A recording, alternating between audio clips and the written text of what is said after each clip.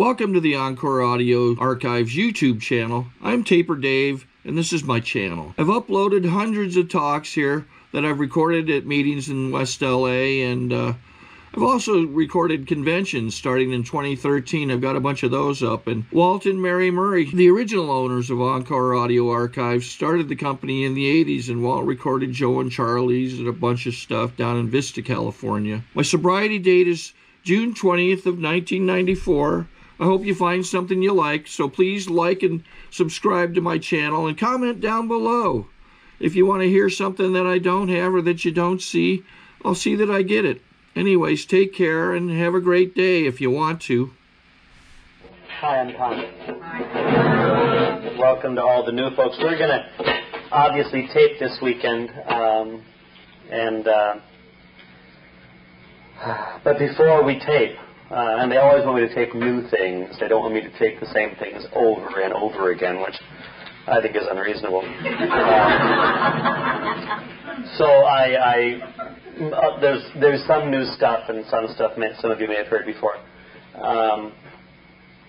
But before taping, I just want to welcome you to this place for an al-anon weekend.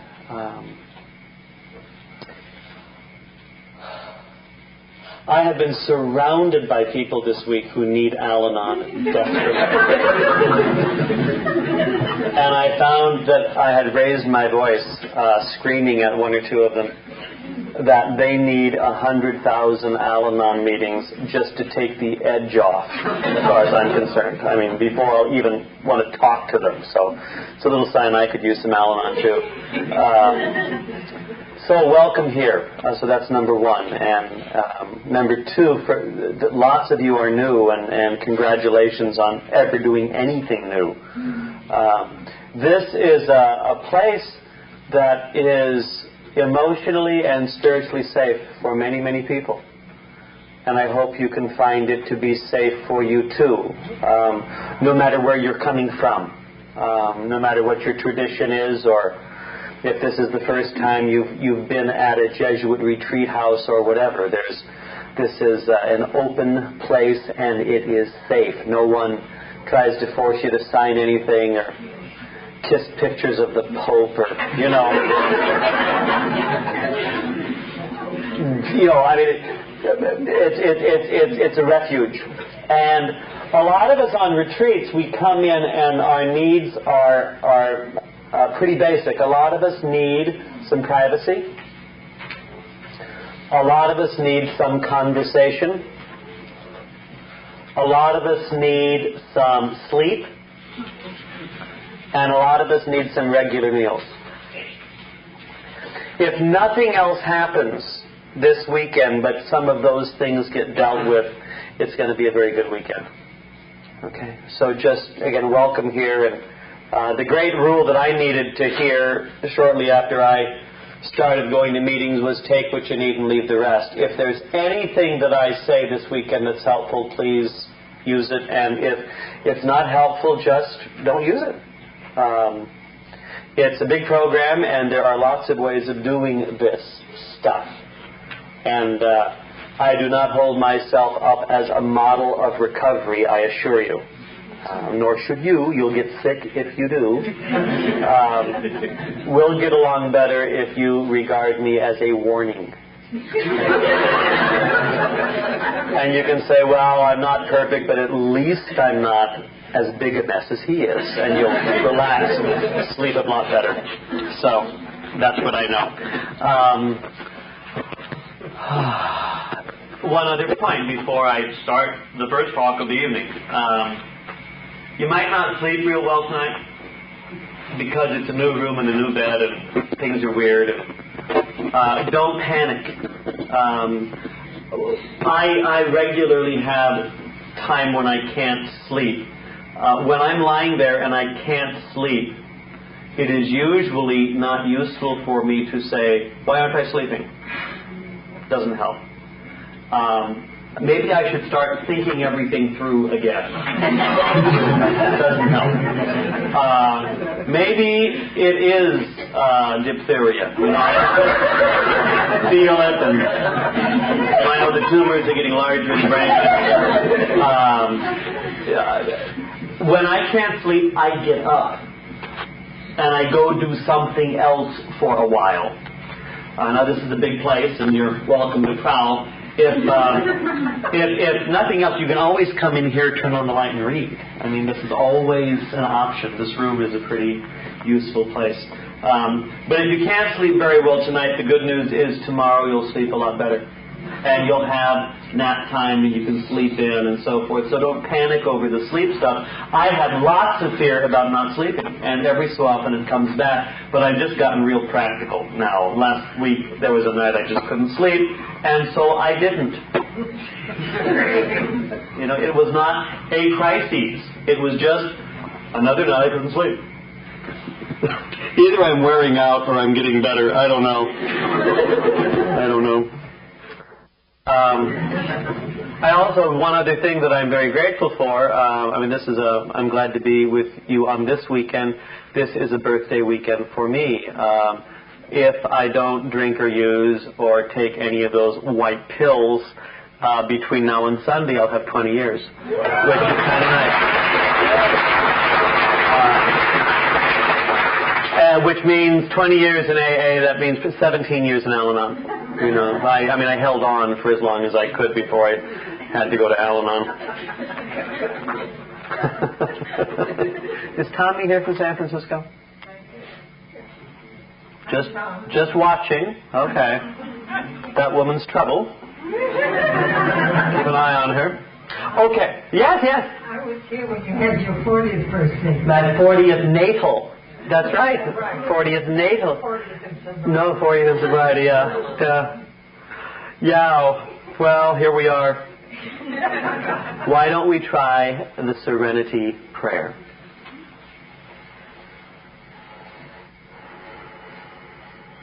God, grant me serenity to accept the things I cannot change, the courage to change the things I can, and the wisdom to know the difference.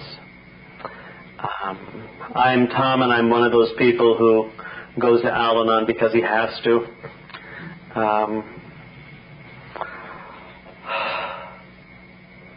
So you're going to hear some about that. I've done other Al-Anon weekends, and a couple people tonight have asked me, well, how are you doing? I mean, the really honest response to that is, I have no way of knowing. How would I know? I'm a survivor. The fact that I'm functioning recently bathed at all is good news. And beyond that, it's gravy as far as I'm concerned. So I'm out of my room, leave me alone. I might also be profoundly insightful and spiritual this weekend, but watch expectations. And sometimes people spend a weekend with me on situations like this and say, well, you're a lot better this year than last. And I'll say, well, what's the difference? And they said, you were really mean last year. So, again, you're dealing with someone who needs meetings. I need more meetings than I go to. I think that's a pretty safe statement to say. But this is a weekend to focus on the use of Al-Anon principles and the Al-Anon program. And I think it's an important series of things to look at, because the fact of the matter is, if your life is at all like mine, you are completely surrounded by crazy people. Crazy, demanding, intrusive people. And how on earth can we cope with this? It just becomes overwhelming, and I start reacting to all of the craziness. I am one of those people who screams at television sets. One of the fellows I live with says, why don't you change the channel? That never occurred to me. It never occurred to me. And we've got cable, so there's a whole bunch of people I could be screaming at. Instead, I argue with politicians and religious leaders. And clearly there is part of me that enjoys arguing with politicians and religious leaders on television. So then I know I need another meeting. I do know there are some people who are normal, and I guess there are normal families. You wouldn't know it from me, but there may be. I was talking to one of my Jesuit pals who goes to meetings, and here is his keen insight. And I think this is a good one to start off an Al-Anon weekend with. He says, not everyone who would like to be crazy can be. You have to start young, like ballet dancers. I just identify completely. I'll repeat it because it's so insightful. And we probably need to print this on cards and pass it out to newcomers at meetings, who are wondering why they're there. Not everyone who would like to be crazy can be. You have to start young, like ballet dancers. And this is why as many of us begin our recovery and go into our recovery from the family craziness, we have to do some archaeology and look at some of those young years. That can be very, very unpleasant for everybody. When I started doing a little about archaeology, I spent some time blaming and not speaking. Blaming others, not speaking to others. And I had to do that for a while, I guess. And then I found out that the program is about my getting well. And I have to take responsibility for my own behavior. And blaming doesn't help. It does feel good, and it does focus me nicely, but it doesn't help. And if I have to let go of my need to blame, and I've got to let go of some of my major resentments. And if I don't do that, I don't grow up very much. One of the ways that you can spot the difference between grown-ups and adolescents is adolescents never take responsibility for their behavior, no matter how old they are. Grown-ups will admit, yeah, I participated. I participated, at least on some level. I was having a conversation the other day, and do you ever find yourself wondering how you even get into certain conversations? And I was talking to this person, and we were missing completely. There was all kinds of convolution, and this person had a lot of resentments and a lot of anger about lots of things. Well, who doesn't? And I found myself making some distinctions, and I don't know if these are useful distinctions, but I find them interesting distinctions.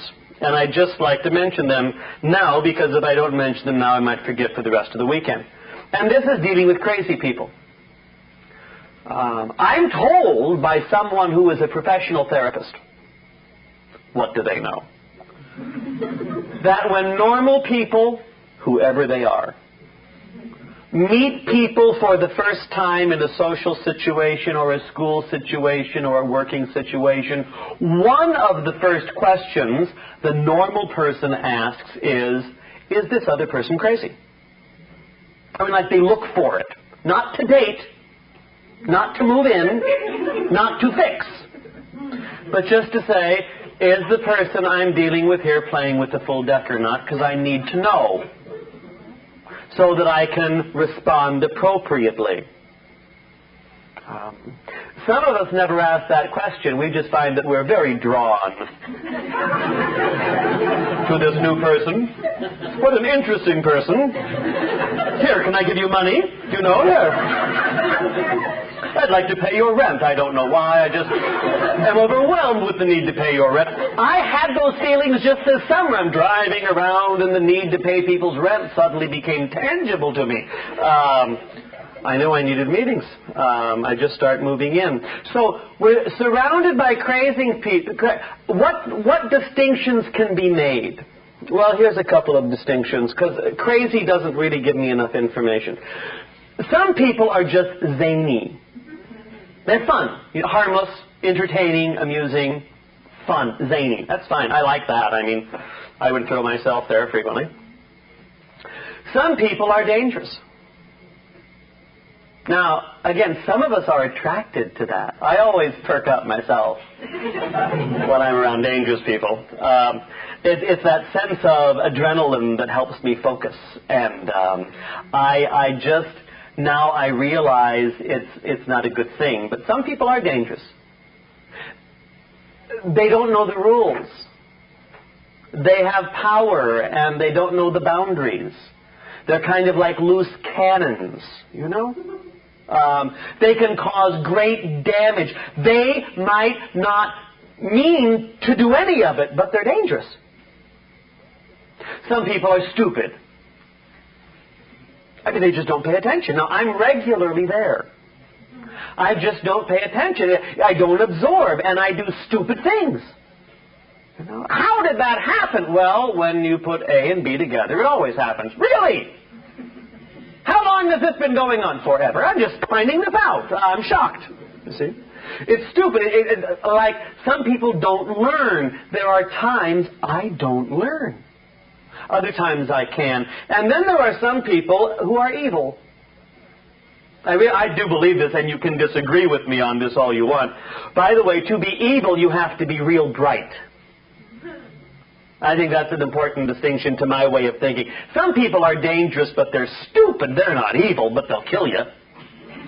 But they're not evil. Evil means you have to be real bright and know what you're doing. Then you're evil. See, some people are evil. And I think many people are too stupid to go to hell. I mean, they're just too stupid. I think most people just miss it by default. I really do. I don't think it's, oh, I didn't understand the rules, I'm burning. I think, to me, to my way of thinking, you very clearly have to know what you're about and what it's about and choose it, and then we're dealing with something serious. Scott Peck, in one of his books, writes about evil, and I think that's a fascinating topic. I mean, I read serial killer books to get to sleep at night. I love true detective weirdness, you know, and major dismemberment of bodies and Agatha Christie. I just perk right up with that stuff. So, again, realize who's talking to you this evening. But with Scott Peck, the book is called People of the Lie, and he was trying to look at this question or problem of evil. And one of his, he and I would disagree on all kinds of things, but he's trying to talk about it, and he said that some people, physically he would respond in a nauseated way with some people, and that's how he figured evil was about. Oh, well, I don't know how that comes up. Whole other topic. That's not a topic for a meeting. I'd like to talk about evil this evening at the meeting. Everyone will go crazy. Don't do that. Don't try this at home. I'm just doing it because I was thinking about it on the way down here this afternoon, so it's the first thing on my brain. Now, let's get onto an al-anon topic. However, I think to be evil, you have to be bright. Last year, al-anon came out with some new material, some new texts. And I think they are invaluable, and I'd like to use those this weekend. A lot of this material comes from a book called How Al-Anon Works for Families and Friends of Alcoholics. And it sure talks about how lots of us get here. And I really do believe that Al-Anon craziness or pre-Al-Anon craziness is much more subtle than alcoholic craziness. It takes us a while before we realize how crazy we are. I mean, we're not the ones that did the drinking, although in my case I surely did. But it's a lot of us who are Al-Anon members, not double winners. You know, I'm not the one with the problem. Why should I have to go to the meetings? And we don't get a glimmer into our own insanity. It's subtle. It's sophisticated. It's real sophisticated. On page 6 of the text, it reads,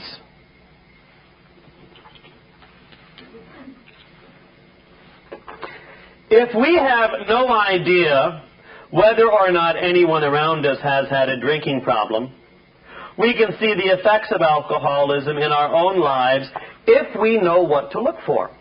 Part of our own recovery is getting information. Part of dealing with any disease is getting some information. Blanche out of Texas says there's a slogan about what you don't know can't hurt you.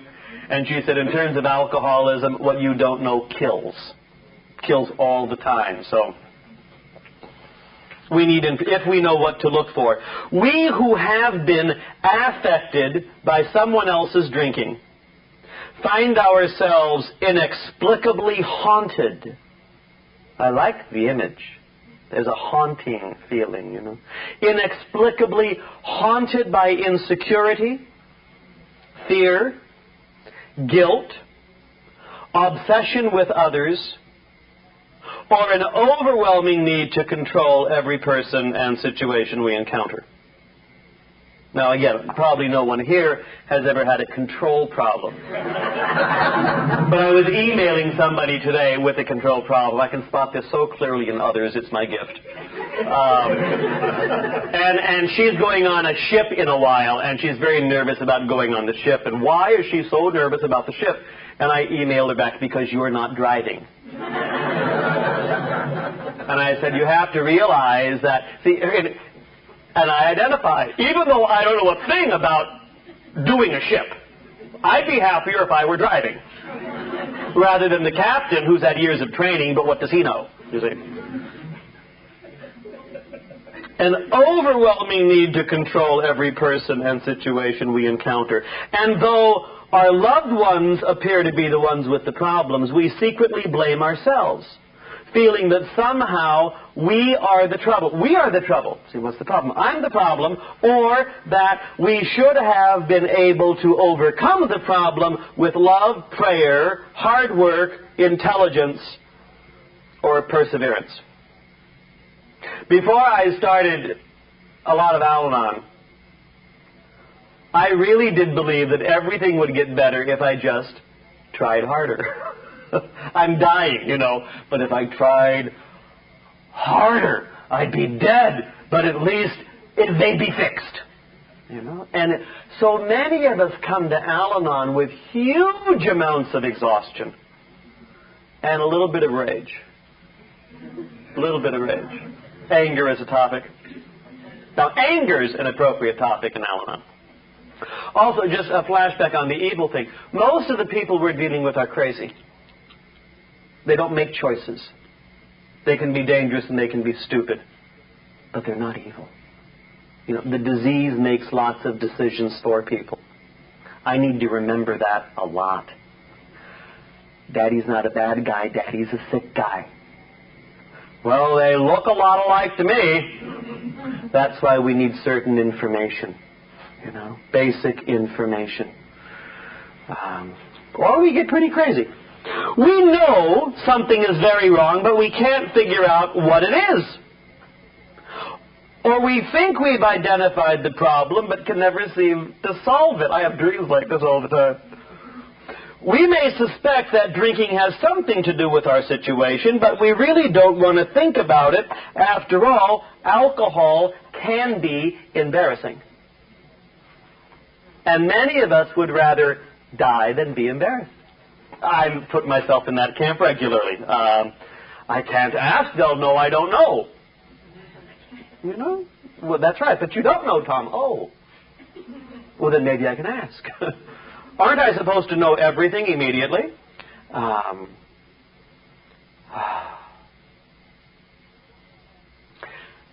Some of us can identify the problem very, very easily. Others of us can't.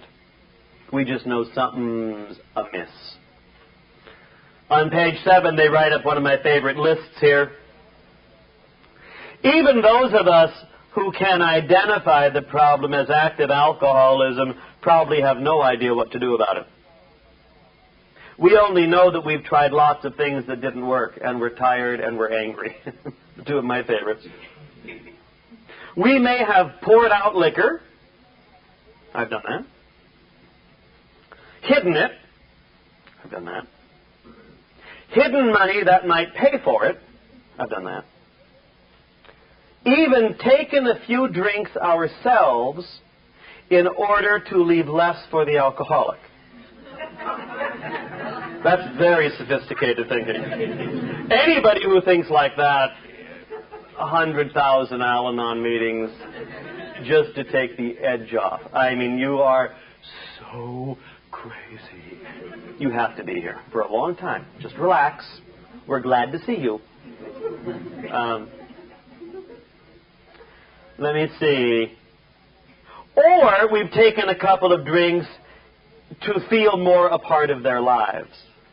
A lot of us do that. In fact, many people in Al-Anon will be real alcohol abusers for a while. They're not alcoholic, but they're trying to go along for the ride, you know. I mean, they can die just as much as others, but when he gets sober, they stop drinking. And they find there's other craziness going on here. Happens a lot.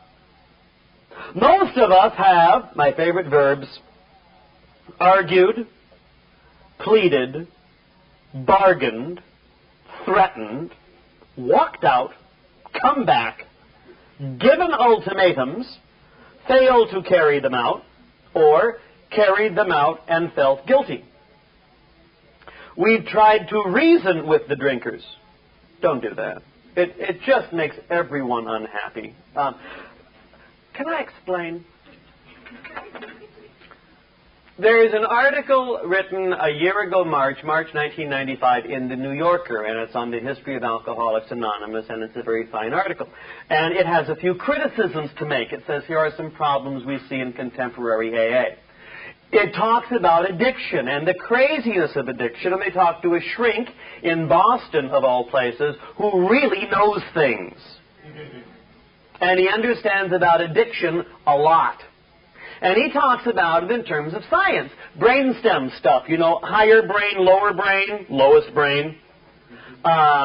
High parts of the brains deals with, like, state capitals, vice presidents of the United States, you know, decisions, do I want lasagna, what, you know, new restaurant, we think. Then the deeper we go, breathing, you know, I mean, breathing happens, and heartbeat in the brain. But right about down here at the brain stem is the part of our brain that most resembles the reptile, the lizard, the snake. That's where addiction is. I mean, it's very primitive. Snakes and lizards want sunlight and flies. That's all they want. And now, if they have enough sunlight and flies, they're fine. If addiction is active, all of the brain, the charm, the sweetness, the threatening, the bullying, the college education, the vast amount of information about your defects of character, all of that stuff is being controlled by the lizard. If you ever try to talk to someone who is in active addiction, you are talking to the lizard. And all the lizard wants is sunlight and flies. You can spot them in groups. You know, they're not listening to you. They're busy looking for flies. They're in active addiction. I remember my sponsor, who, by the way, has deteriorated significantly since the last time we've talked. He just turned 25 years sober and also goes to Al-Anon for any number of reasons. I'm sure I'm one of them. And he's almost 60 years old and a Monsignor, and just after Easter he jumped out of a plane at 13,000 feet with a parachute. Yeah. So several men he sponsors, we talk among ourselves a lot about him. And it's wonderful to gossip about him and say, do you think he's gotten any worse? I don't know. And none of us know whether jumping out of a plane at 13,000 feet with a parachute at 25 years sober, almost 60 years old and a Monsignor, is a good thing or a bad thing. You know? Does this mean that he has a deeper understanding of letting go and step 3? Or does this mean it's time to go back to the hospital? And he's been there before, you know. We don't know. Talking to someone in active addiction. Terry was explaining this. He said, you know, when he was out there, when the lizard was making the decisions, and you invited him for dinner, rings the doorbell, and it's hard to be honest when the lizard's making decisions. But you'd come to the front door and say something like this. Hi, listen, I'm really glad to be here tonight. I'm willing to eat the food you have been working on all day. I'm willing to have a conversation with you and your family and put up with your kids and be nice to the cat. But I'm here to drink. Okay? Now, as long as the supply doesn't get cut off, we'll get along fine. See, he's getting sunlight and flies. There's no crises. Cut off the sunlight and flies, and they become lunatics. So if someone's been drinking, it is not useful to talk to them because the rational part of the brain is not in operation. The lizard is calling the shots. And I know myself, I have other addictions besides alcoholism. And when I become compulsively busy, what are you doing in my way? Don't you know I have to do things? And we might be having a rational conversation. I'm gone. You know, the lizard's taken over. And you can occasionally little tongue flick in and out, you know.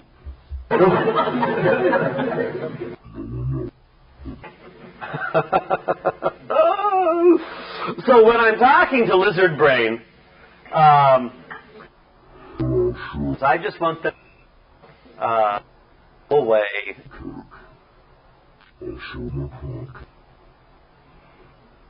Or pretend the lizard isn't there. You know, that's what makes everyone crazy. We've tried to reason with drinkers. We've scheduled their free time. This is always fun, you know. For those of you who've always wanted to be teachers, this is how you do it, schedule their free time. We've monitored their behavior. We've complained. We've prayed. We've tried to avoid doing anything that might cause the alcoholic to drink. We've searched for opportunities to make the drinker see how destructive their drinking can be. Again, you're talking to the lizard. They don't care.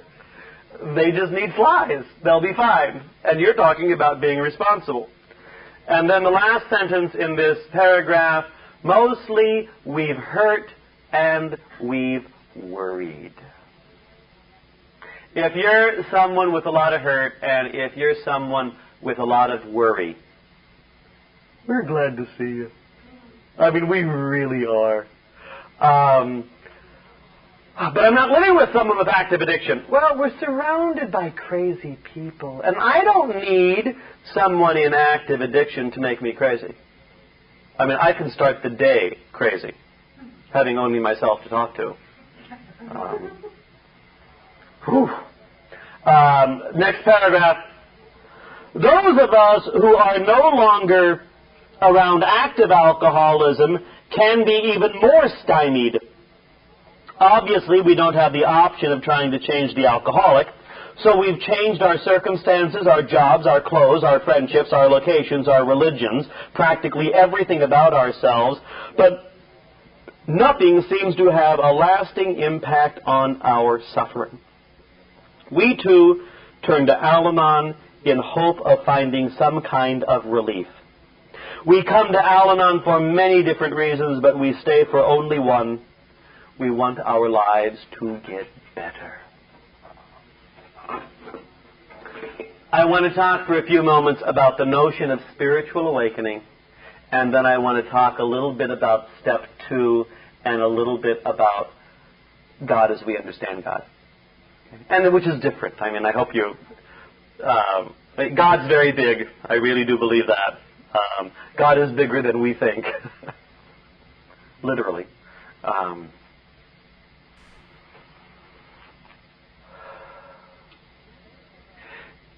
Many of us are pretty resourceful people. And if we could have fixed ourselves, we would have. If we could have figured it out, or just tried harder to get fixed, we would have. Step 1 is a hard place for many of us to be. Step 1, that admitting we're powerless and that our lives are unmanageable, means failure has happened. We have failed. The alcoholic only wants to control and enjoy the drinking. We only want to control and enjoy the alcoholic. And we failed.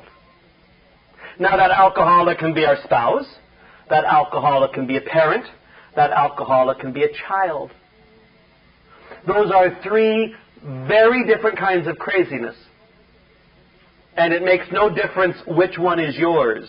They'll all kill you. Talking to parents about kids has a special kind of desperation.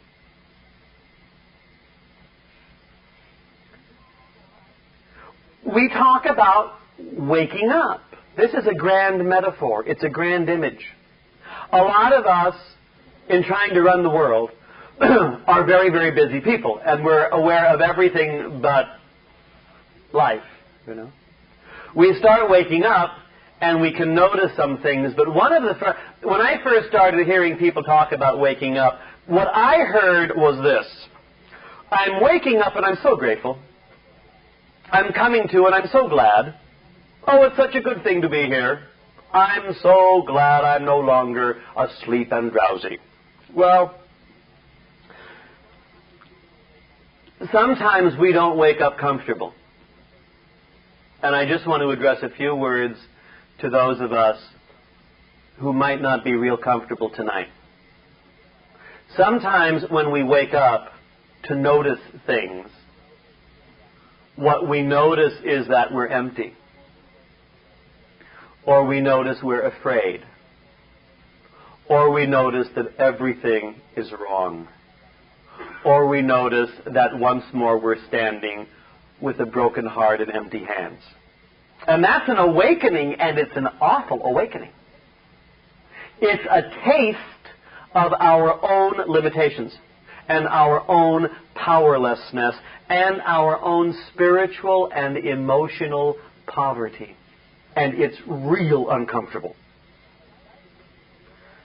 Especially if you're a good citizen who's been trying real hard. And you come to and discover that there's nothing there.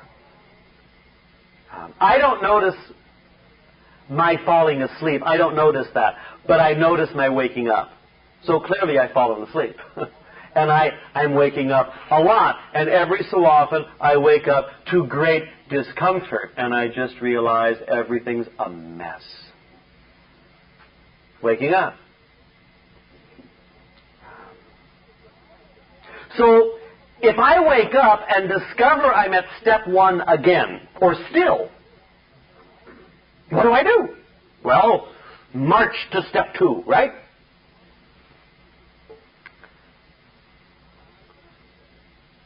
I don't think I marched to step 2. I think I got carried to step 2. By a power greater than myself and the love in the rooms. That's how I moved from step 1, which was an unmitigated nightmare and no way out, to step 2, where everything was still awful. I mean, trust me. But I felt a little hope. I mean, I just felt a little bit of hope. Maybe I won't drown as fast. That's a relief some days. Maybe I have just enough to live. That little bit of hope. So, if you find yourself in a very wounded place, you might let yourself be carried to a place where you can do some healing. We get carried from step 1 to step 2, and then we kind of come to again.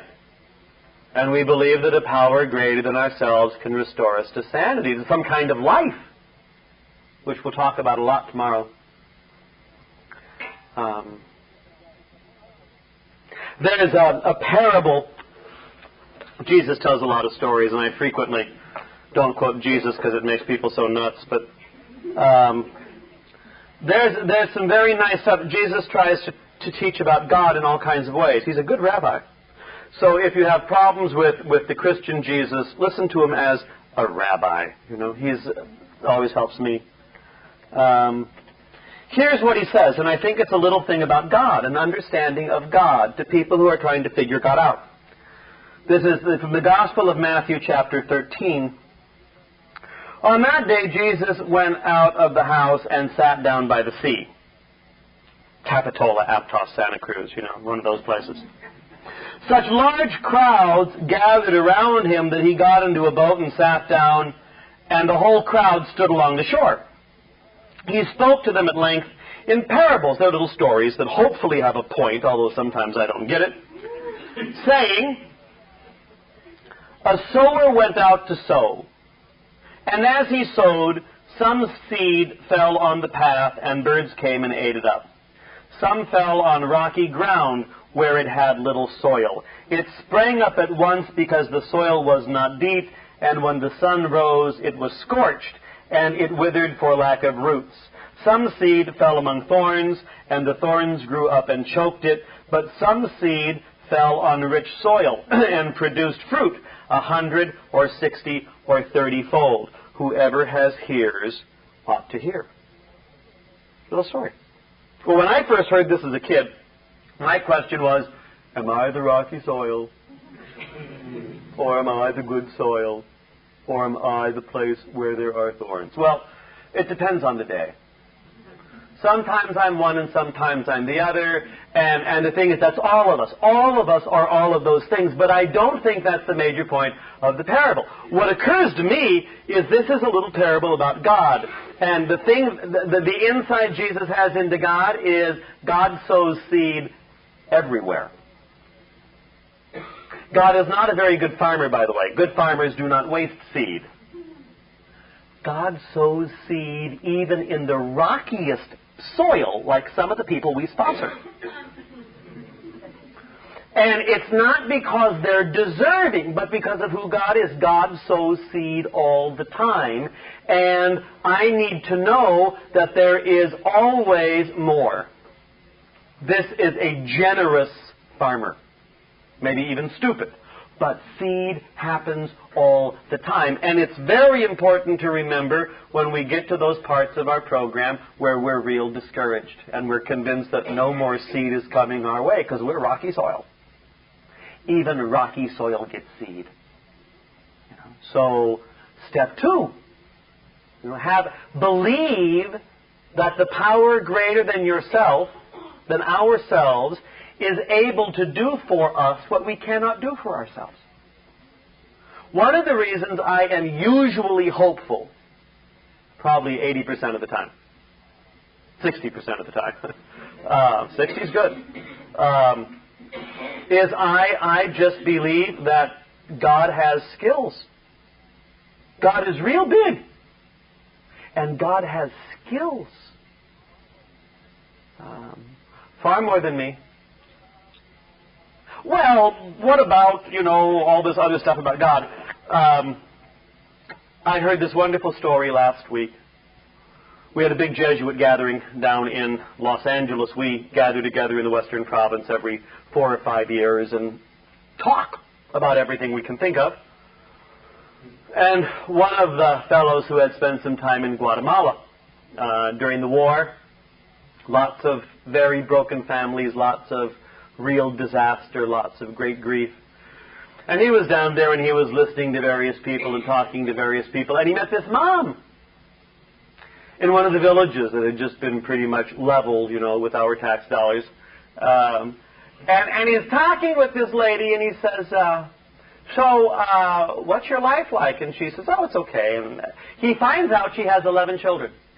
11 children? And they talk a little more, and he says, well, do you have a favorite? And she looks a little funny at him, and she says, yeah, I have a favorite. And he said, well, who is it? Is it the oldest girl or the youngest boy? Or which of your 11 children is your favorite?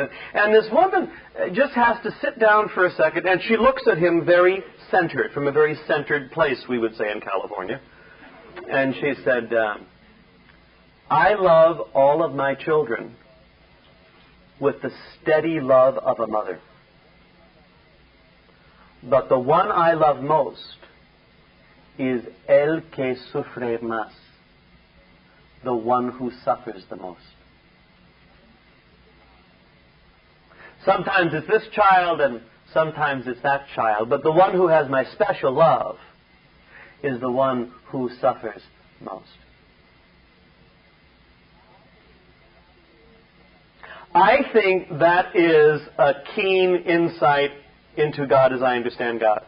I mean, I think God loves everyone. Like as I've mentioned before, I don't think God has a lot of taste. There surely are people I wouldn't even talk to, and, you know, God seems to sustain them. I can't imagine why. You can see why I go to Al-Anon. But in my religious tradition and spiritual understanding, God has a special relationship with those who suffer most, with the poor and the broken and the alienated and the far away. And this goes all the way back to Exodus, when God starts a relationship with the slaves in Egypt, not because they're fabulous, but because they're slaves. And I have to remember this for those times when I'm feeling pretty broken. It doesn't mean I'm cut off. And as I deal with people who are pretty broken, it doesn't mean they're cut off. They're specially loved.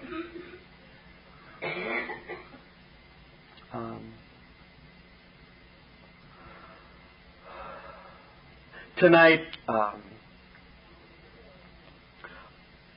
most of us need sleep and time to unwind and time to unpack.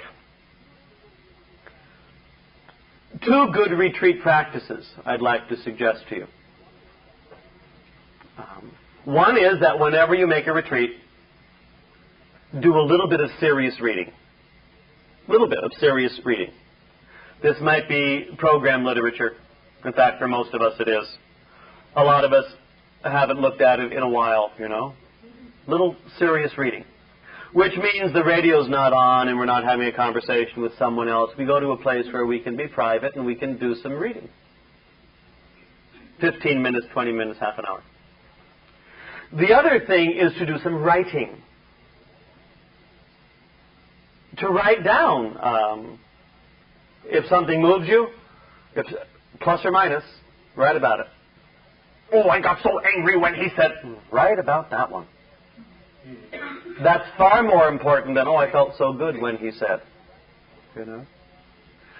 Write about hopes, write about dreams. If you're in crises or if stuff is going on, you just might want to form an outline on it. This is what's going on. Date it. And then bring that with you to your next retreat. And part of your serious reading on your next retreat is to reread what you wrote on your last retreat. This is how some of us learn to pay attention to ourselves. Because I never know what's going on, you know. I mean, I'm just putting one foot in front of the other. But it's interesting if I look at my retreat notes and notice that last year I was in a very different place. We change all the time. The program gives us tools. The program gives us companionship. It helps us get some information into our heads, and it helps us open up our hearts and our gut so we can be real people. Step 2, restored to sanity. This happens little bit by little bit by little bit.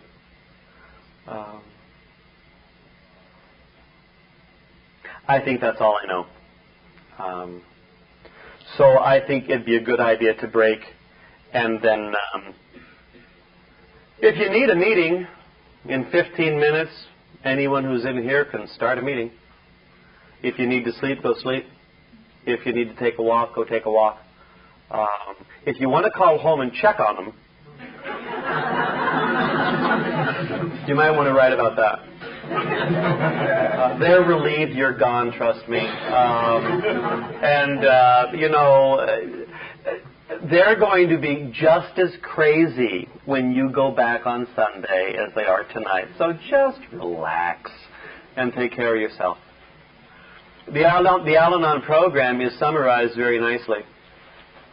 If you fly, if you're on a plane, and as they take off, the steward or stewardess always gives you the whole Al-Anon program with every flight. In case of a sudden decrease in cabin pressure, oxygen masks will fall from the ceiling. They will not inflate, but there really is oxygen there. You have to believe that. Put your own on first.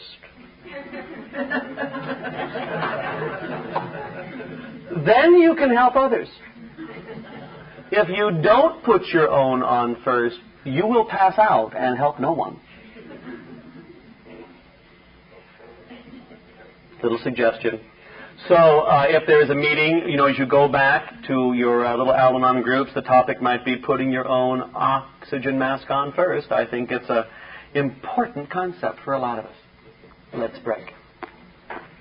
Sorry to interrupt your viewing. Taper Dave here. Just wanted to take a second to ask you to like and subscribe to my channel. Let me know if you like what you're listening. I've got some very good talks here, and this one's a great one. Just curious, do you think this is better than Zoom? Tell me what you think. Start with the serenity prayer and then dance through the rest of the day. God, grant me the serenity to accept the things I cannot change, the courage to change the things I can, and the wisdom to know the difference. Last night, I told a story of the mother in Guatemala with 11 kids, and her understanding is she loves the child who hurts the most, el que sufre más, which I think is breathtaking.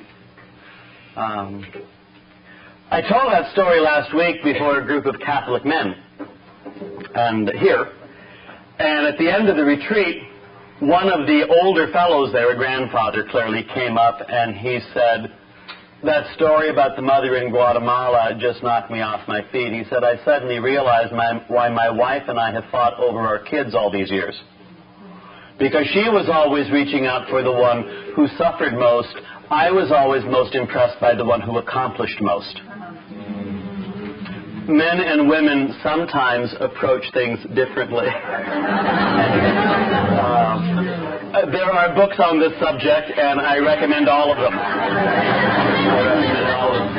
There really are differences in perception, and I don't know if it's in the DNA or if it's in the way we're socialized, but it's real true.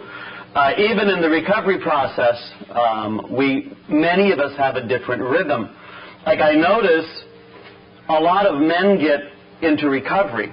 Especially they get sober, the alcoholic males, but also in Al-Anon. A lot of men start their recovery, and the first feelings they start getting in touch with, once they get in touch with any, is rage. They're just angry a lot.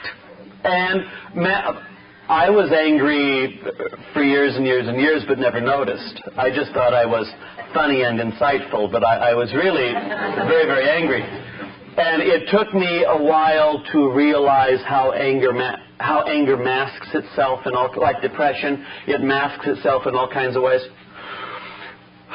If you negotiate the anger, and by that I mean you learn to accept it, you learn to work with it, you learn to talk about it, you learn to let go of it, you learn to put it in places where people don't get hurt, If you learn to negotiate your anger, as a male, you get to a point in your recovery where you begin to experience large amounts of sadness and grief.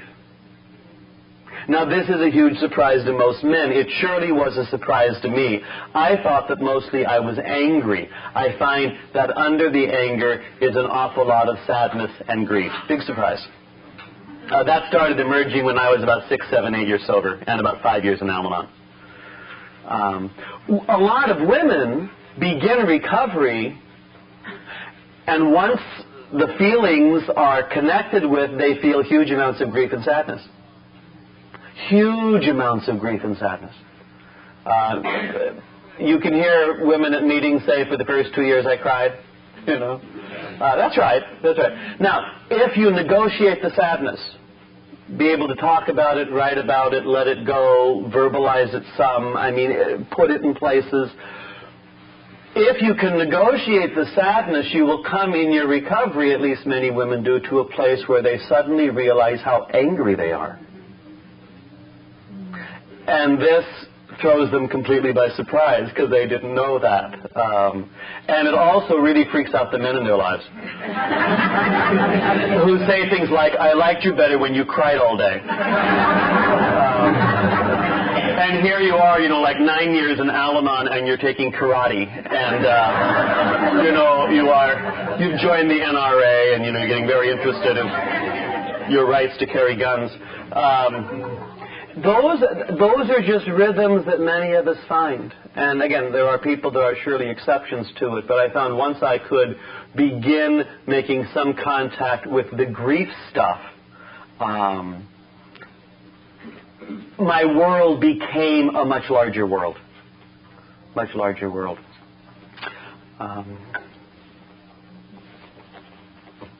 Let me start off this morning again reading a little bit from this How Al-Anon Works for Families and Friends of Alcoholics. And in chapter 4, it talks about those of us who find ourselves here at meetings. Life is all about change.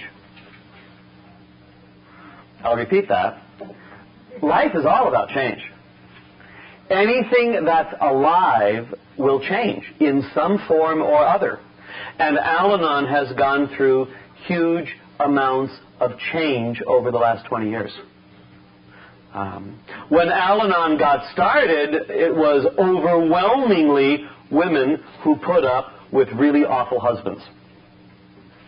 Drunk or sober, pretty awful husbands.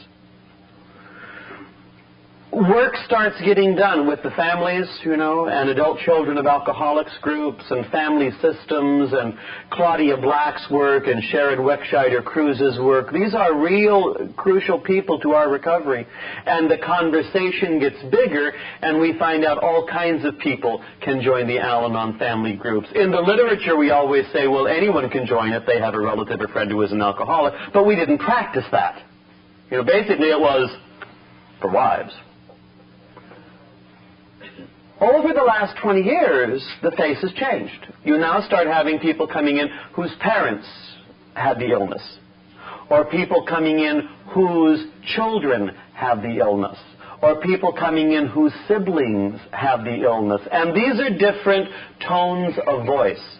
It's represented in this chapter 4 called Understanding Ourselves and Alcoholism, and they just quote from the many voices. By the way, this difference also, I think, is very clearly seen in the first Al-Anon meditation book, ODAT, One Day at a Time in Al-Anon. It had a pretty consistent voice, and the voice was of a woman whose husband was an alcoholic, and that was the basic voice, and it was a very good voice that sure helped me get through lots of stuff.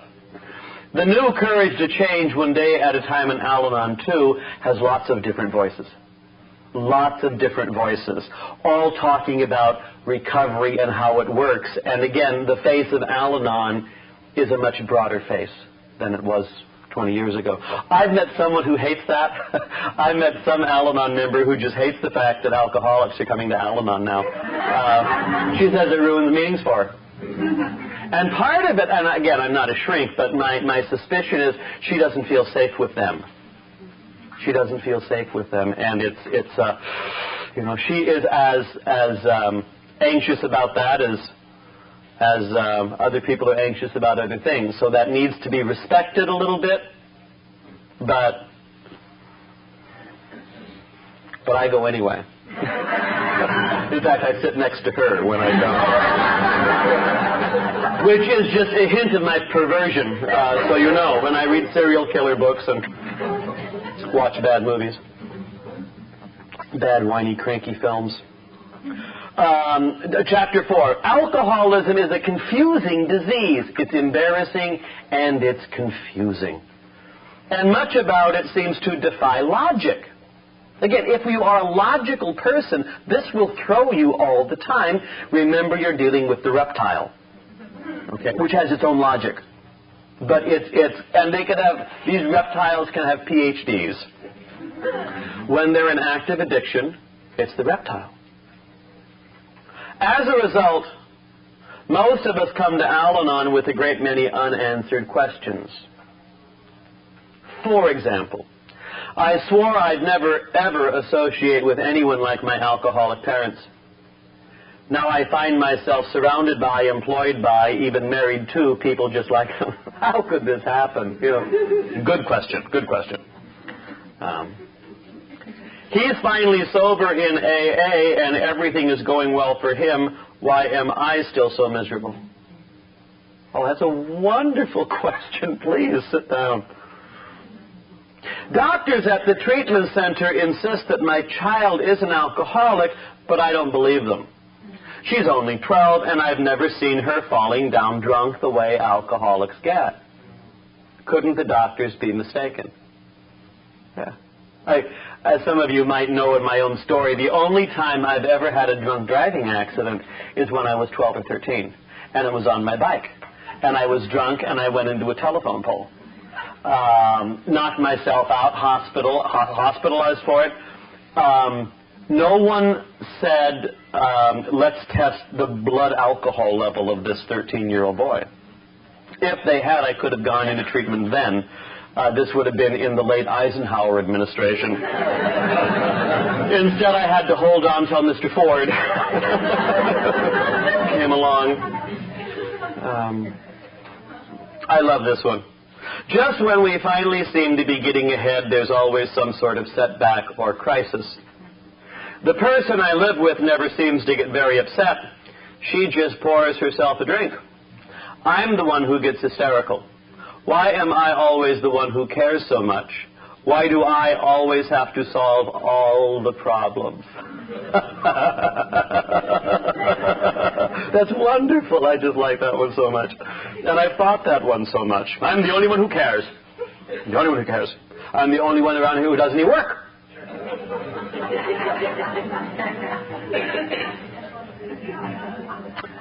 Of course people in my family drank, but I wouldn't call them alcoholics. Besides, what does that have to do with me? Good question. The level of denial is heroic, you know, with many of us. My mom's current understanding of my alcoholism is that the reason I'm alcoholic is that I'm a priest. She has never told this to me, of course, because it would make me anxious. But she mentions it to other members of the family. And my niece, who is sober a couple years now, says, well, how about those of us who aren't priests and who are alcoholic in the family? And she just doesn't know who they're talking about. We're letting her be. We're not. We used to yell at her. It didn't work. My problem is picking the wrong people to fall in love with. I can't seem to have an intimate relationship that doesn't blow up in my face. Do you think there's a connection? I don't really mind the drinking.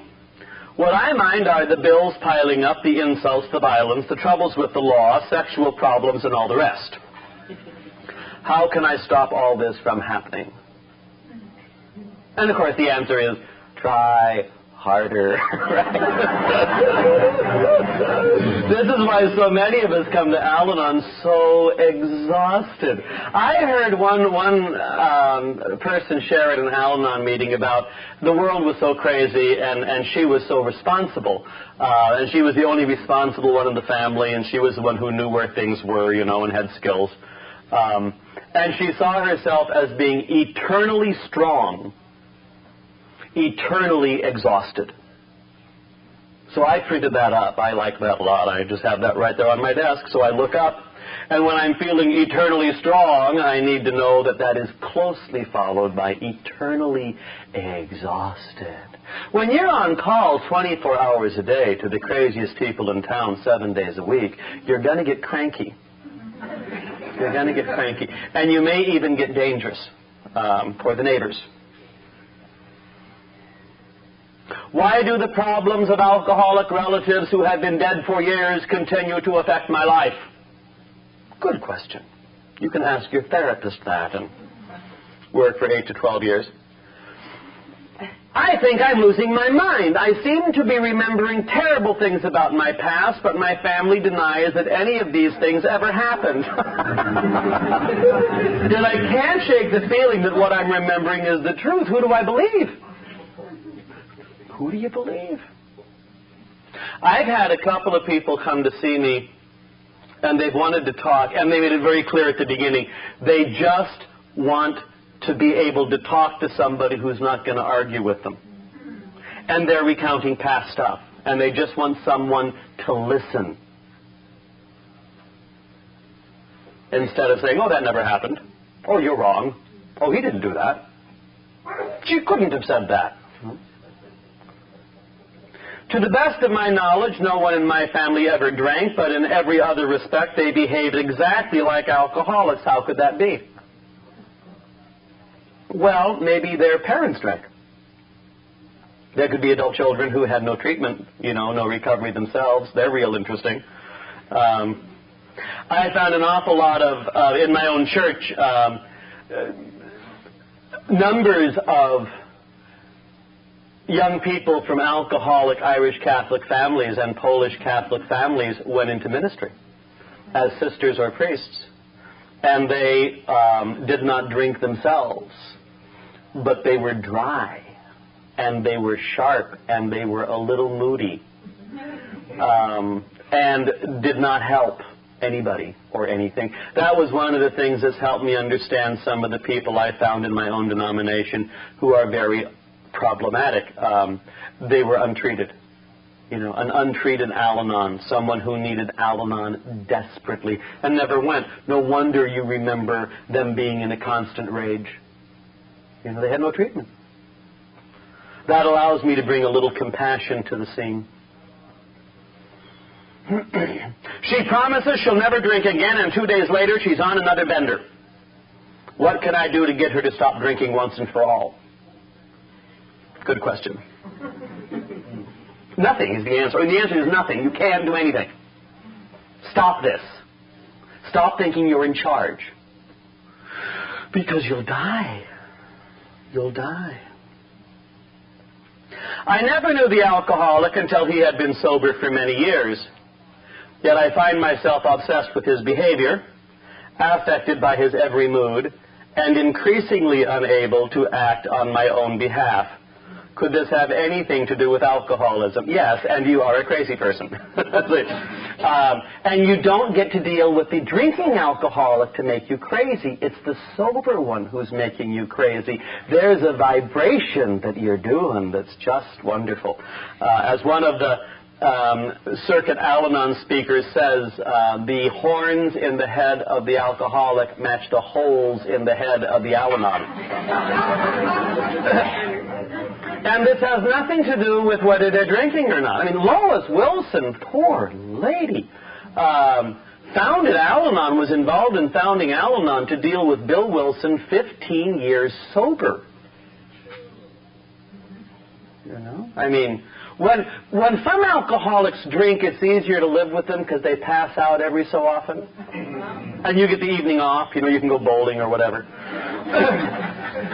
When they're sober, they don't pass out. This can be very stressful. How can I cope with the pain of watching her drink? I loved her so much, but I'm beginning to hate her. I can't seem to stop myself. There are lots of men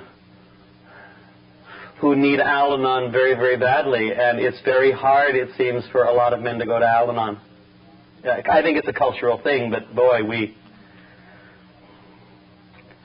sure do. I thought that sobriety would bring us closer together, but it has actually driven us farther apart. Now the alcoholic insists that I need help as well. I don't understand it. I'm not the one with the problem. Why should I go to any meetings? Right.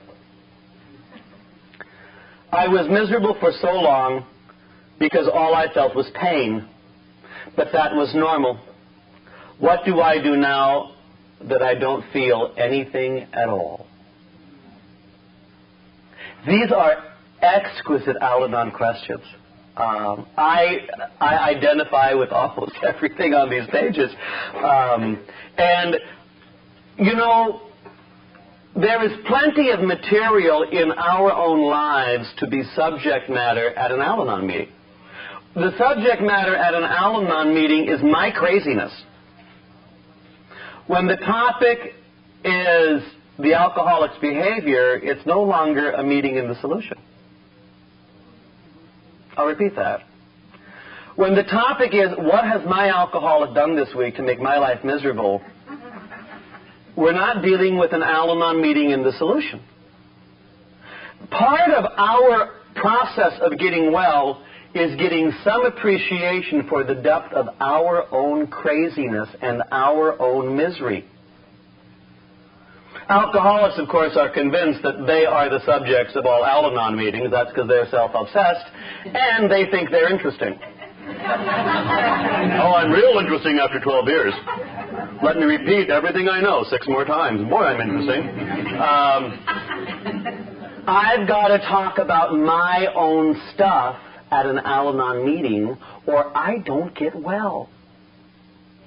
So it makes no difference what the alcoholic's doing. It makes no difference what the alcoholic, whether the alcoholic is sober or not in many, many ways. It's my craziness I've got to deal with. That has to be the focus. The literature says we take our eyes off them and put it on some place we can do some good, namely ourselves, you know. And even with ourselves, it's up and down. Let me see if I can get the quote right. This is a Gandhi quote from old Mahatma Gandhi, who's one of my favorites. I like him a lot. There are several people in this century I find inspirational. I like Gandhi. I like Churchill. And I also like the fact they couldn't stand each other. I like things like that. You know, they had so much to say, but not to each other. What Churchill called Gandhi, that bandy-legged little fakir. F-A-K-I-R, fakir. It's not a happy word in British. But Gandhi says, I have only 3 enemies. My favorite enemy, and the one who is most easy to influence, is the British Empire. My second enemy, who is far more difficult to influence, is the Indian people. And my third enemy, and I don't seem to be able to do anything at all about this one, is a fellow named Mohandas Gandhi. The closer we get to ourselves, the harder it is to change anything. Gandhi could bring the British Empire to its knees. But as far as changing his own behavior and dealing with his own stuff, it was virtually impossible. Again, this is why most self-help programs aren't effective. If we could have changed ourselves, we would have. We really need a deep connection, or any connection, with the power greater than ourselves. Then change can start happening in our lives. But a lot of it depends on the key of self-acceptance. Self-acceptance really is the key. My sponsor, who whines and nags me a lot about things that I think he should just not talk about at all, one of his big themes is this self-acceptance stuff. And having been around a lot of us for many, many years in being one of us, what he notices is this: when we're busy fighting ourselves, nothing changes. When we start accepting what's going on, things change. This happens, and a lot of this, by the way, it's not logical, but it's not logical, it's paradoxical. It shouldn't be this way, but it is. For instance, once alcoholics admit to their bones that they can't stop drinking, many of them get sober. That makes no sense. When I can admit to my bones that there are things about me I can't change, change starts. Suddenly, there's movement. And a lot of that is in that great gift of self-acceptance. This is how I'm put together. And from self-acceptance comes a tremendous amount of freedom. A book that I'm a reader. I'm one of those people who read. Now, sometimes I read to escape, and sometimes I read to learn, and sometimes I read because I'm bored. There are a dozen reasons why I read, but I am one of those people who read all the time, and I have real strong likes and dislikes. And there are all kinds of books that there's a long list. We can get into things like that. But there are some books that really, really explain things to me nicely. And one that I've read this past year and I found helpful is written by a physician named Gerald May, M-A-Y. And he's written several books. One is called Addiction and Grace. This was out several years ago. A lot of people read it. I tried reading it. I could not get past the first chapter without wanting to throw it across the little room. And I tried it 2 or 3 times, and I mentioned that to someone, and they said, well, then skip the first chapter.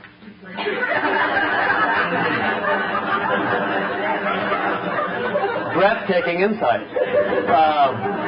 And I did, and I find I like the rest of the book very, very much. I just couldn't read the first chapter. And I'm sure there's a deep reason why I couldn't. This is his first book. It's called Simply Sane.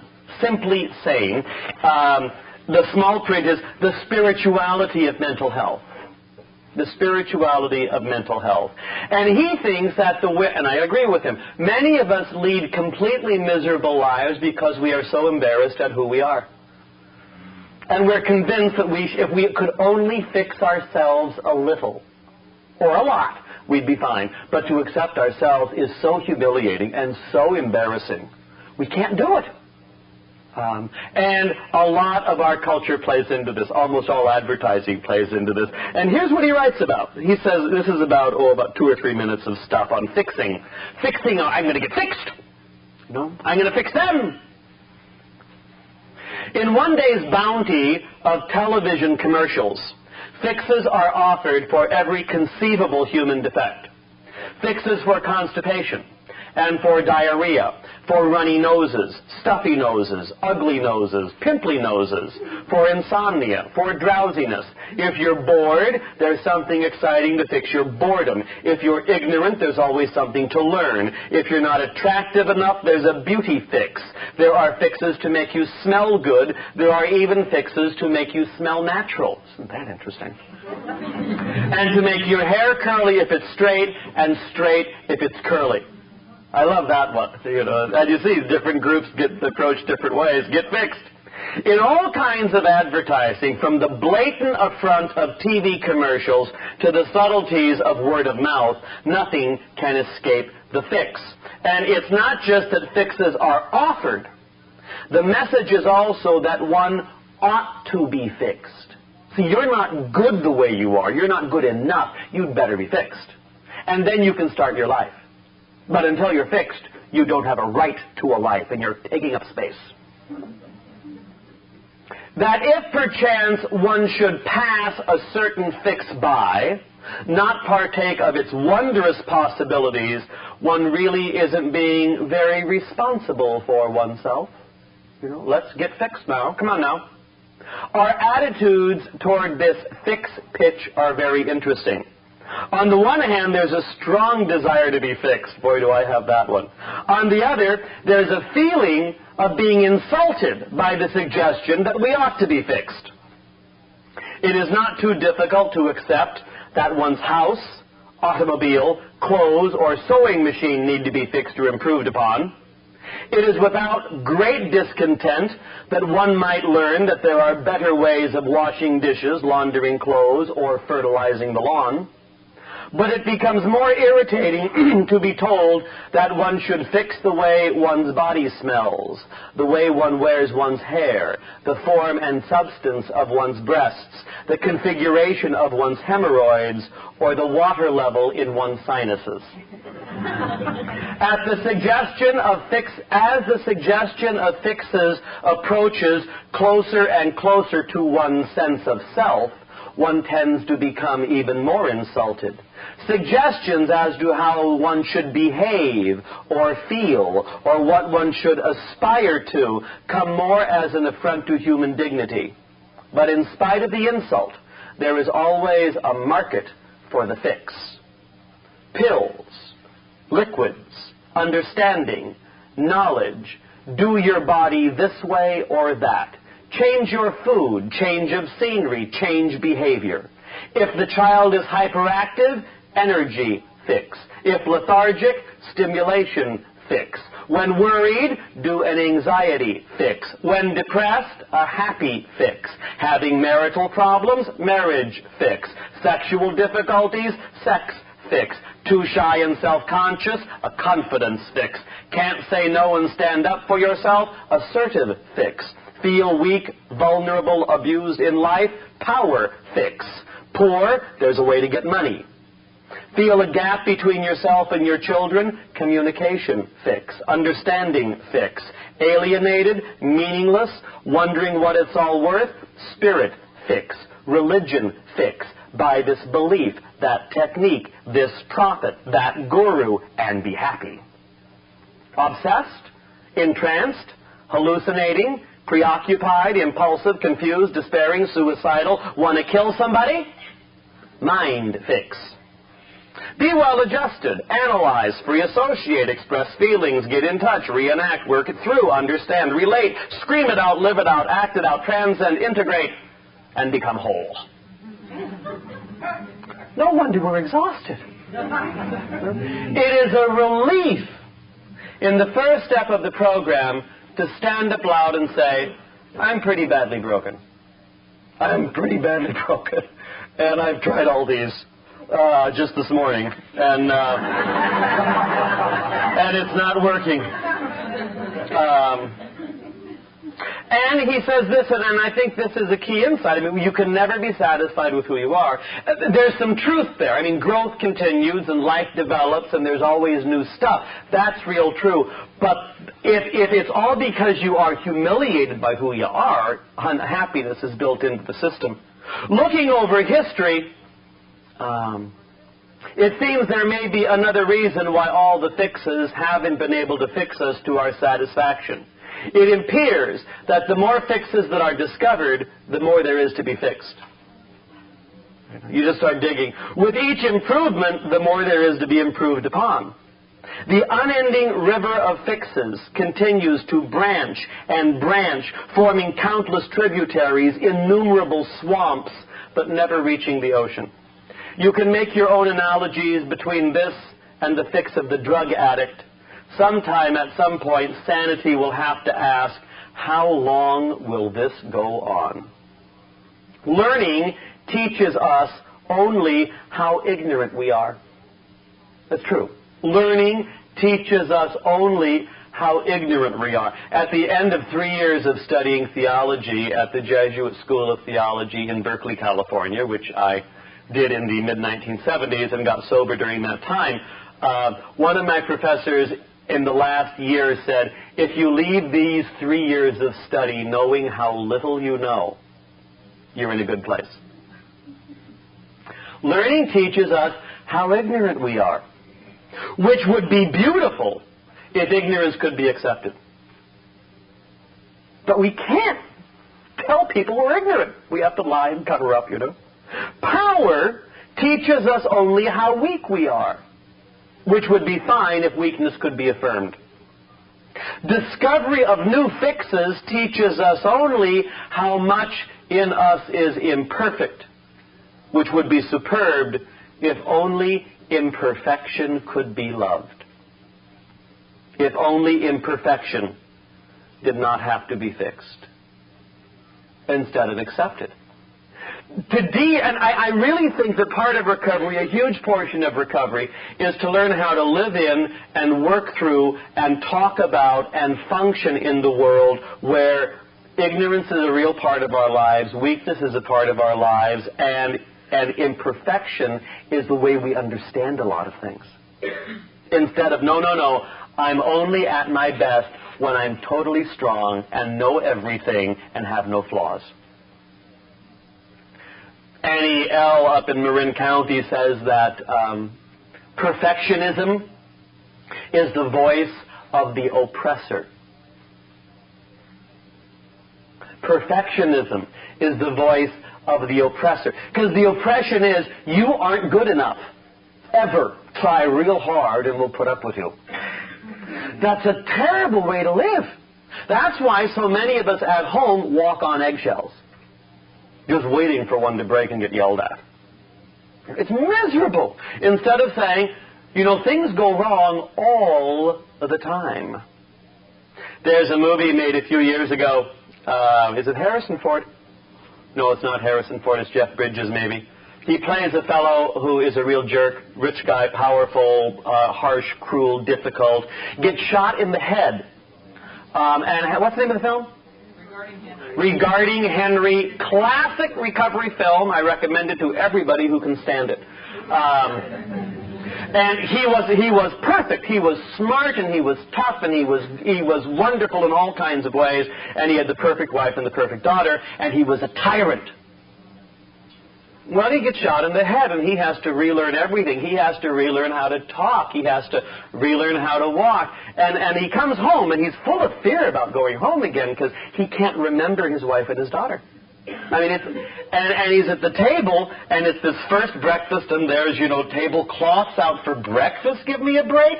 And everyone's on their best behavior because Dad is home, Dad who was the perfectionist tyrant, and the daughter, who's a nice little kid, she knocks over the orange juice, and everyone stops because Dad doesn't handle this well.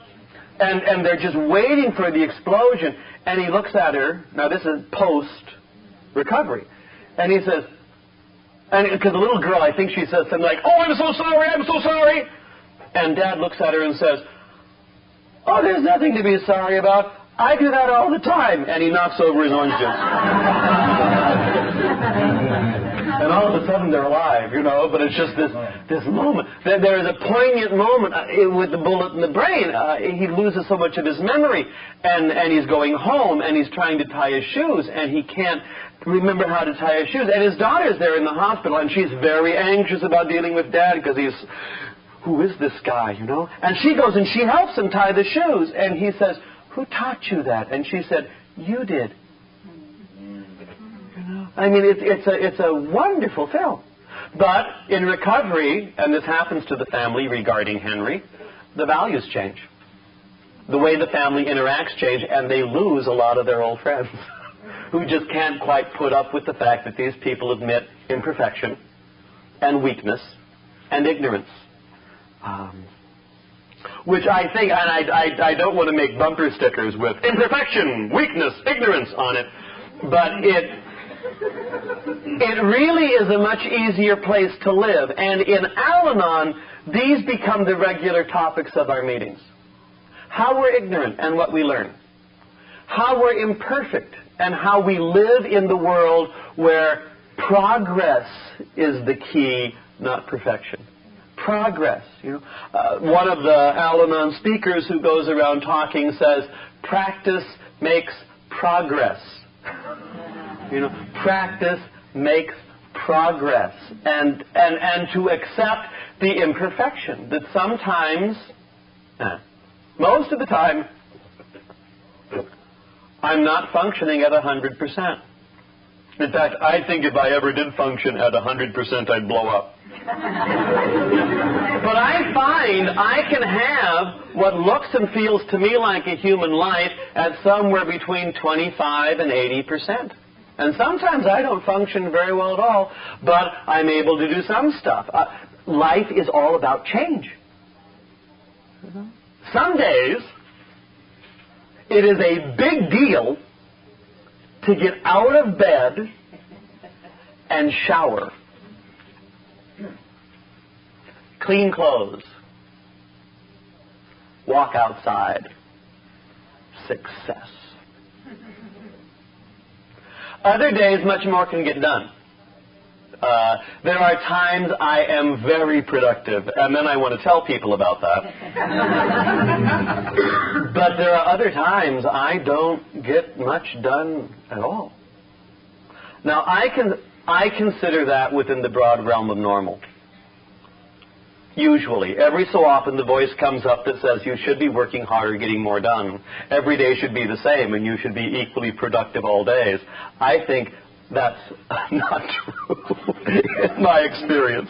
Oh, well, you can disagree. I'll leave this book out, Simply Sane by Gerald May. It is in stores. I got this at Crown Books, not Crown Books, I got this at Barnes & Noble.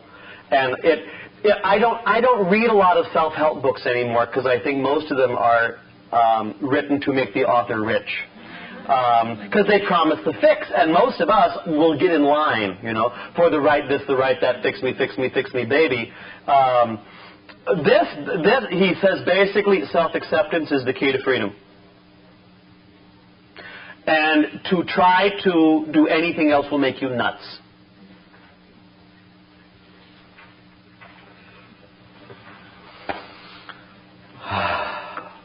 Regularly, we need new starts. Regularly, we need to go from that place of step 1 to step 2. At least I sure do. Regularly, I have the experience that I'm starting all over again. And this doesn't feel good. One of the voices will say, you should be a lot better by now. And the good news is I now just hear that as one of the voices. It took a few years to negotiate that. But sometimes I function pretty well and sometimes I don't. And under both circumstances, I can talk about the weakness and the imperfection and the ignorance. Instead of saying, shouldn't I be so much better by now? I've been going to al-anon for years now. I shouldn't have this difficulty. I find that if I am emotionally involved with you on any level, I am stupid in your regard. I don't know what to do with you. If we have no emotional involvement, I can be pretty objective.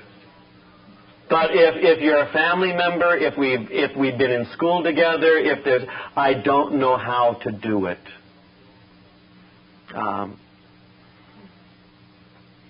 I think that's a common experience. A poem concerning going from step 1 to step 2. This is by the Muslim poet Rumi. R-U-M-I, Rumi. He's a 13th century poet. He's quite splendid, lived in modern-day Turkey. Wrote in Persian, Farsi, I'm guessing, which is not a language that we've had much contact with. As you know, we as Americans are a little self-obsessed, and we don't think any place else in the world is real. If there's an earthquake in China and 1 million people die, sometimes that makes the papers. If there's a huge tidal wave in Bangladesh and 300,000 people are killed, that will make a little article, maybe a paragraph long. But if the cable car breaks down in San Francisco, that's the only thing on page 1. Cable car breaks down San Francisco. Tourist angry. That's page 1. Excuse me, American tourist angry. Otherwise, we don't even think they're human. What's the point of all that key? So we in the Western world, and the Western world is like this too, as Westerners, as Europeans and North Americans, we've always looked down on others, as not quite understanding the depth of our understanding. So we've missed a lot. As I've discovered as I've had more and more contacts with Asia, the Chinese were writing poetry and using printing presses when my relatives were still painting themselves blue in Britain, so having just come out of the trees or the bog, whichever. So we don't know a lot of non-European poets. And Rumi is writing in a language that's odd, and he's from the Muslim religion, and we haven't had a lot to do with them except an occasional crusade, so we don't get along. I found it startling. This was when Mr. Bush was president, and no, I guess it was Mr. Carter and Mr. Reagan right in that time, when we had all that early trouble with Iran, and the revolution in Iran happened, and the Ayatollah Khomeini came in, and not one single member of the American delegation in our embassy in Iran spoke the language. Not one. Well, gee, how did we get caught by surprise? Well, see, we didn't think we had to learn theirs. We thought they should learn ours, as any civilized person would, Oh, my. Anyway, Rumi has been translated into English in the last 50 years, and in the last few years, even more so, and people are finding him to be right up there with Shakespeare as poet, and he's breathtaking. Here's one of his little things. Now, he's a Muslim, and as a Muslim, he draws on a lot of different traditions. He sees himself as kin cousin to Christians and Jews. And so in his poetry, Moses gets written about, Jesus gets written about, Mary gets written about. I mean, he's very Abraham, of course, the father of all of the group. He's a very powerful source. And here's a poem he writes on Jesus. He says this: I called, this is himself now, Rumi, I called through your door. The mystics are gathering in the street, come out. The mystics are gathering in the street, come out. The mystics are gathering in the street, come out. You respond, leave me alone. I'm sick. The guy in the street cries out, I don't care if you're dead.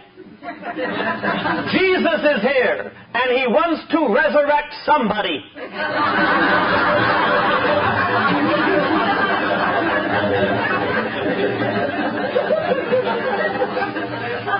When I'm in fit spiritual condition, I find that I participate in the program. I go to meetings, I return phone calls, I listen to people. When I start falling apart, one of the signs that I'm falling apart is I begin withdrawing. And I get to the place where, and this is the voice of sickness, leave me alone, I'm sick. We talk about alcoholism as being a disease of body, mind, and spirit. I don't want to startle anybody, but there is evidence that all diseases are diseases of body, mind, and spirit. And we get real influenced by all of it. And one of the things that happens for people who become physically ill is they drop out. They stop participating. Depression regularly follows any kind of illness. What's the difference between depression and anger? My friend Curtis, who's a shrink, comes up with this definition. He says, depression is anger without the enthusiasm.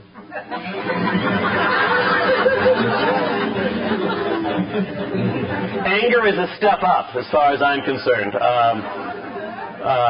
At least with anger, I'm not as isolated.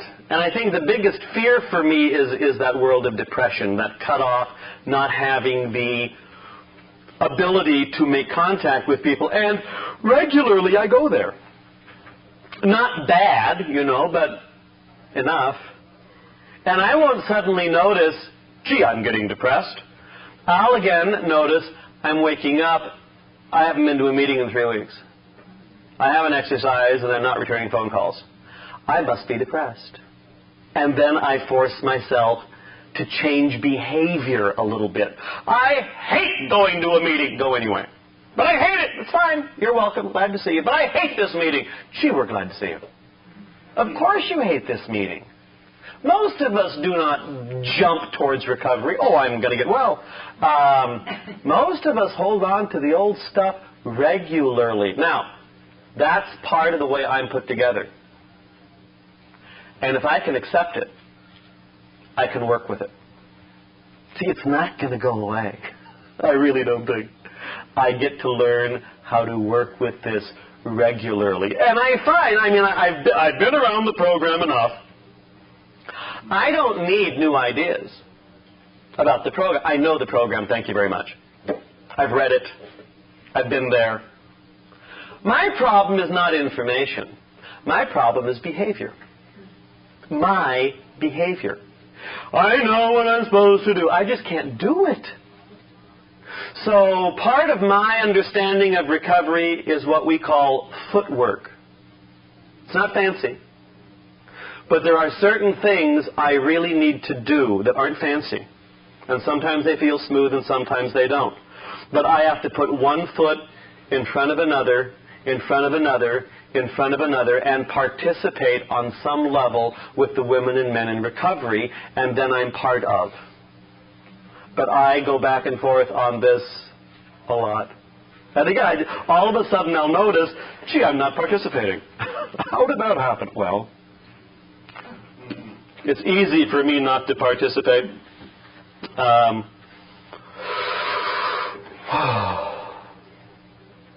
This is just a historical reflection. This has this, and then I want to talk a little bit about third step. Do I have time? I do. But this is just a footnote, and it's an observation.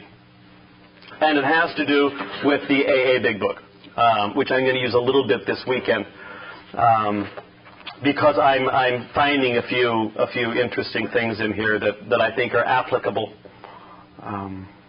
Number one, if you've ever heard me before talk about the programs, you know I really believe that we are allies. If we think that we are adversaries, that's still signs of the disease being very operative in our lives. The 12-step programs are friends and allies.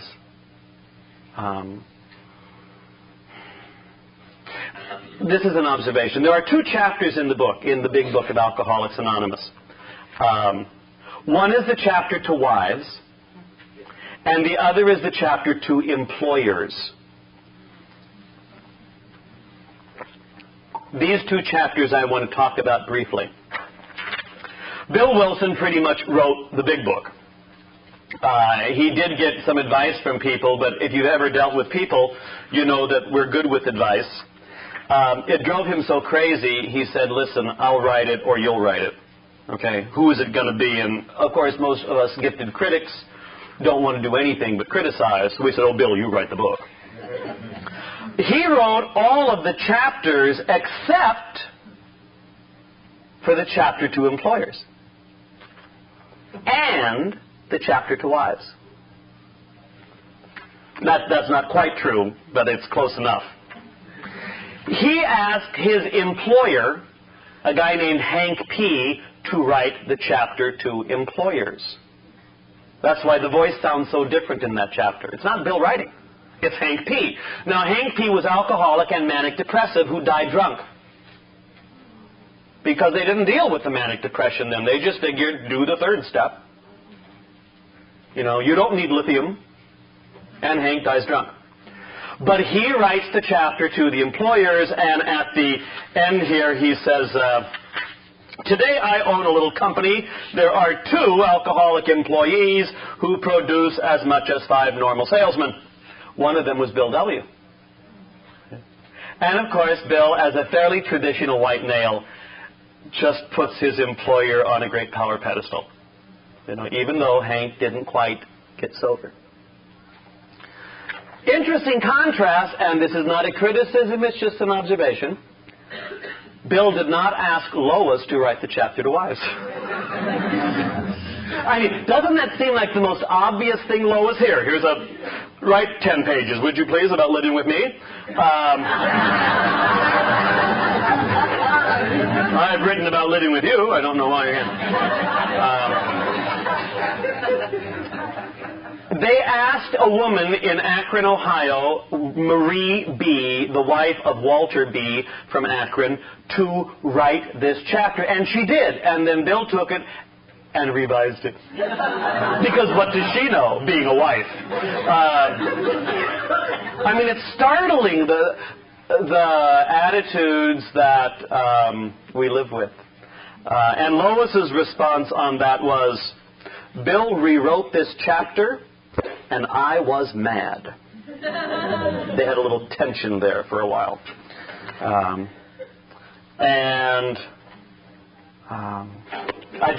That's just for Trivial Pursuit. Bring that home and mention it. And a thing on the 3rd step. The 3rd step reads, step 1 is the admission of the disease, of the ignorance, of the brokenness, of the fact I can't fix me. Sometimes that's a very mild situation to be in, and sometimes it is a very painful situation to be in. One of my rules of thumb for dealing with stuff is the exhaustion level, the depression level. Any day that I've had to go back to bed twice is a long day. And I want you to know that in the last 6 months there have been 2 of those. I mean, I literally didn't know what else to do. Tom, go to bed. Good idea. Boom, you know. And then it didn't work, so I had to do it again. The 2nd step says that a power greater than ourselves can restore us to sanity. Could. That's what this power is about, being restored, being healed. Some kind of deep connection with healing in human life is here. And as I mentioned last night, my experience is I did not march to step 2, I was carried to step 2. And I was carried to step 2 by rooms full of people. It's possible just to connect with one person, but this makes us very crazy. The disease of alcoholism in all of its forms, the disease of, the untreated al-anon, the disease of the crazy, crazy family is an overwhelming experience. One person cannot fix you. I know one person keeps calling me, hates meetings, wants me to fix him. And I tell him, I can't do that. You are so crazy that you need rooms full of people to deal with you. He's also very depressed, as many alcoholics are. And I don't know, well, here's how depression masks itself in lots of ways. But one of the rules of thumb for how do I know I'm dealing with a depressed person, if you're feeling pretty good, and then you spend half an hour with someone, and they leave, and you feel like you have just been drained of all blood, you're with someone who's real depressed. I mean, that is the diagnostic I always use. See, they don't have energy of their own. They must use yours. Now, if someone's real depressed, and you're dealing with them one-on-one, they'll win. And this is why it is real important to put someone who is that fragile in a room full of all kinds of people. Because there's energy in the room. Then talk to them. After they've been in the room, they've gotten some energy. Even if they don't like the meeting, they'll pick up some of the strength from the room. Then talk to them. One person I know who is real good on this stuff says that he will talk with the people he sponsors willingly, but between each conversation they must go to 5 meetings. Well, I don't want to. I just want to move in with you. I know. And of course you do, because that's the easier, softer way. And you'd want me to fix you. Instead, you have to go to some place where it's the second step, where there's some hope of your sanity. And I find myself, too, frequently, I need the energy in the room, the strength in the room. Many of us make that connection with the higher power in the room. And which is another reason for meetings. But I don't like what they say. Well, then don't listen. Tune out like the rest of us do. But go there.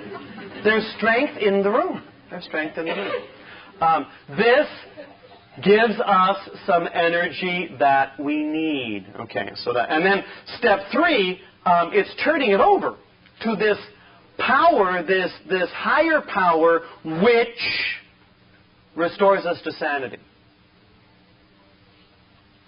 2 images. One of my problems with turning it over, and I have regular problems with that, is if I turn it over, I'm not going to get my own way. I hate that. And my favorite prayer is, Our Father who art in heaven, give it to me now.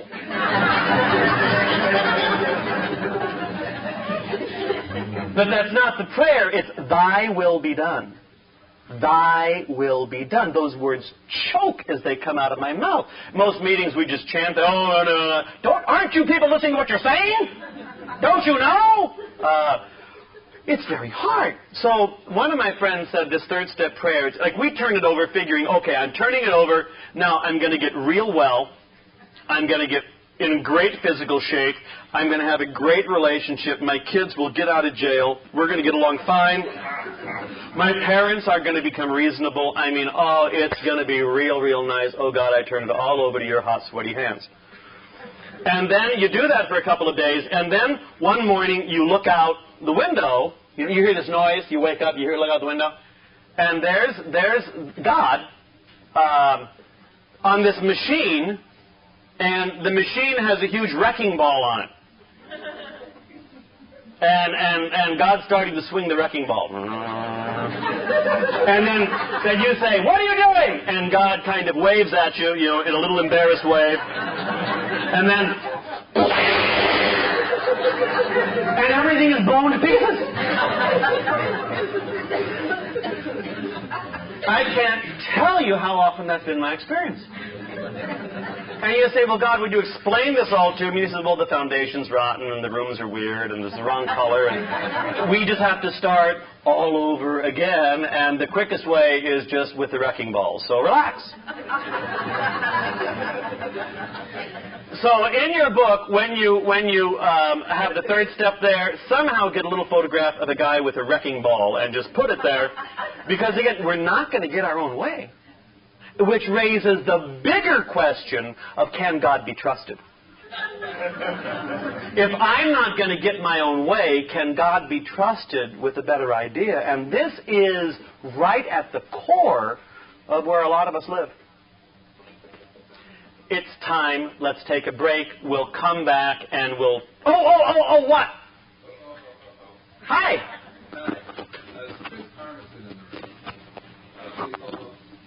Okay, thank you. I'm sure that's for something good, Chris. So you shouldn't have told them where you were. Next time, tell them Friday. Don't tell them anything, but when you leave the house on Friday, just say, I'm going out for a pack of cigarettes.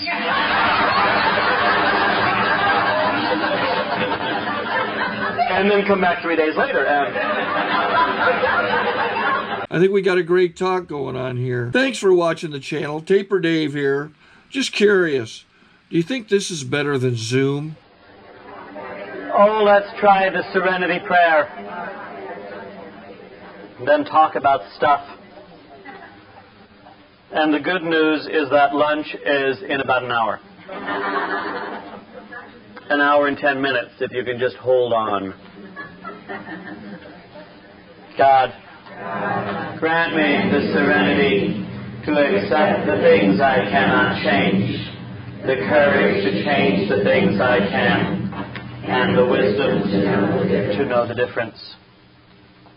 I already made reference to the article in the New Yorker last year, March of 1995, to the article about Alcoholics Anonymous, written by a couple of fellows.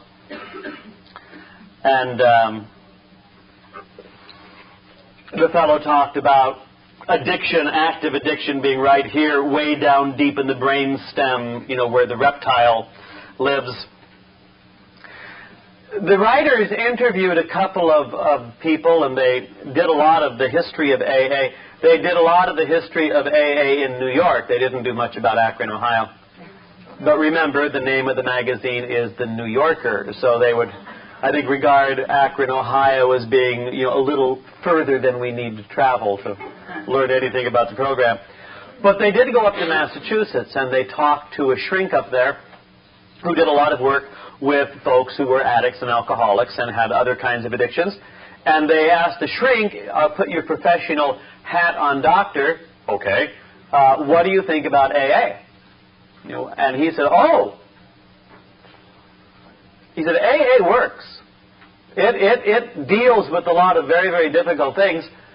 And part of the genius of AA is that it understands the paradox of getting well. And it understands the paradox of the sickness.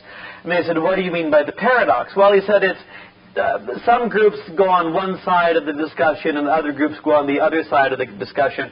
But in Alcoholics Anonymous, they know this. Here's the paradox. Part A.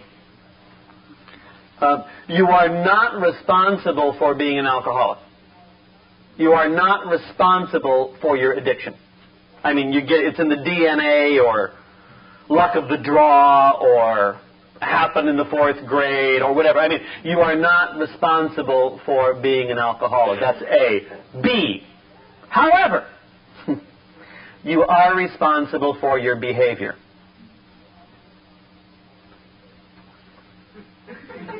What? I mean, it's not your fault that you're an alcoholic, but it is your fault that you're an asshole. We get to make choices. This is why so much of recovery for the alcoholic is the steps, which mean taking an inventory to see what your side of the craziness has been and then making amends. Because we're responsible for our behavior. This is as true in al-anon. We're not responsible for having holes in our head. I mean, they're there. And whether it's in the DNA or family training or whatever, I am someone who is drawn to the truly crazy. I just like them. That's not going to change. And so my attraction will not change the way I'm put together. But I am responsible for my behavior. As Blanche says, I do not have to like any situation. Some situations are awful. I don't have to like every situation. However, I have to like myself in the situation. How I behave here is real important. So, self-knowledge is part of recovery. Self-knowledge is part of the process, and it's why we are asked to do some writing. I don't like writing. I think it takes too much time. What did I just hear on NPR? I carry a card, or a pen and cards in my car, so when I hear something on the radio, I can write it down. Here is what Ernest Hemingway said this morning. Yeah, he did. He writes, I write to discover what I believe. Now, for some of us, that is the process. It's just real hard to know what's going on unless we put it down on paper. It's also why many of us resist this, because we don't want to know what's going on. I mean, I really don't. I'd much rather be entertained. But when I do some writing, it helps me discover what I believe, and it helps me discover what I feel. It is a very important spiritual tool, especially for those of us who hate to write. People who love writing and get energized by it and can do it for hours a day, I can't even talk to. I mean, I'm very happy for them, but I'm busy, you know. But when you just hate it, and you can't stand it, and you do it anyway, then I want to talk to you. I mean, how do you manage to do this? There's a whole bunch of other things written here.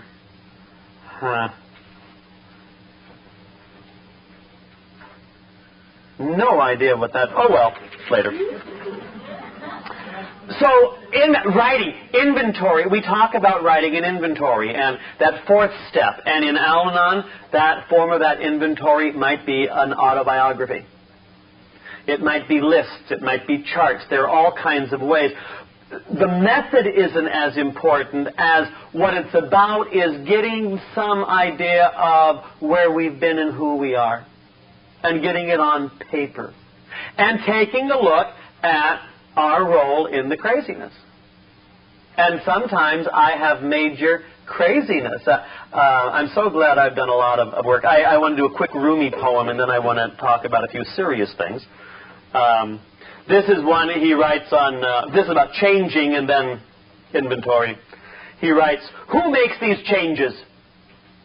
I shoot an arrow right. It lands left. I ride after a deer and find myself chased by a hog. I plot to get what I want and end up in prison. I dig pits to trap others and fall in myself. I should be suspicious of what I want. Because it never works out, right? Of course, right. All right, that's one. But this one I like. He says, on resurrection day, your body testifies against you.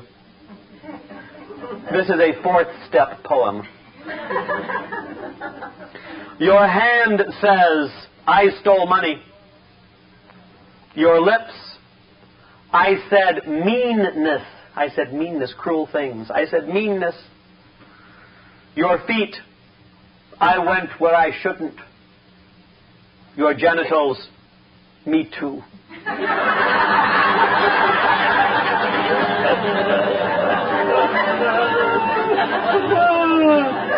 The fourth step poem.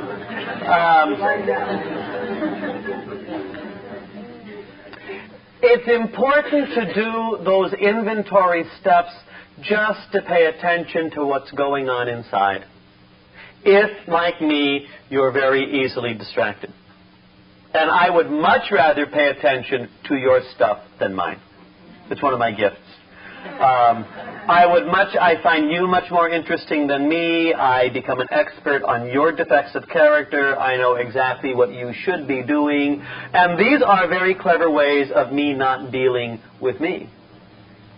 So I've got to deal with some of my own stuff. I've got to ask the higher power to move me from step 1 to step 2. I've got to ask for help. I can't fix me. I was at a meeting in the last year, maybe 2 years now, and this fellow was talking about the disease of alcoholism, and he said, alcoholism is a lot like dancing with a gorilla. You're not done dancing until the gorilla is done dancing. This is important information.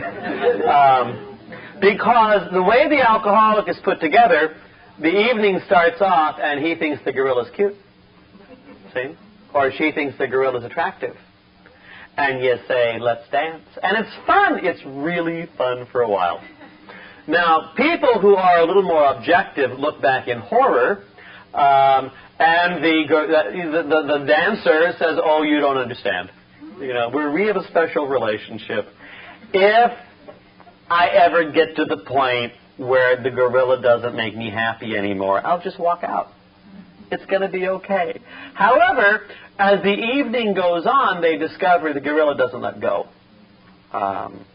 You tell the gorilla you're getting tired and want to sit the next dance out, and the gorilla doesn't want to sit. You don't sit.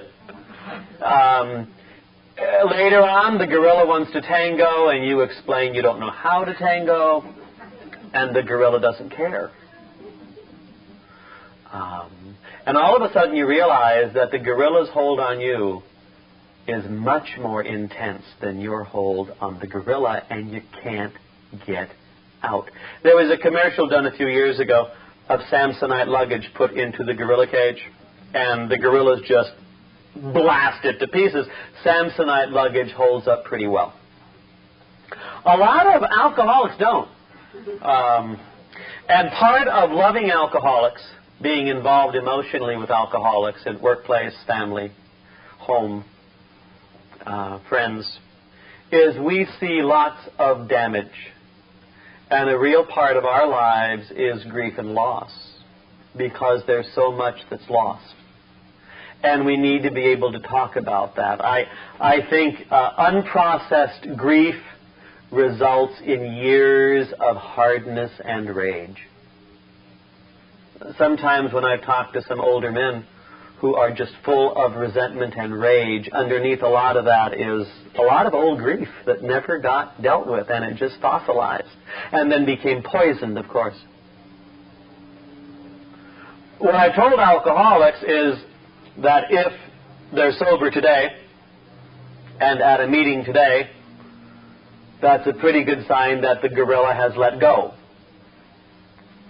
If the gorilla has let go, get out of the cage. You've got to do some footwork. I mean, you've got to do some footwork. And don't go back into the cage even if the gorilla starts humming your song. Okay? Now, we in Al-Anon, what we want to do is we see them dancing together. We know, we've seen the picture. We want to jump between them and separate them. And this is how we get our arms and legs ripped off. Because the gorilla doesn't allow for thirds. You know? Or if the gorilla does, we're as trapped as the alcoholic is.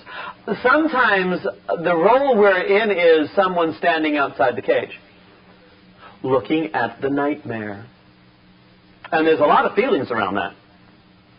And we have to be very clear about our limitations and abilities. And the insanity which we can see. It's a hard place to be. Lots of us have much sorrow. There was a bumper sticker I put in the back of the room earlier this morning, green and white, and it just says, "Oh, lighten up." I'll bring a few more of those tomorrow. Evidently, I kept telling that to somebody in Texas who had lived a life of severe misery. I mean, very unhappy. Everything's wrong. I mean, it was just awful. And I just, heavy-hearted, heavy thinking, heavy. And I told him, "Oh, lighten up." So he went and made me about 100 of those bumper stickers and hands them out to people. And so, because it's very easy without some kind of belief in a higher power to stay very heavy-hearted. You know? The grief and the anger and the woe. In the last session, I talked about the third step, you know, and the wrecking ball and turning it over and oh my, and I've lost control. Years ago, I was at a meeting in Los Angeles. This was an AA group, and there was a guy in there who was in crises. He really, literally was in crises. It just happened that afternoon. This was one of those men's stags meetings that so many rumors are spread about. You know, what's the crisis? And, well, he had just come home from the day's work, and he found 3 people waiting for him in the living room. His wife, his girlfriend, and his boyfriend. Makes for a very complicated day. And it was a fluke. I mean, it really was a fluke. It was like, you know, people knew people from different things, and it was one of these situations where they all ended up at Lucky Market on the same day, and they were all asking for rutabagas or something, and started up a conversation, and discovered they had more in common than they thought, and so they thought they'd wait for him. Well, he was a little panicky. Some people lead very complicated lives. Finally, it's not that we get better, it's just that we get worn out. And you just can't maintain the complication with the amount of enthusiasm you once did. And he was panicking and what's going to happen and so forth, and he kind of threw this all out on the floor, and his sponsor was there, who was a good guy, very level-headed. And his sponsor said, "Didn't you just do the third step a couple of weeks ago?" And the guy said, "Yeah!" And so you can just see the wrecking ball, you know, coming through the front room. And the sponsor said, "It'll work out." And it did. His life got much simpler.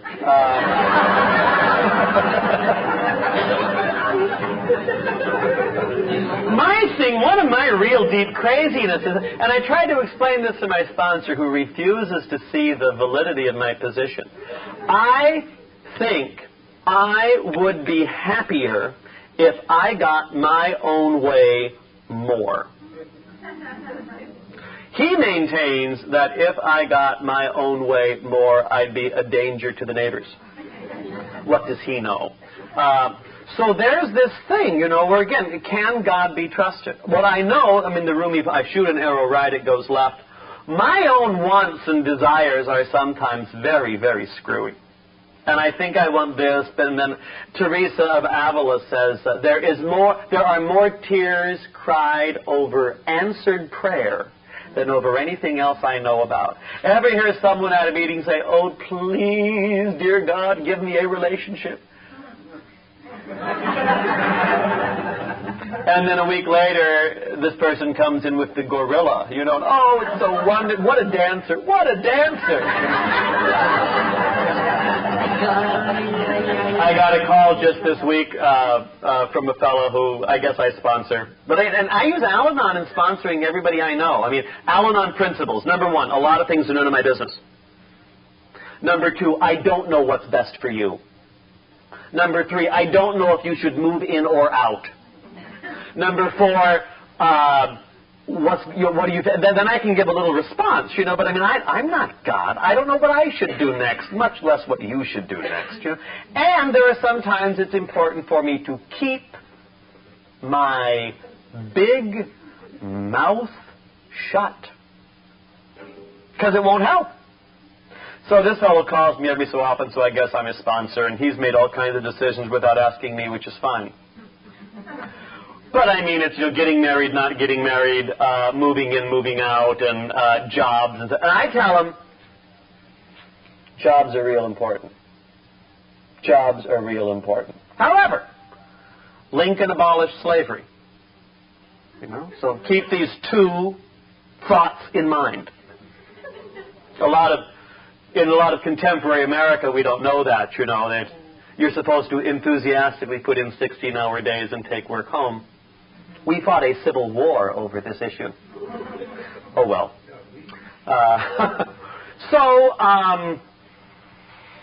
So he calls, and he said, well, I didn't call for a whole month because I just didn't want you to yell at me.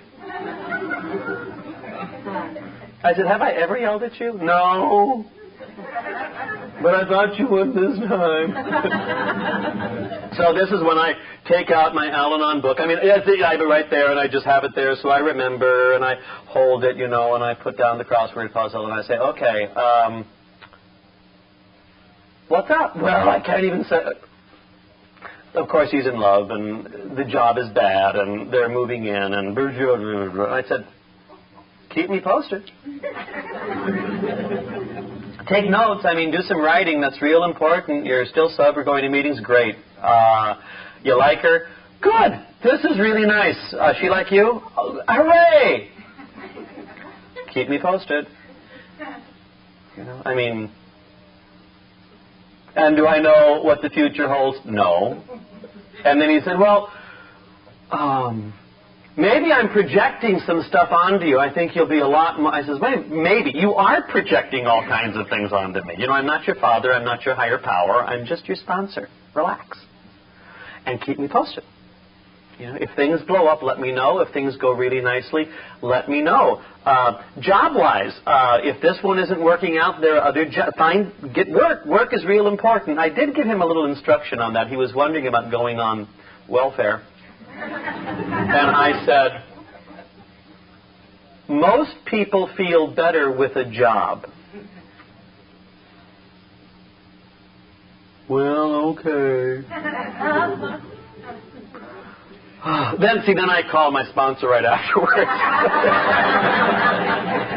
You won't believe what this jerk just did. Bent a little.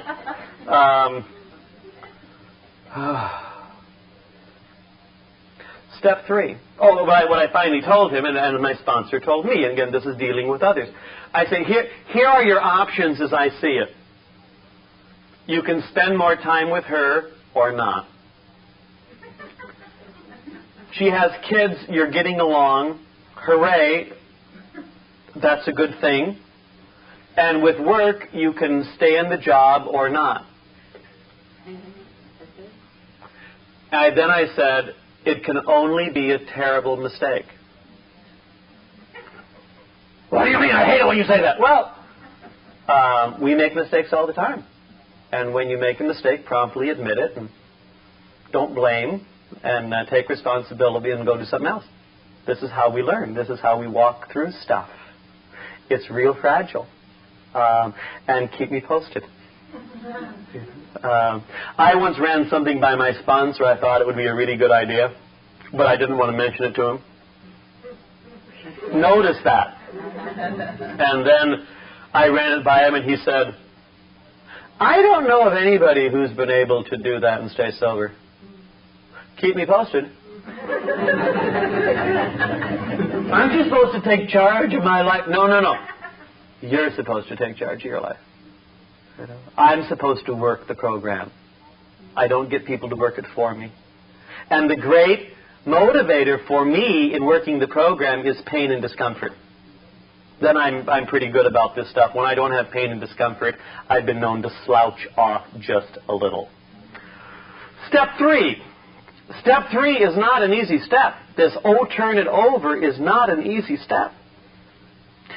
And the fundamental reason is that most of us really don't trust God. I don't mean us in Al-Anon or us in California. I mean us as human beings. I think there is something fundamental in the way we're put together where we think we know best. And we can't quite trust the higher power. Martin Luther wrote about this. Many have written about this, but 4.5 centuries ago. Luther's suggestion was that the original sin with Adam and Eve in the garden, was there a garden? Was there an Adam and Eve? Who cares? But the original sin, Adam and Eve in the garden, Adam and Eve made the decision that God could not be trusted. Thus, they go from a place of paradise to chaos. It's called the original sin because it's the sin all of us inherit. We just don't think God can be trusted. If I really turned it all over, I will live in total poverty and dissatisfaction. I'll never get my own way again. It won't work out. Surely I know better than God. Little hints of this. When, for your prayer, you're giving God advice, it's a little hint that this is the tension. It is remarkable to hear people who trust God. I mean, who really trust God on basic stuff. An example from my own past. I mentioned Mr. Gandhi as one of my heroes. Within the Jesuit community, I also have several people. It's one of the reasons I'm still in the community. There are some men in this group that I really admire very much.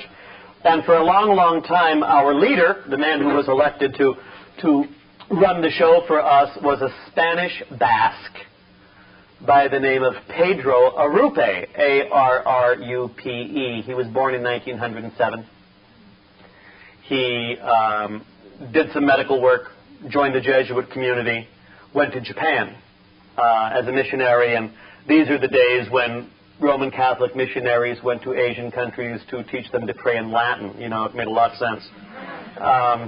But there he was, and Arrupe was very much involved in a lot of things. He lived in Japan a long time, spoke fluent Japanese. He spoke about 9 or 12 languages by the time he was elected to govern our community in 1965. And he was a charismatic man. He was very vibrant and very alive, and when he entered the room, you felt the electricity. He was real. And he was master of novices. He was in charge of the training of young men coming into the order. And the Jesuit novitiate was in Hiroshima. And he was there on the day the bomb dropped.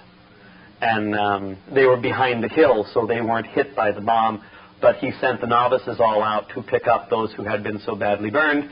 And he used the he used the medical knowledge that he had to wash the people who were burned so badly. And they just had the whole Jesuit house full of dying people who'd been badly, badly burned. And the chapel was just full of, all the pews had bodies on it. And Father Arrupe was there. I guess this is early September now, 1945, and he was saying Mass in Latin to this little tiny group, but the place was full of dying Japanese who were not Christian, not Catholic, they're Buddhists or Shintoists, And so Arrupe is doing things in Latin with his back to the congregation like it used to be done, and every so often you turn around and bless the people. That was the old ritual. And he turned around and blessed these people, and he said, I saw a room full of charred Japanese wondering what I was doing. And it occurred to him, what are we doing? So this was a big moment. Does anything make sense? Kind of step 1, let's rethink this whole enterprise. And he did, and went through all kinds of changes. He guided our community from 1965 until, I guess, in the late 1970s, early 1980s. When he was in his 70s, he started having strokes. And he's still in charge, but he started having strokes. And if you've ever had a relative who's starting to have strokes, talk about fear of loss of control. This becomes a great big deal. And what happens? Because you can't even control your thinking process. You can't even... what happens if I become immobilized? I was explaining to somebody that, My idea of a good death is a quick one. John Fletcher, who died, maybe 8 or 10 years ago now, lived over here in San Carlos. John Fletcher died at the age of 82 on the way to the golf course. And I figure, yes, let's do it this way. But again, we're not in charge. So I have no fear of dying, but the fear of being disabled. That's real high on my list. Arupe starts having strokes, and he ends up, by the way, unable to speak, and he spends about 6 or 8 years immobilized, unable to communicate. I would see that as a living nightmare. Towards the end, he lost all of his ability in every language but Spanish. That was the one he could still remember. But after his first stroke, he wrote this prayer. And it's third step. He says, "More than ever I find myself in the hands of God. This is what I have wanted all my life from my youth, to be totally in God's hands. But now there is a difference. The initiative is entirely with God. It is indeed a profound spiritual experience to know and feel myself so totally in God's hands." It's step 3. I think this is the prayer of someone who trusts God. Far more than I do. But I can work on this, I hope. More than ever I find myself in the hands of God. This is what I have wanted all my life from my youth, but now there is a difference. The initiative is entirely with God. It is indeed a profound spiritual experience to know and feel myself so totally in God's hands.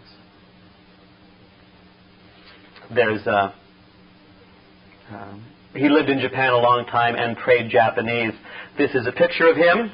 You can just pass that around, but you can see he's in Japanese position. And I have some extra copies of the card, and I'll put those in the back. This is just, you might want to take a look at him. Let me just say one thing, too, about spiritual stuff. Something I find very helpful in my own process. Reading biographies is real helpful. Reading the lives of other women and men who have struggled with this stuff before is real helpful, because otherwise we think we're the only ones. It's the self-obsession. So reading the biographies of other folks is wonderful, and there is one I would recommend to any al-anon, because the trusting God is part of the equation, is part of the paradox. The other half is, and you have a lot of work to do. We have lots of footwork to do, and trust God completely, and do all the footwork, and trust God completely. Well, isn't that contrary? No, it's just paradox. One of the great American figures of all time is Susan B. Anthony. And there is a biography of her by a woman named Sheehy. And the book is called Failure is Impossible, The Life of Susan B. Anthony. And she fought her whole life for women getting the vote. Like over 50 years of speeches, women getting the vote. And she died before women got the vote. And towards the end, she would meet with presidents of the United States, and they would say, "Well, Miss Susan," or Aunt Susan, that's what they called her, "we're just not ready yet for women to take the vote," and she would just pin them against the wall, She was controversial. She was tough. She fought. She turned things over a lot. And as she was a very, very frail old lady, and she always wore a red shawl, someone said... she was giving a speech in St. Louis or some awful place. And they said, "Well, what are you going to talk about tonight, Aunt Susan?" And she said, "I'm going to give one more shriek for freedom. Just like I've done every night for the last 25 years. One more shriek for freedom." And when she's in her 80s, they say, women still aren't voting. And she said, "Failure is impossible." One of the great ones, I think. Anyway, I need to read her story when I get discouraged because I've had a bad morning. Gee, I've had a bad morning. I don't know if I can stand it. I get discouraged so easily. Another reason to go to meetings. It's a place where I can hear other people talk about walking through hard times. Because otherwise, what I hear is if you work the program right, you never have bad days. And you'll hear, there are people that believe that, and I just stare at them as if they are Martians. I figure, well, good for you. That's not my experience. My experience is the program gets us through the bad days. But I need to know about hope. And I need to know about women and men who have fought against overwhelming odds, just like we do. Fighting against overwhelming odds. The gorilla is merciless. Merciless.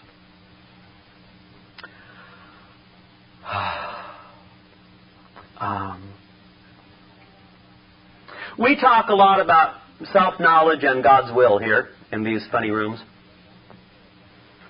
Let me say a couple things about self-knowledge and God's will. When I began recovery, I came to and realized, much to my own discomfort, that I knew very little about me. Part of that was during my drugging time. I was pretty sedated. So that was one level. I was just asleep. What did I know?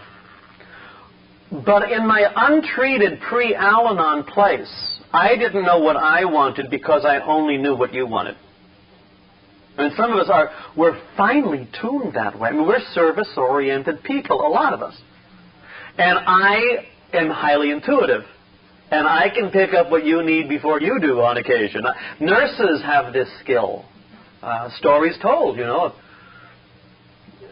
She's from a crazy alcoholic family and goes into nursing and has skills. Way beyond the technical skills. And one of the skills that some of us have from truly crazy families is we are able to sense when something is going to go wrong before the instruments pick it up. We know. There's just something. So the nurse, she works in the intensive care unit. She just gets this feeling. Couldn't explain it. Might not even be aware she feels it, but she's just drawn to this bed, and all of a sudden all the bells and whistles go off. And she's there, and boom, she saves a life. You do that a couple of times, and other people on the staff come up to you and say, how do you do that? How do I do what? Well, we had to learn what the temperature, what the weather would be like at home by the way the key went in the lock. Our intuition is highly, highly trained. This is a good thing, and it makes us interesting people to be with. Do not regret for 1 second that we can pick up craziness quickly.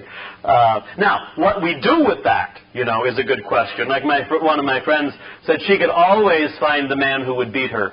She had that. She found after a while in Al-Anon she didn't have to drag him home. That was a great relief. But she could spot him.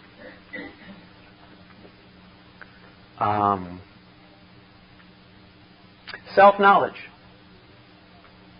I need to know not just what you're thinking and wanting, but I need to know what I'm thinking and wanting. And that takes some time. To start putting the eyes on me is a very uncomfortable process. And I need to find some things out for me. I need to find what works and what doesn't work. And this is an old Jesuit trick I'd like to share with you. We start putting these reflections and thoughts together in the mid-1500s, and many of them are not original, but it is part of our spiritual past. We call this discernment, D-I-S-C-E-R-N-M-E-N-T, discernment. And we call this self-knowledge, what works, what doesn't work. We're very practical, just like the program. Pay attention to the whole process if you're going to do something. You're going to do something new, you're going to do something old, you're going to do some behavior, you're going to meet with somebody, you're going to try something. Notice how you are feeling at the beginning. In fact, write that down. You have to have access to your feelings to know this.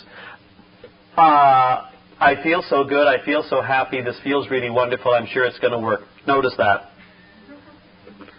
Midway through, how are you feeling? Well, it's working. Oh, we're really, really happy. It's working. It's fine. After it's over, what do you feel?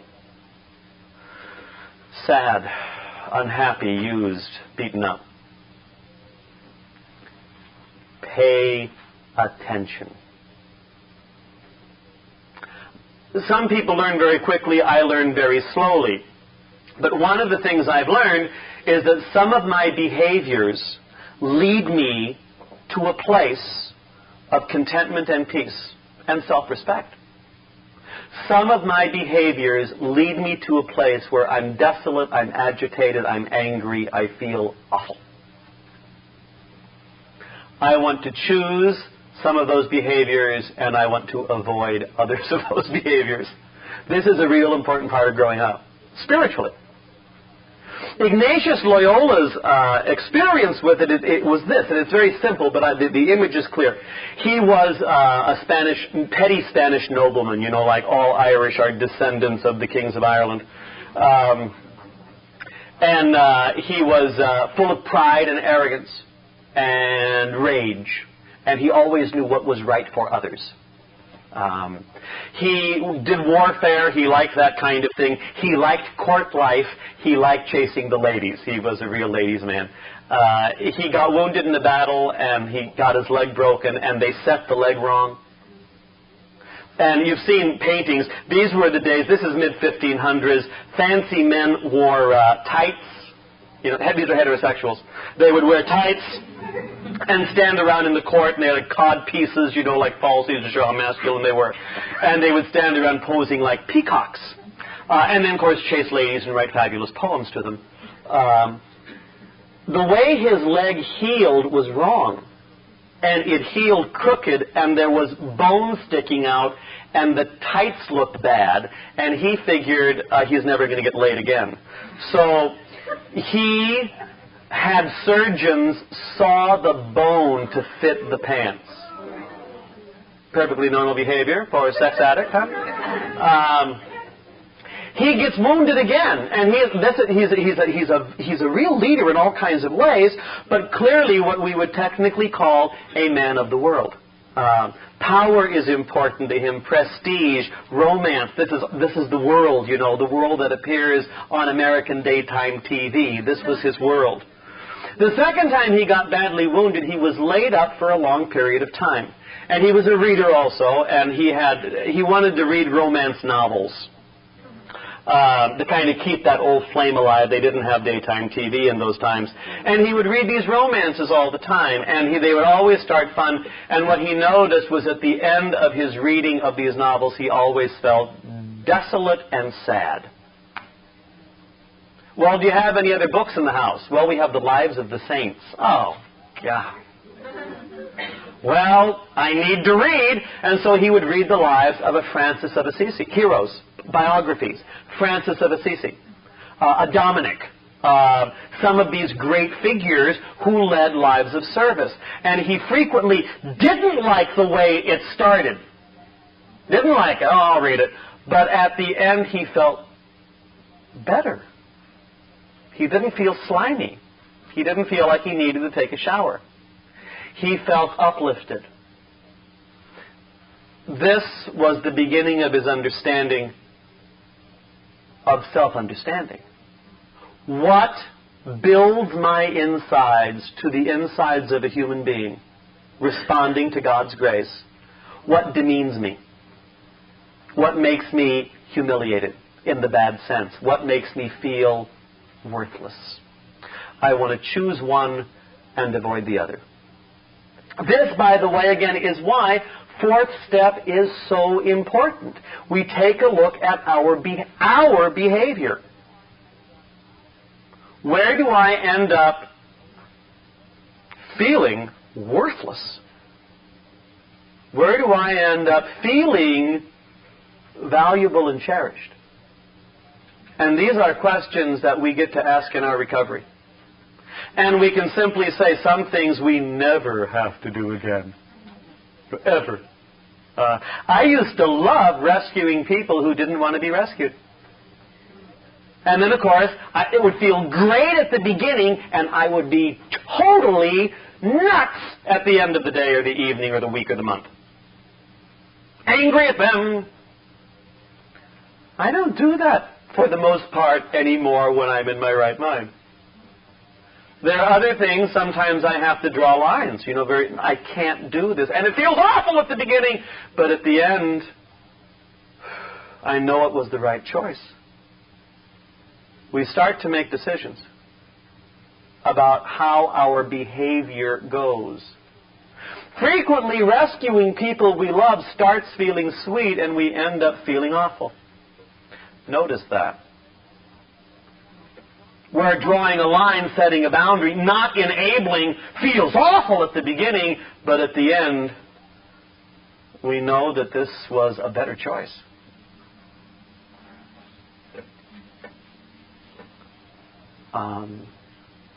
One other or two other points, and then we can do lunch. Or at least mosey into that area.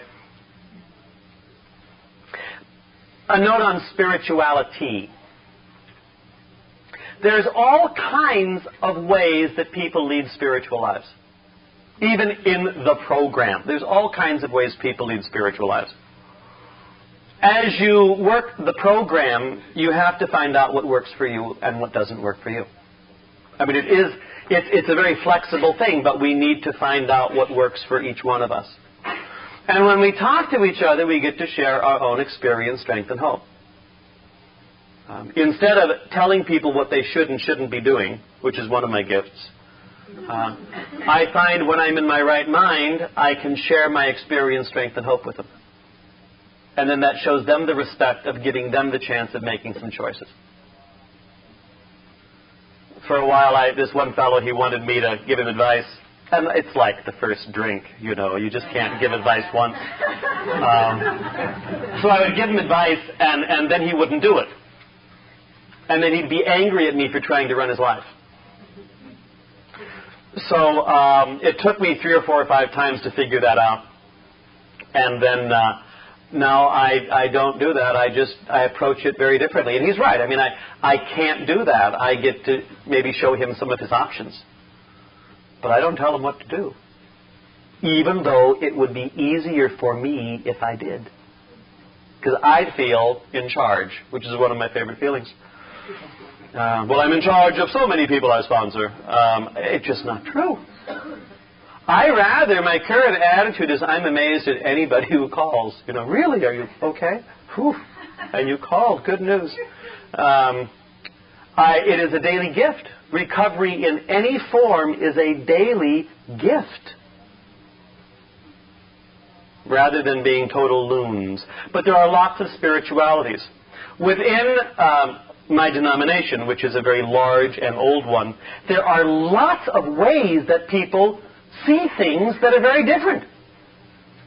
Now, for those of you who are not Catholic, just take my word for this. And for those of you who are, reflect a little bit on your experience. There are whole different spiritualities within the Catholic Church.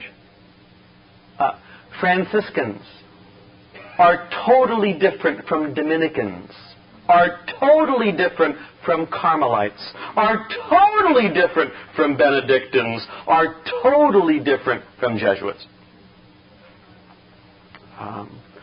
You'll find, like some of the spiritualities, like the Benedictines, are very much attuned to the desert. That's where they thrive, the desert. The Franciscans are very rural, farms, backcountries, away from the cities. The Jesuits, and this is a Jesuit retreat house, the Jesuits are people of the cities. It's where we live. It's how we think. It's how we put things together. Ignatius of Loyola always loved the cities, not the rural areas they bored him to tears. There are different places, and as you begin your own recovery, you'll find out that some places feel like home and others don't. Some people hate cities, then leave. Some people love the country, go there.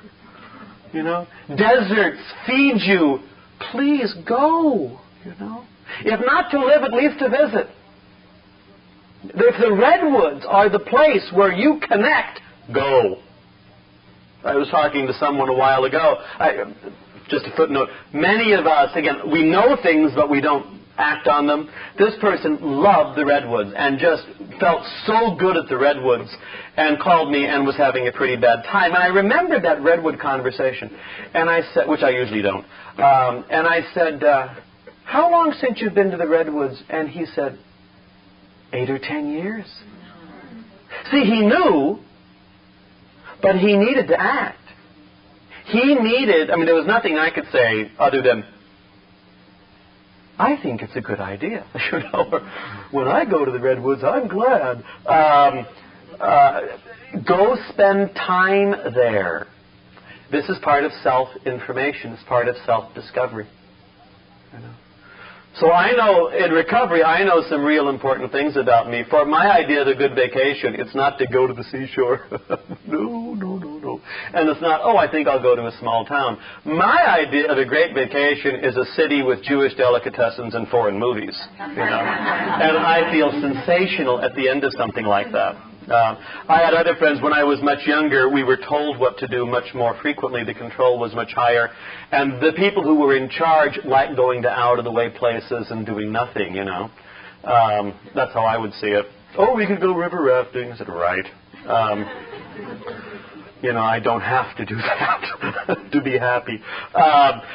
You got to do what makes you happy, which means you have to try lots of things. And this is my last pitch for the morning. Part of recovery, a large part of recovery, is trial and error.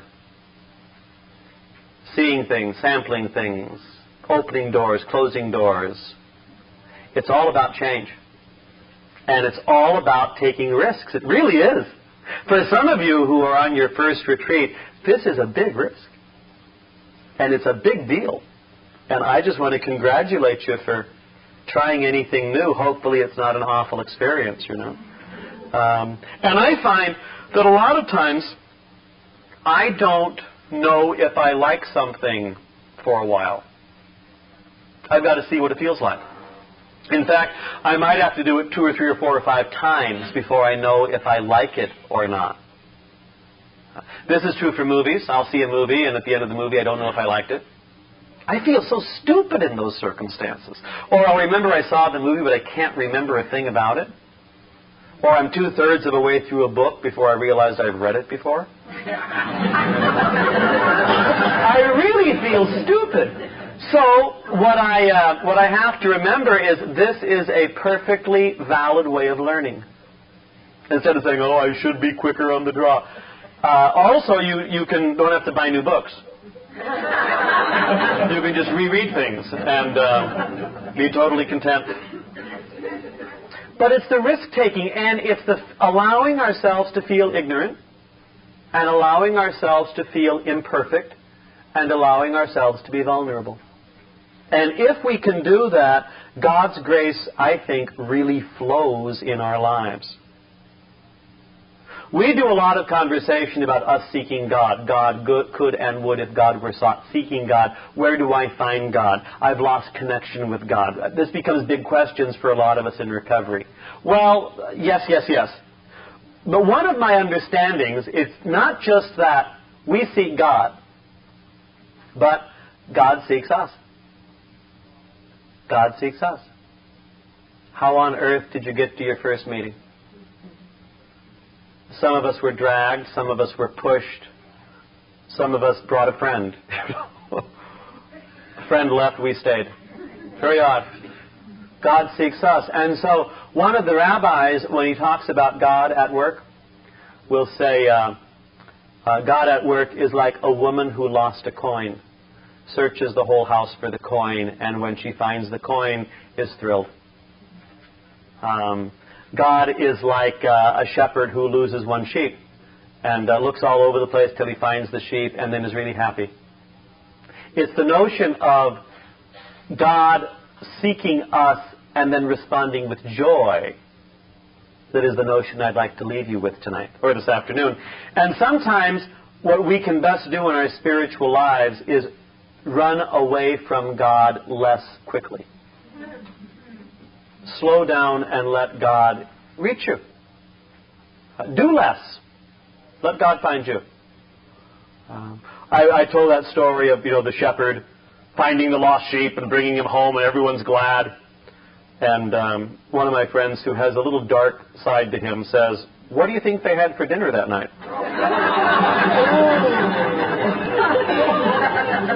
I'm sure they were vegetarians. Lamb.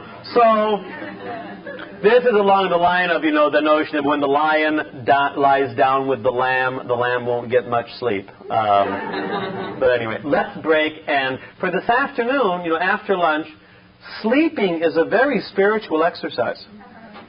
Sleep if you can, go for a walk if you can, do some writing if you can, do some, conversation with people when you can. It is just grand. And enjoy the afternoon.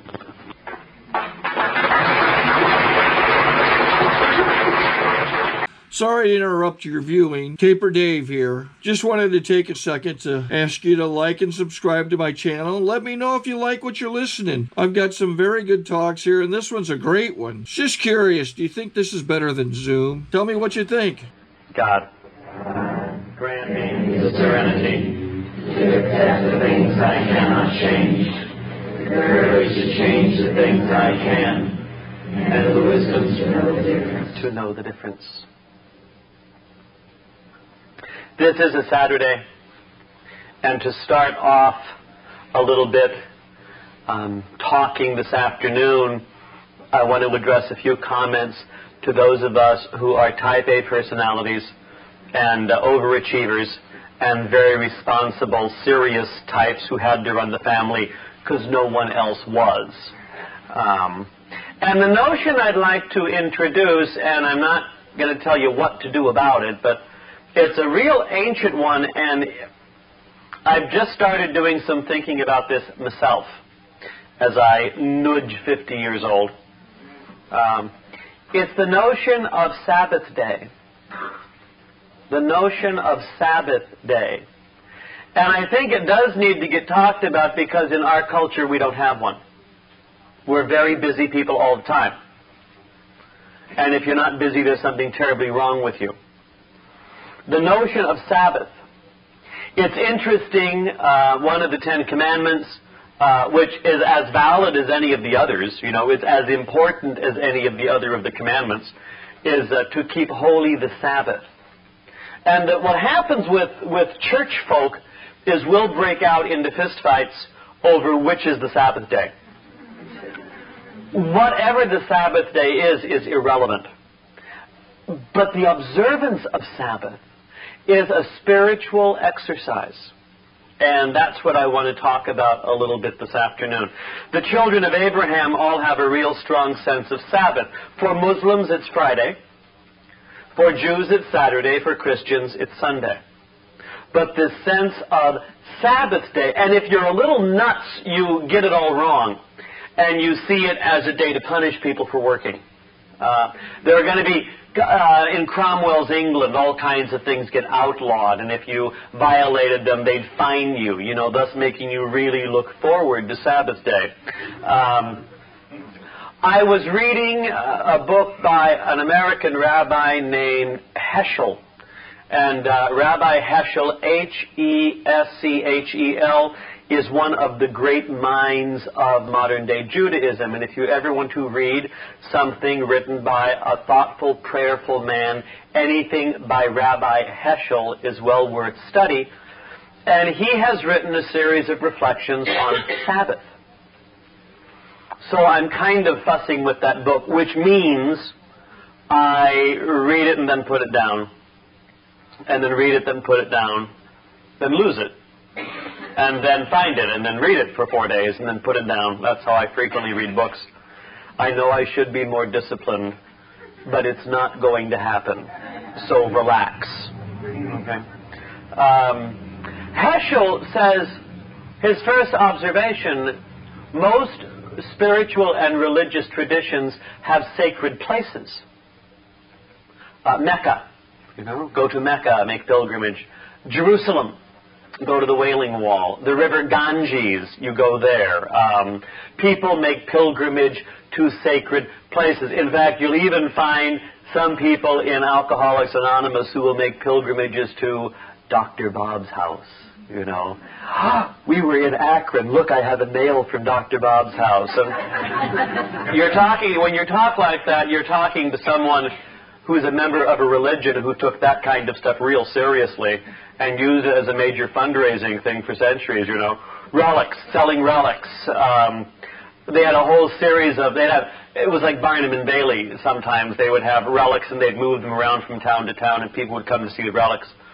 And in the Middle Ages, pre-Reformation, there were relics like nails from the true cross, of course, were always being able to be shown. A feather from the Holy Spirit, that was one of them. The last breath of St. Joseph, that was one of them. How'd they get that? They killed him, bag over his head.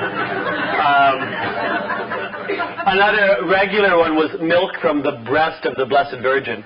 Yeah. People would just line up to see this stuff, So I always get a little anxious when people start talking about relics from Akron. One of my favorite relics from the Middle Ages, though, was the head of St. John the Baptist as a child. You think I'm making that up? I'm not. There actually was. You could go and see his head as a child. One born every minute, that's always.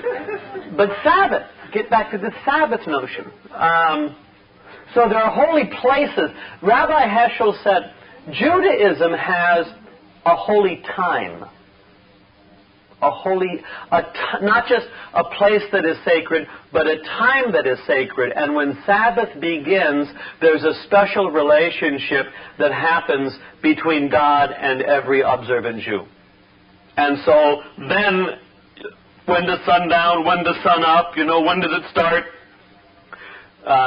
Judaism has its craziness too. Does Sabbath begin at sundown in Jerusalem, or does Sabbath begin sundown in Oakland? They'll break out in fistfights. And in the New York Times on Sabbath on Friday evening, they will list when is sundown today.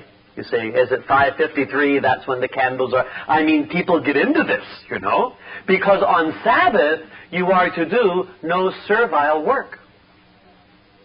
Well, what's behind that? See, I always like asking questions like, what's behind that?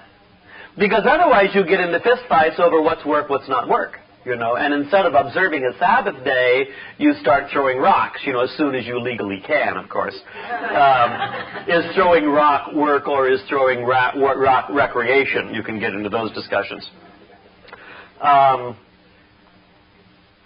Sabbath is the day when all human labor is to cease and God can be God. This is the thinking. And God can be God.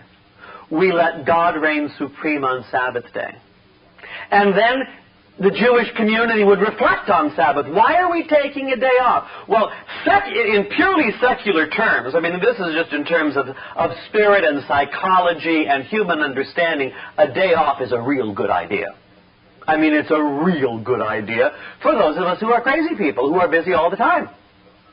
In fact, if you look at the way the land works and crops and rotation, part of ecology is to let the land lie fallow every so often. Just let nothing grow there but weeds. Just leave the land alone.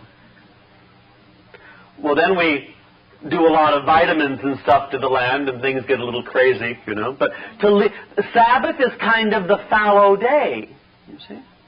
Sabbath is the day to let body and heart rest. Sleep late. Don't do much. Low expectations. Process things. Don't be real busy on the Sabbath. There were two kinds of thoughts about this. One, God and Moses are having one of their conversations. They had several. And in the book of Exodus, if I can find this quickly, I'll be real impressed. Exodus 20. I usually, when I need to find something in Scripture, I have to ask one of my Baptist friends, because they know. They know things. Always have Baptist friends. They know things. Like, where in the Bible does it say? Oh, thank you. Chapter 20 of Exodus, God gives the Ten Commandments. And this is God as they understand God, right? And God is speaking. And God identifies God. You know, I, the one who am talking to you, who am I? I, the Lord, am your God, who brought you out of the land of Egypt, that place of slavery. That's the introduction. You shall have no other gods beside me. Okay, so boom. Who am I? How do they understand the higher power? Through their experience. And like we understand our higher power through our experience. And their experience is, we were trapped in slavery. Now we're free. We didn't do it. Who did? A power greater than ourselves, and now we're going to get into some kind of relationship with this power. I, the Lord, am the Lord your God who brought you out of the land of Egypt, that place of slavery. Never forget that. Then lots of things get said, and this commandment, this is chapter 20, verse 8. Remember to keep holy the Sabbath day. 6 days you may labor and do all your work. But the seventh day is the Sabbath of the Lord your God. No work may be done then, either by you, or your son or your daughter, or your male or female slave, or your beast, or by the alien who lives with you. It is to be a day off for everybody, you know. And then they give a reason. In 6 days the Lord made the heavens and the earth, the sea, and all that is in them. But on the seventh day he rested. That is why the Lord has blessed the Sabbath day and made it holy. See, so by taking the Sabbath day off, in a way you're imitating God. God rested, we rest. See? God rested, we rest. Well, life happens. And this whole thing gets repeated again in the book of Deuteronomy, which is one of my favorite names. And I wish more children were named Deuteronomy. There are too many Marys and Franks, you know. How about some little Deuteronomies? In the book of Deuteronomy, which is kind of viewed by many for centuries as the last will and testament of Moses, Moses takes all of Exodus and rewrites it with a bit of a different spin. And 10 Commandments are reintroduced in this chapter, which is chapter 5 of Deuteronomy. And this is how the 10 Commandments begin.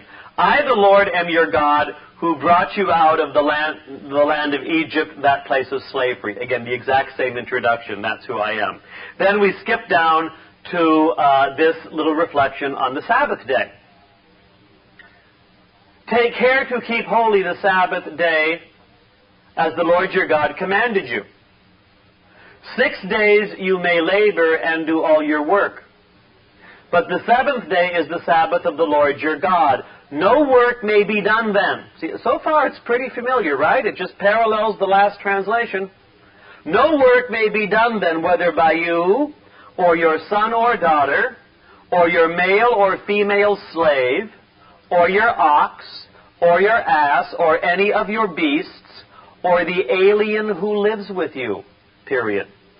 Your male and female slave should rest as you do. Notice that gets added. They've already mentioned slaves, but then they repeat slaves. What could be going on? Well, clearly slaves were being forced to work on Sabbath. So, like any law, you deal with the abuse. Even they get the day off.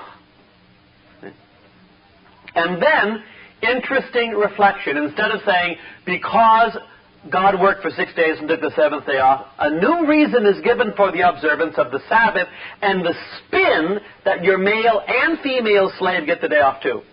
For remember that you too were once slaves in Egypt, and the Lord your God brought you from there with his strong hand and outstretched arm.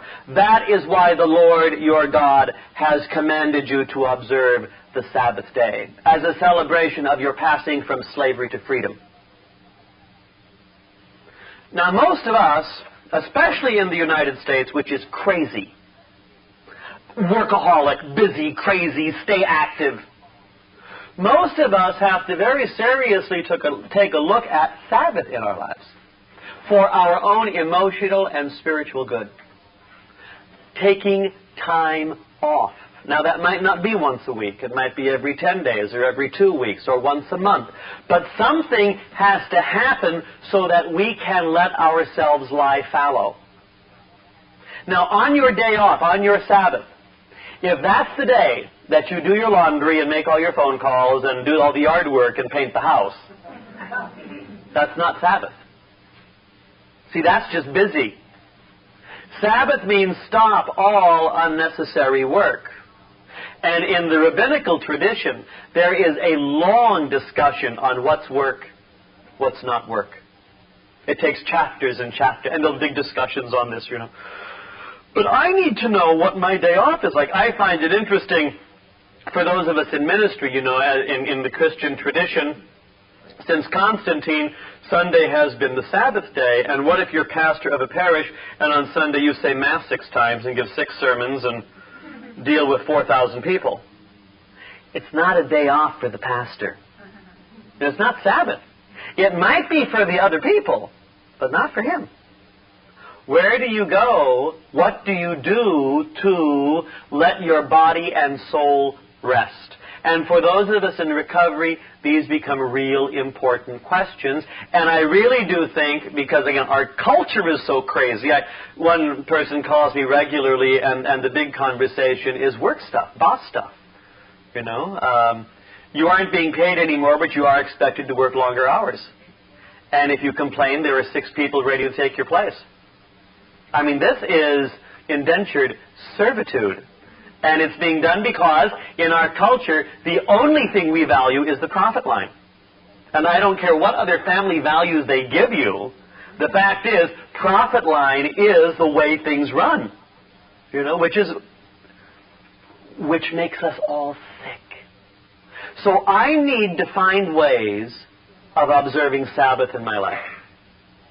And I might start that by looking at the way other people observe Sabbath in their lives.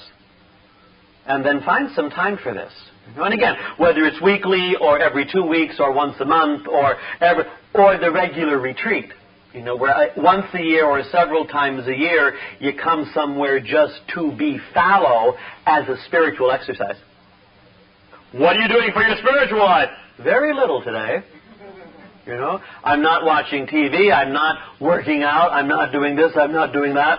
I'm just kind of not doing much today for my spiritual health. This is why earlier, as I said, if you're able to take a nap, taking a nap is like taking a little Sabbath. Civilized countries respect siestas very, very much. All the Mediterranean goes to bed, twice a day. It's a real good idea. Most Latin countries do. Most countries with incredible heat take the heat of the day off. We're nuts. And we think you're supposed to keep going all the time because we think people should act like machines. And machines don't take time off. And if you are not as efficient as a machine, you're worthless to us. That goes back to the Paul Bunyan story. Paul Bunyan was not enough. The machine beat him, therefore Paul Bunyan has no value. This is terrifying. No wonder most of us are depressed and crazy. You see? Sabbath helps me respect spiritually my gifts and your gifts, and it's time off. And whether I do it to rejoice in the fact that once I was a slave and now I'm free, or to talk about God's creation and now at rest. It's irrelevant. The fact is, I need the time. I need a sacred time. And as part of it in the al-anon program, see, the reason I especially voice this to those of us in al-anon is because many of us are convinced that if we don't concentrate all the time on the problem, it'll blow up. Do you ever find you're afraid to go to sleep at night because what will everybody do if you're unconscious? Well, some of us are convinced that our worry is like glue, and our worrying holds the family together. See? If I wasn't worrying, they'd fly off the map. Or we think that if we're involved in a relationship with our children or, partners, we've got to worry about them all the time. I'm so worried about you. We think that's being close. Yeah. Oh, we're very intimate. I worry constantly about him. We don't see that as crazy. Sabbath is turning it over. Taking a nap is turning it over. Going to sleep at night is turning it over. You might need, if you are truly crazy, you might need to say something like this: "Oh God, now for the next few hours I'm going to be asleep. Keep an eye on everything, I'll be back."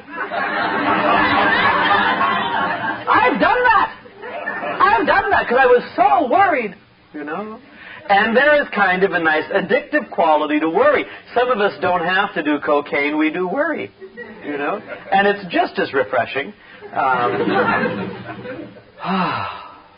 As I'm getting older, I find out I just don't have the emotional oomph for worry. It wears me out too fast.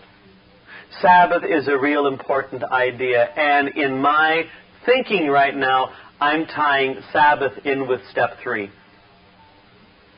Okay. Oh God, go to work. I won't even give you advice today. And then I have to be serious about what Sabbath is for me, because I think it's different for different people. What's work, what's pleasure? If you're a gardener, like you really are a professional gardener, you don't want to garden on Sabbath day. I'm not a professional gardener, so I can garden. Okay? If you're a lifeguard, there's a real good chance that you won't go swimming on Sabbath day. But if you're not a lifeguard, you can go swimming. It's refreshing. If you're a mom or a professional cook, there's a real good chance that you don't want to cook on Sabbath day. But if you're not a mom or not a professional cook, it might be fun. If you're a movie critic, you don't want to go to movies on Sabbath day.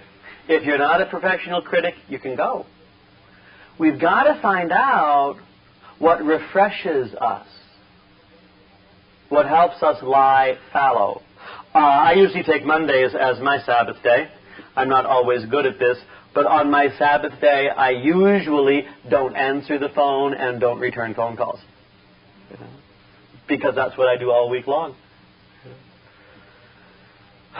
Sleep late, go for a walk.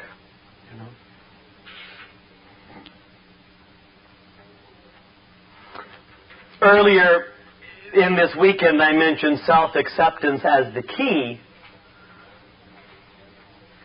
I don't think we can willpower self-acceptance.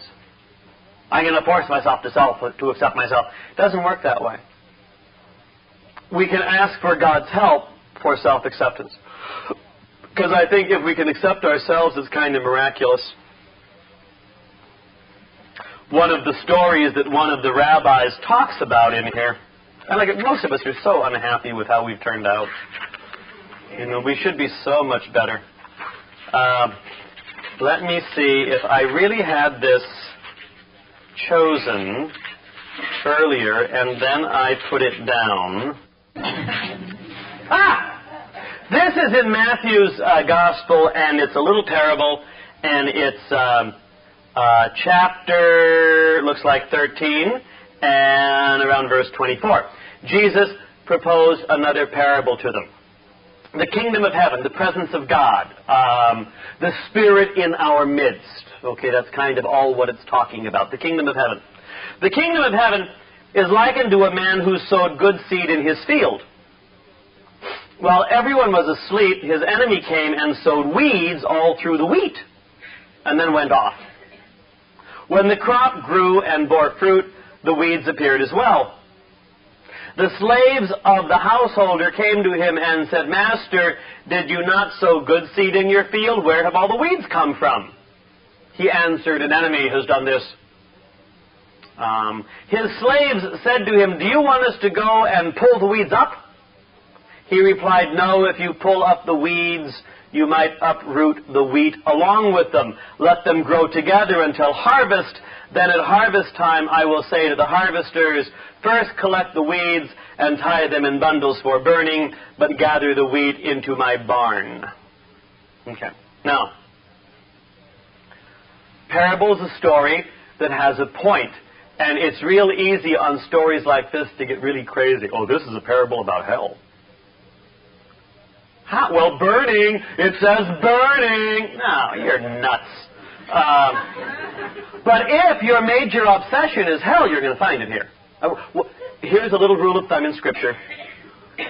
Whatever craziness is going on in your head, you will find in those pages. Trust me. People have for years, and they do, and they have TV shows. Or it's about slavery. It says slave. It's slavery. That's not what it's about. Well, what's it about? Who's the wheat? All right, am I wheat or am I weeds? Am I wheat or am I weeds? We are the field. Each one of us is the field. And in each one of us is wheat and weeds. So relax already. Well, what about the last day? God will sort it out. This is God's job. You know, when we hear some of us talking about the defects of character, and again, none of us have any, but we sponsor people who do. You'll hear some of us say, "Oh, you know, my ego's so big." Bad ego. Bad ego. You know. Relax. Just relax, you know. A lot of us have problems with ego. Yeah, a lot of us have problems with self-obsession. A lot of us have problems with anger. Welcome to the group. We are the fields. And in the fields we have wheat and weeds all mixed up. And the level of self-acceptance is to be able to say that out loud without saying, "Bad field." No, interesting field.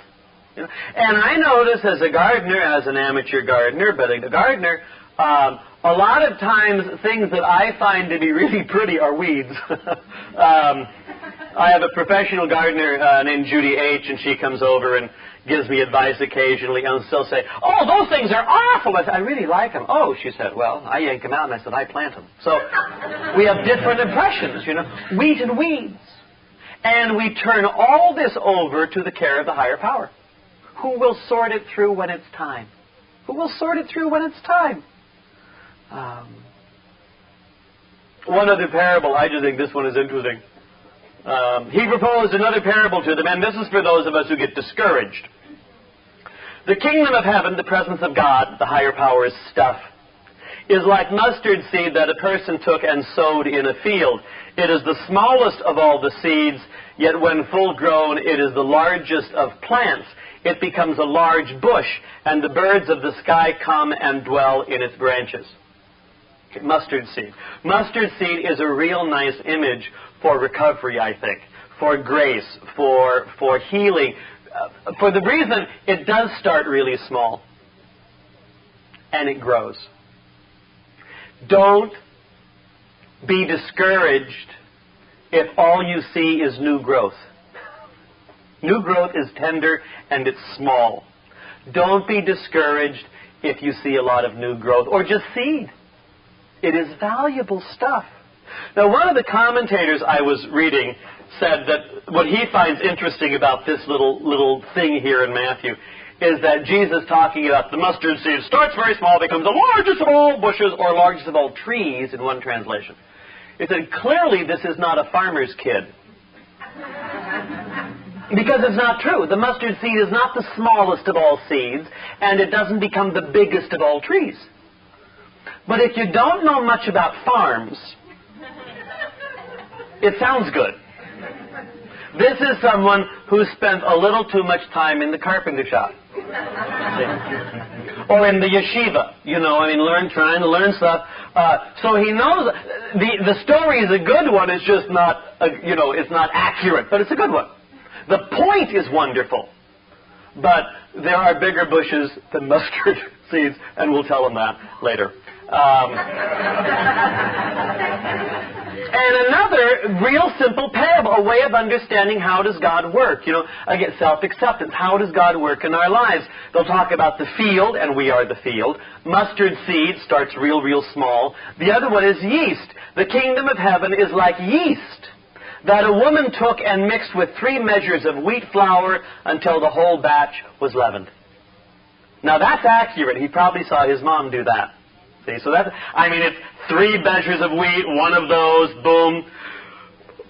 Yeast is another great image. And most of us haven't baked. But you might want to try it sometime just for the raw, sensual experience of it. Yeast, given the right temperature, and mixed with dough, under the right circumstances, transforms the whole loaf. You don't have to sit next to it saying, come on, yeast. Come on, yeast. Or, I've got to think about the yeast. I have to worry about the yeast. Is it working? I don't know if it's working. What do you work about this? Yeast just works. And it kind of blows itself up, and then you get to punch it and work it. It's a great thing to do if you have a little difficulty with anger. May I suggest baking bread, and don't use the machine. Do it the way Grandma used to do it. Like, did you ever wonder, gee, when the family gets together, why does Grandma bake so much bread?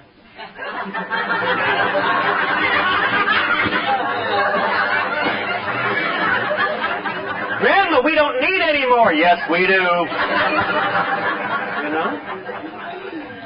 It was a way of discharging lots of this stuff that happens when the family... And Grandpa chopped wood.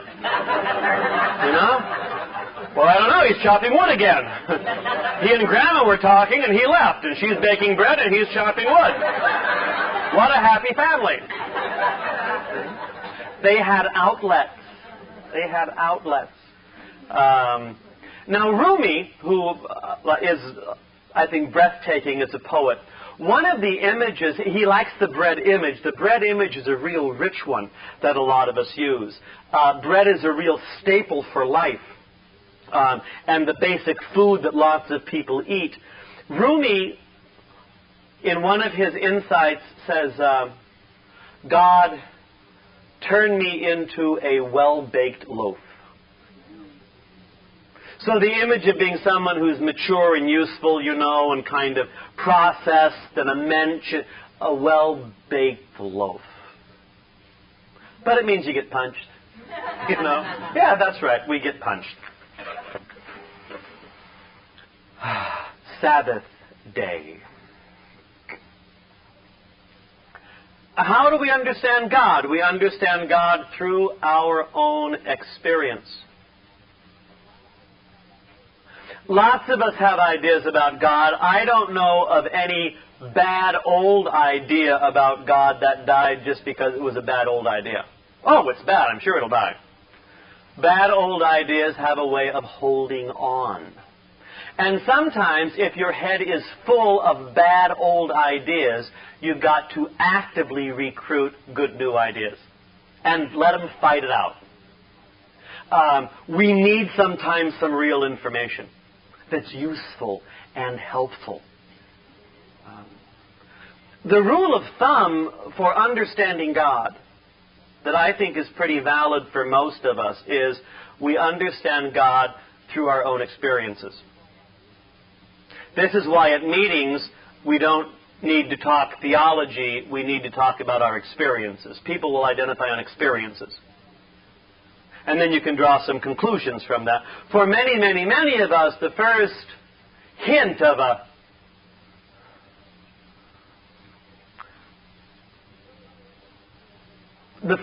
of spirituality that's not toxic is recovery. You see, sick people start to get well. And that gives you an idea of God. God takes sick people and gets them well. This frequently takes a long time. My sponsor, who needs meetings very badly, and we're watching closely, says the only person sicker than a newcomer at that newcomer's first meeting is that newcomer's version of the higher power. Because we come in with a lot of distortions. The God who is enraged, a lot of us have that. The God who is far away, a lot of us have that. That's my personal favorite. The shrinks tell us, and I think they're right, that our first experience with higher power is mom and dad. So if you have an awful lot of difficulty with higher power stuff, the question I would ask is, how well did you get along with mom and dad? If you are terrified of eternal damnation and smell fire and brimstone, I think I'd ask if there was a lot of screaming at home when you were a kid. You know? Was one of your parents a bully? Was one of your parents physically violent? Just fundamental questions. My dad was this wonderful man who everybody liked, and he was very involved in a lot of stuff, and he would come home and have a couple of drinks and pass out. So, my idea of God, God's wonderful and very effective for you, however, has no time for me. And I just figured that was true forever. I relate a lot to Franz Kafka, who was not an optimist, and I would not recommend reading him unless you've got about 5 years in the program. He was a little moody, but it says true things, you know. Kafka, in one of his essays, writes, "There is infinite hope, but not for us." Okay. I can't tell you how I identify with that. See, I know it's going to work out for you, but I'm doomed. You know, and no matter how hard I try, I'm doomed. Part of my recovery, God as I understand God, I had to change my understanding of God, because my little boy's understanding of God was not going to keep me sober. And I had to realize that God wasn't far off. God was involved in my life. How do I know this? I'm not loaded at the moment. This is what opened the door.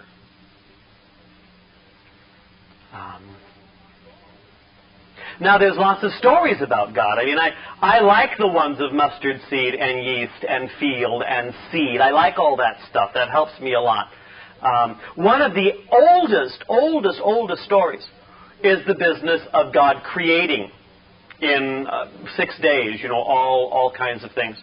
And on the seventh day, God rests, however that story goes. It's early Genesis. The way some of the rabbis dealt with that story, because they're trying to understand. They're trying to take a look at where does God start and we end, and where do we start and God ends, and what's the mixture, and is God present or is God far away? Or there's a lot of conversation on this, you know. Some of the founding fathers of the United States, like Mr. Jefferson and Mr. Madison, they were people who believed that they were deists. God started everything, the universe, as this great big clock, and then went away. So everything works perfectly like Isaac Newton's universe. And this is what they believed in, you know. God was not personally involved. God was the great clockmaker in the sky. Well, that helps a lot of people. Doesn't help me. Aristotle described God as God is thought thinking itself. Doesn't do much for me either. I have some real difficulty with the way that Jesus is presented by some. Makes the skin crawl off my bones. It really does. I mean, I just go, oh, no, you don't mean that. I'm so horrified. I get to choose the God of my understanding. I need to hear other people talk about how they understand. But that doesn't mean I'm going to agree with these folks.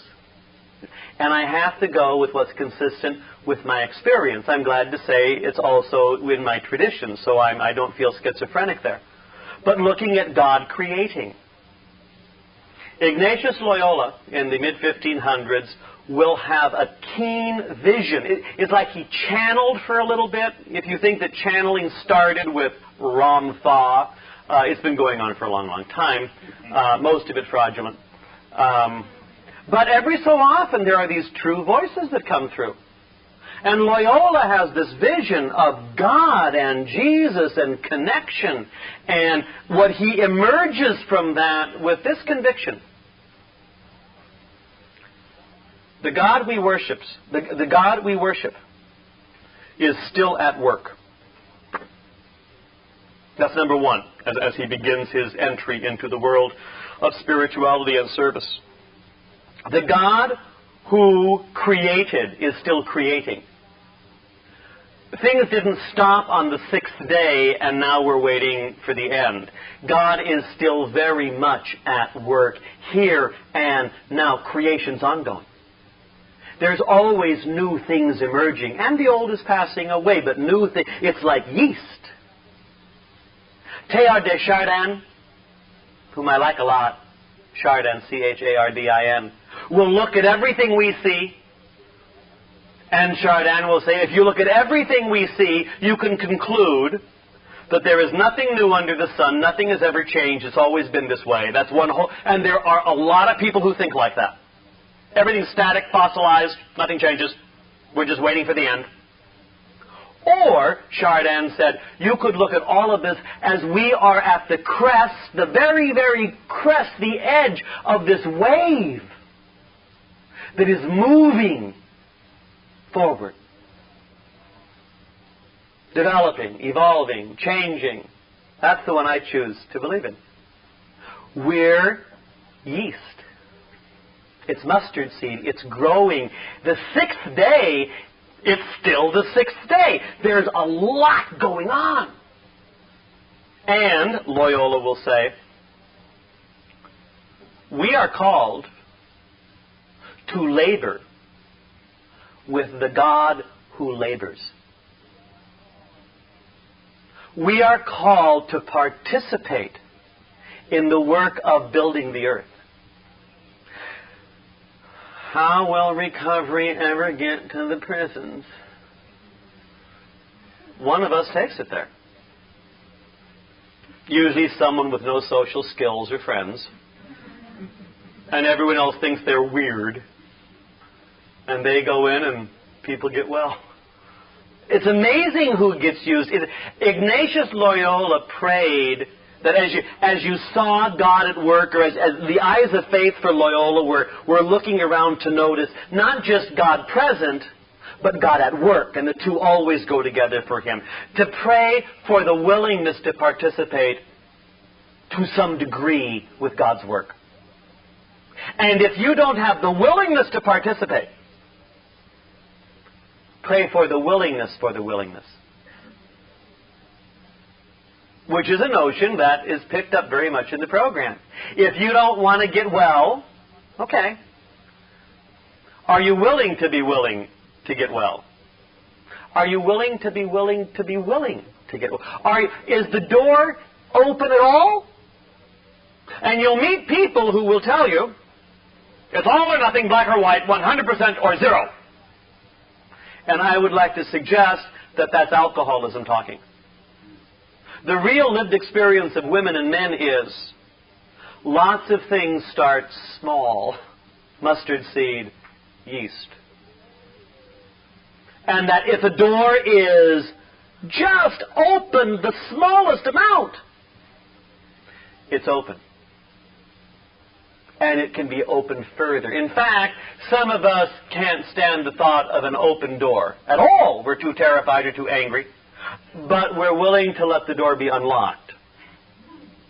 Sometimes. And what's startling is if in our heart and our head we're willing, just barely willing, to have the door unlocked sometimes, occasionally, God can work.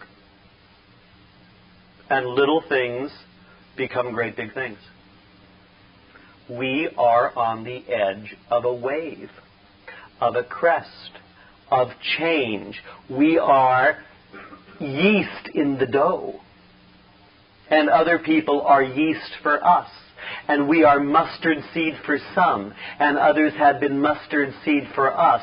For your spiritual practice this afternoon, what I'd like you to do, unless you want to take a nap again, which I would approve of, because I always approve of naps, but you might want to take a few moments and make a list of the women and men in your life who have been mustard seed and yeast to you.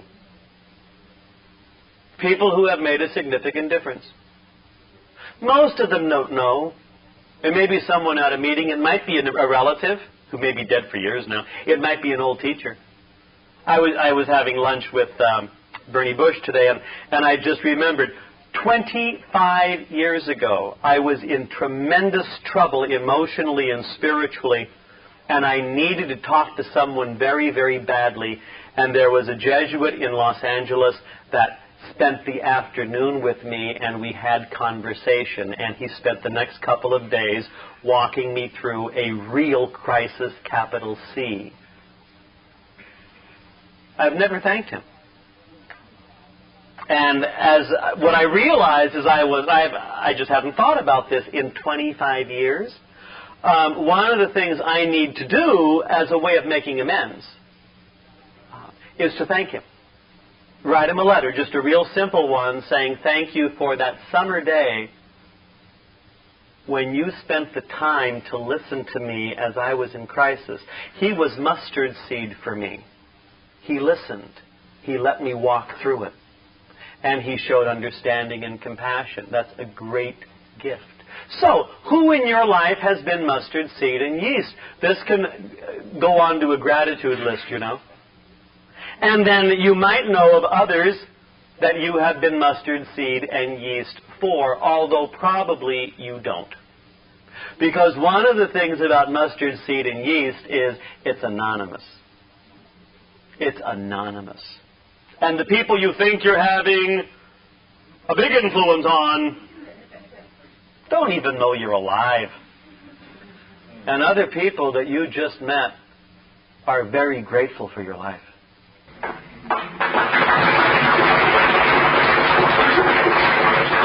Sorry to interrupt your viewing. Taper Dave here. Just wanted to take a second to ask you to like and subscribe to my channel. Let me know if you like what you're listening. I've got some very good talks here, and this one's a great one. Just curious, do you think this is better than Zoom? Tell me what you think. Let's try the Serenity Prayer. Not enough. It's never enough. God, grant me the serenity to accept the things I cannot change, the courage to change the things I can, and the wisdom to know the difference.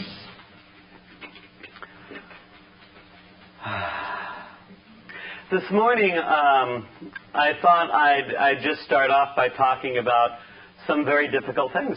Why not? Now that some of you at least have relaxed a little. You can't talk about some of these things on Friday night or people run out the door screaming. And lots of times before I can hear anything, I need some regular meals and some sleep. And I find if I remember that, regular meals, some sleep, before I go into a stressful situation, I can usually handle it better. And then after I've been in a stressful situation, I find I need some regular meals and some sleep. It's real important. But what I want to just massage a little bit this morning is taking a look at the alcoholism,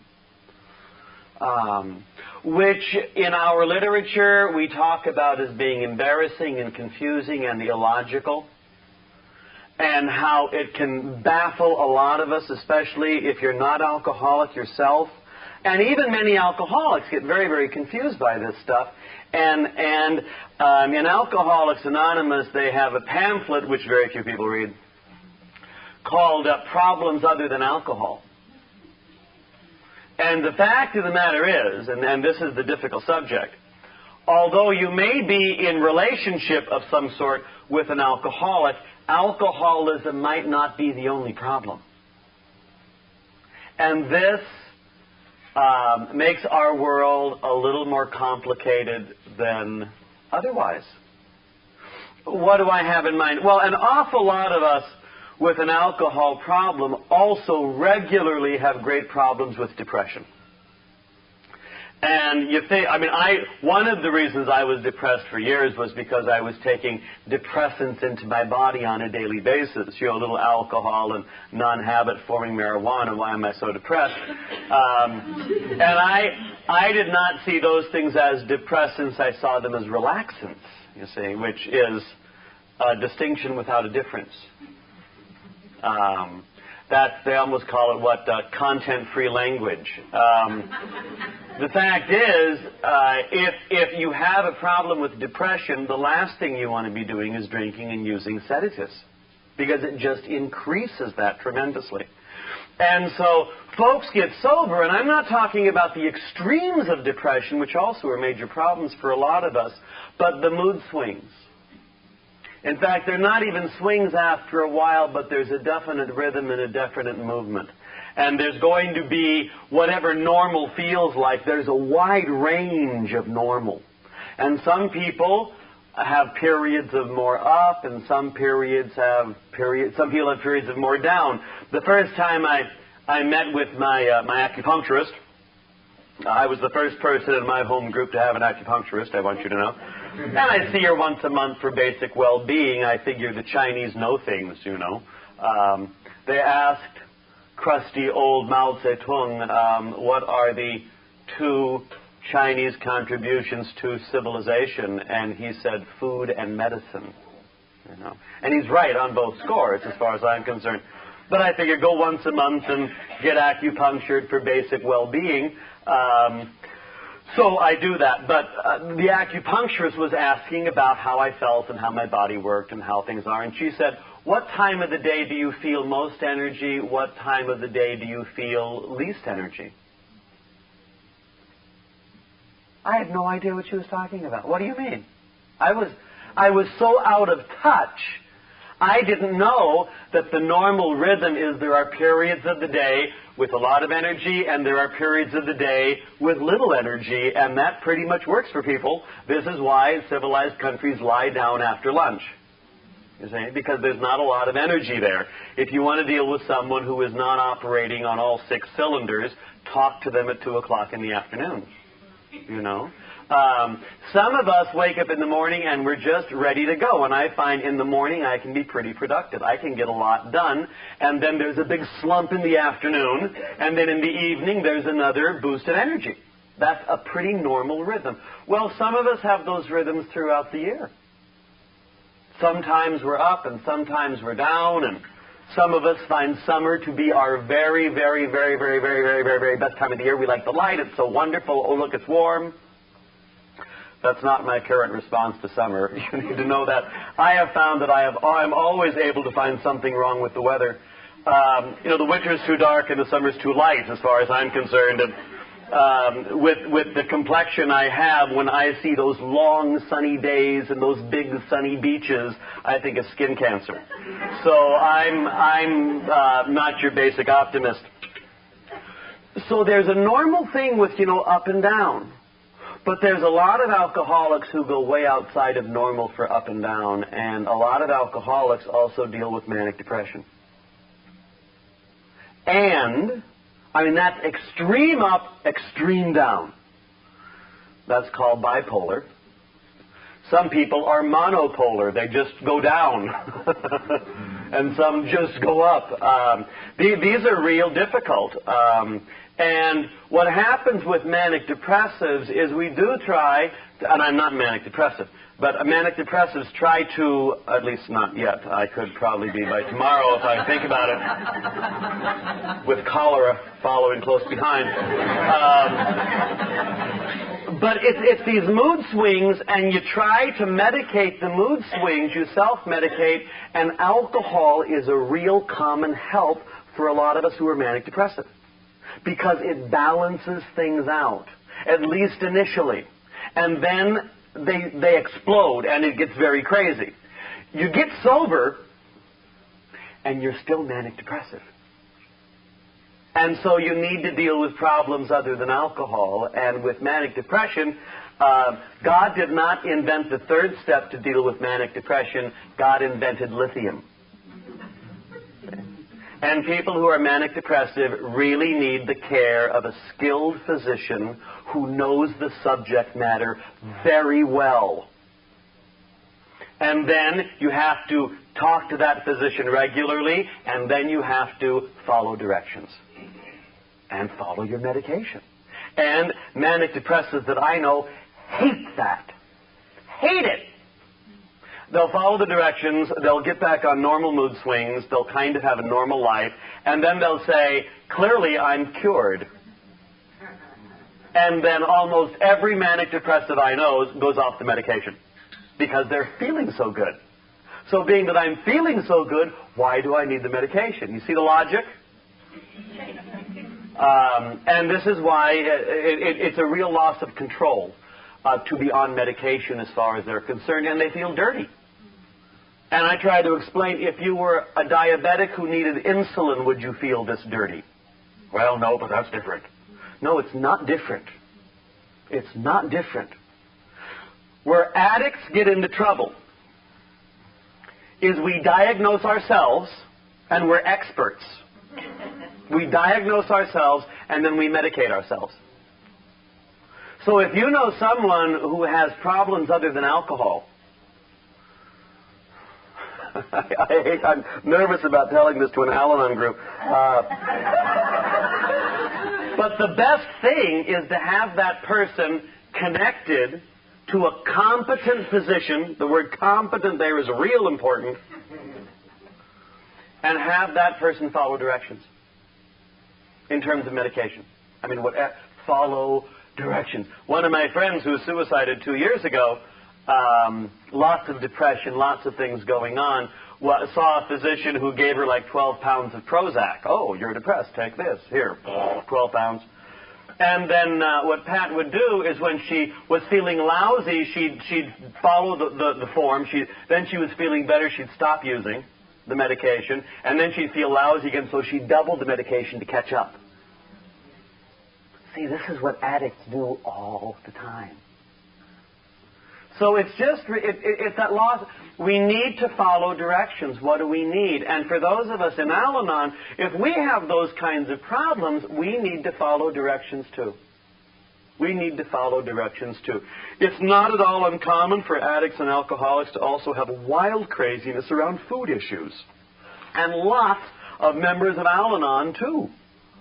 Anorexia, bulimia, a compulsive overeating. There's all kinds of ways that we can get nuts around food.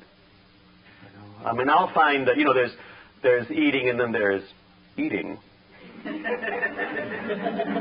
every so often I will find myself, really abusing food. I'll be standing in front of the refrigerator eating ice cream out of the container. And I would suggest this is not normal ice cream eating. And it's a way of just trying to deal with basic, I'm feeling empty, I'm going to fill up somehow. Or I don't want to feel some stuff. I get so angry, I'll eat. That's stuff I need to watch at, take a look at. And there are other things. Bill Wilson, and this is one of the things that I can go into a little more detail on. Bill Wilson had all kinds of problems with depression throughout his life. And it's one of the reasons Lois needed Al-Anon, to deal with Bill's moods. And it's hard to live or visit or have lunch with someone who's real ill. They exhaust us. And if we're surrounded by sickness, they're draining our energy all the time. So we really do need lots of help. There's a book written last year. It's published by Hazelton. It's called The Soul of Sponsorship by Robert Fitzgerald. This is a book dealing with the correspondence between Bill Wilson and his spiritual director, a priest named Father Edward Dowling from St. Louis, who was a Jesuit. And Edward Dowling was his director for 20 years. And then he died in 1960. But they sure corresponded about a lot of things, and it talks about some of the things that make those of us in recovery very anxious. Alcoholics are terrified of depression. We don't want to talk about it. We don't want to talk about following doctor's orders. We just get nuts on these things. And the image we want to have as sober alcoholics is that you stop drinking and everything's fine. And if you've lived with someone like that, you know that that's not true. It can be real complicated. This is from this text, The Soul of Sponsorship. And in 1943, 1944, Bill and Lois made a tour of the provinces. They visited all of the AA hangouts in America, and I guess Toronto too, and waved at people and gave little talks and inspired folks. And it went very, very well. Now, the guy that internationalized AA, or not, well, I guess internationalized, but the guy who definitely got AA out of Akron, Ohio, was Jack Alexander, who wrote an article in 1940, 1941 in the Saturday Evening Post.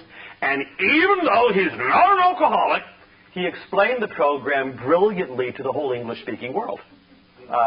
And it is a message of hope and practicality. It's a great article, but therefore AA groups sprung up everywhere, and Bill and Lois go and visit them, and it's wildly successful. Things worked real well. People were glad to be living lives.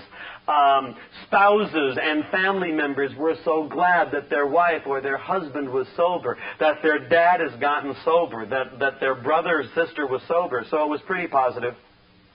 Bill and Lois returned home in January 1944. The tour had been a success for Bill and the fellowship. What happened next came as a complete surprise. Bill was plunged into a suicidal depression that would last until 1955. Put yourself in Lois's shoes. He's not drinking, but he's barely living. Boy, you really do need... when I was doing, for a period of several years, I did some direct stuff with people with AIDS. Regularly and every week. And for 4 years, I did some work at the Center for People with AIDS in Oakland.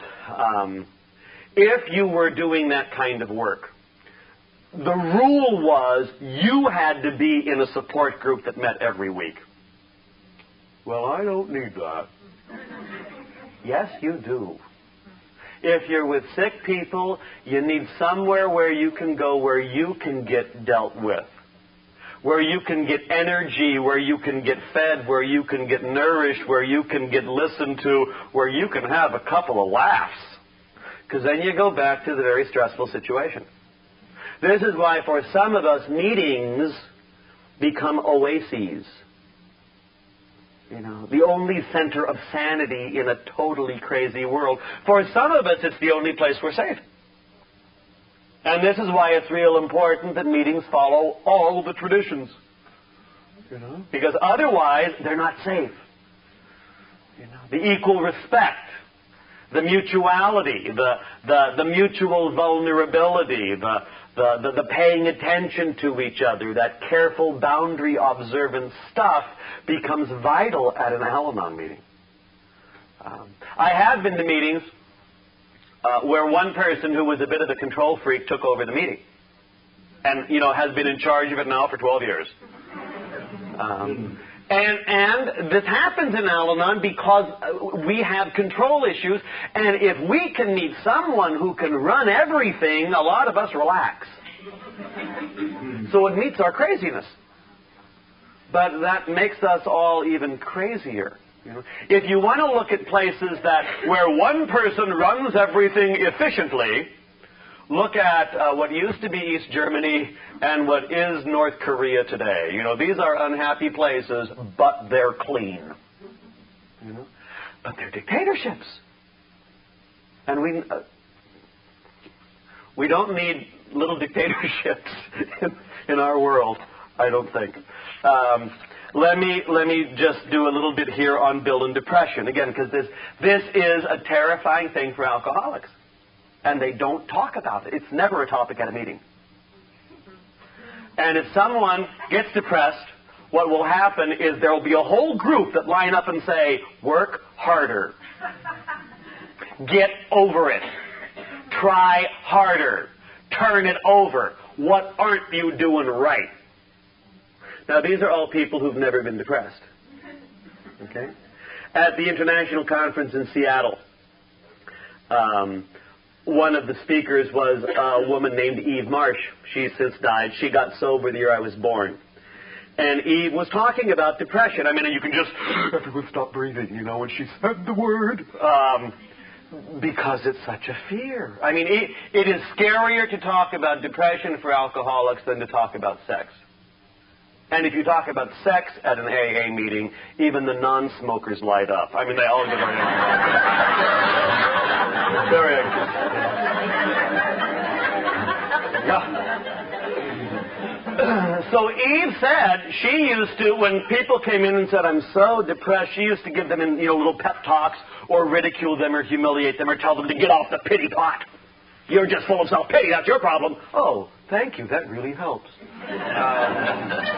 And she said the reason she did that was she had never been depressed. And then she said, and then I had my double mastectomy. And I got depressed. And I found out that depression was as real as a broken leg. You know, get over that broken leg. You know, let's get walking. Well, depression lasts, sometimes for days, sometimes for weeks, sometimes for months, sometimes longer. And it takes a lot of effort to walk through it. Bill writes about this with great clarity. He says, this is Bill now, when I was tired and couldn't concentrate, he would write to other depressed people who were sober. And these are all in the archives in New York. Bill has a whole slew of correspondence on how to survive depression. When I was tired and couldn't concentrate, you're exhausted and you can't read. You can't even watch, sound bites, are for people who are depressed. That's all you can remember is 12 seconds, And then you do the next one. I used to fall back on an affirmation toward life that took the form of simple walking and deep breathing. Simple walking. This, by the way, is one of the forms that people who practice Zen do to meditate. Walking and breathing. You don't need a lot of accoutrement or fanciness. It's just move, breathe. It's basic. I sometimes told myself that I couldn't even do this, that I was too weak. But I learned that this was the point at which I could not give in without becoming still more depressed. And if you ever dealt with depression yourself, you know that you can't get out of bed. And if you don't get out of bed, it gets worse. What are you going to do? I'm going to shower. Oh, God. It's wonderful to get that far, and then we'll deal with socks, later in the day. So I would set myself a small stint. I would determine to walk a quarter of a mile. And I would concentrate by counting my breathing, say 6 steps to each slow inhalation and 4 to each exhalation. Having done the quarter mile, I found that I could go on maybe a half mile more, then another half mile, and maybe another. This was encouraging. The false sense of physical weakness would leave me. That's one of the other things that always happens when you're depressed. You feel physically worn out, weak, exhausted, frail. Objectively, it might not be true at all, but that's how you're feeling. So, of course, you can't move. You can't swim. You can't walk. You can't get on the bicycle. You don't have the strength. It is as big a trap to be in as the drinking. This false sense of physical weakness would lead me, this feeling being so characteristic of depressions. The walking, and especially the breathing, were powerful affirmations towards life and living and away from failure and death.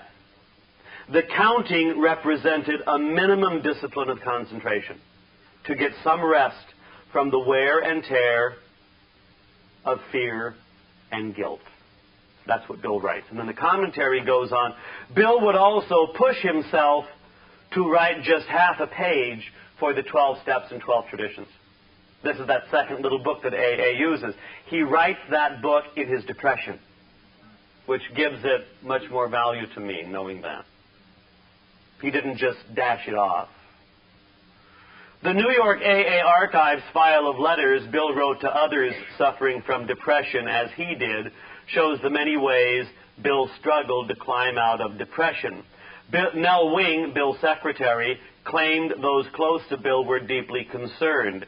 She mentioned days when Bill would be dictating to her only to stop and break down weeping. From 1944 to 1955. Who's that old guy crying in the back office? Oh, he's the founder of AA. How long has he been sober? 10 years? 12 years? 15 years? To say it out loud is real important. To give all of us permission when we talk to tell the truth. How are you doing? Sometimes pretty well, sometimes not so well. And if you're not doing so well, it's real important to be able to say that at a meeting. Or at least to some people who are safe. Because otherwise what happens is some of us are smiling brave little smiles and thinking of shooting ourselves. Because we don't know another way out. And then we'll take responsibility for the group. Well, I can't tell the group I'm down. What will they do? They'll practice their program, is what they'll do. See, we start taking care of each other, so I have to lie to take care of you. This makes us very sick. I was told that the reason the program works is that we're not all crazy on the same day. But we all get to be crazy, and especially when there's stuff going on with spouses or siblings or children or grandchildren. We get affected. And if I'm having emotional upset or depression or sorrow or anger, I need to be able to talk about that in a safe place. What makes a place safe? Let me tell you why my sponsor is safe to talk to for me, even though he needs meetings much more than I do. He listens. He doesn't need to comment on everything I say. He listens. Sometimes he comments on things I'd rather he overlooked. Something I just slipped in at the end he wants to go back to and say, what did that mean? Oh, it's nothing. I was just buying guns.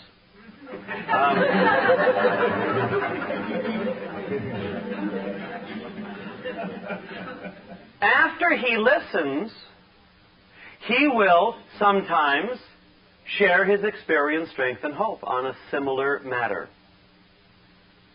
He doesn't tell me what to do. Only once has he done that, and that was because it was really crazy. He told me what not to do, which was my plan. He said, don't do that today. We can talk about that tomorrow. So I followed his directions. But he shares his experience. He doesn't lecture me because it doesn't work. He doesn't try to scare me because that doesn't work either. I mean, I can't be scared. I mean, I'm an ex-smoker. You can't scare us. I remember when I was still able to smoke and climb upstairs, which I was not able to do with my last couple of years of smoking. My folks, very concerned about my health and my smoking, They would send me Reader's Digest articles about I'm Joe's lung, you know, very helpful.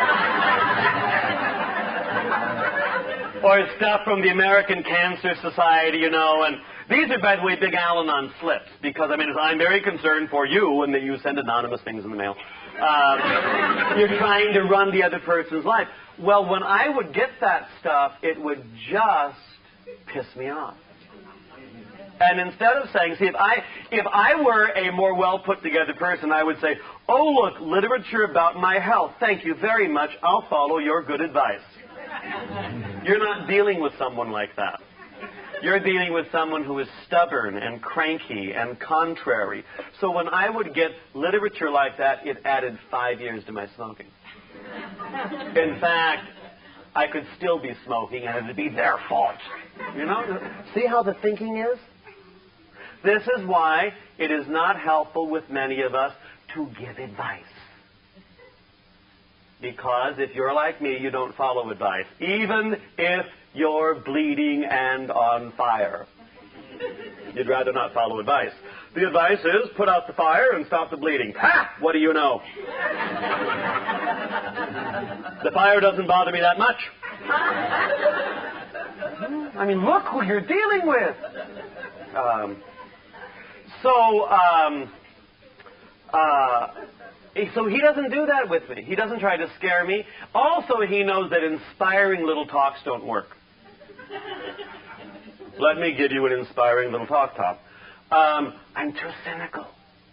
It makes me crazy. When I hear, and this happens in church too, when I hear these inspiring little talks, I just want to drink. And I know I shouldn't. I should be very careful in watching political conventions for this reason. Because, I mean, the pictures painted are so unrealistic. They're just so pink and fluffy and happy if you only let us run your life. And I find myself reacting, not acting, but reacting. However, again, how does my sponsor deal with me in terms of al-anon issues? He listens, he shares his experience. Every so often he underlines something I've said. And he'll say something like, that's real important to pay attention to. He's not a control freak. He's too self-obsessed to worry about others. That's nice.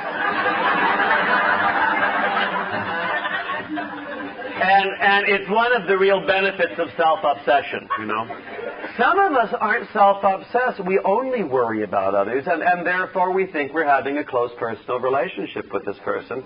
But we're not. We're just worrying. You know? Learning how to talk about our experience, strength, and hope without trying to run the world, without taking hostages, and without full of criticism is the al-anon blessing. It's the al-anon blessing. And you can see people practice this. I'm very lucky in my sponsor. He uses both programs. His father was also alcoholic. And his father died when Terry was a little boy. His father died on a slip. You know, people die on slips. And he knew a lot about alcoholism and the family disease, and read the big book before he took his first drink. You know? And then, of course, after the first drink, off to the races. You know, there's life to live. Oh, well.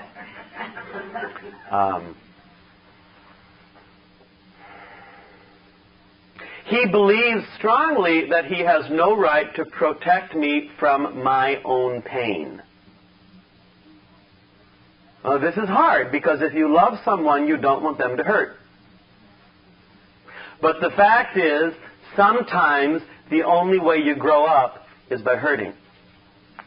And sometimes the most loving thing we can do for another person is to give them the respect of their own pain.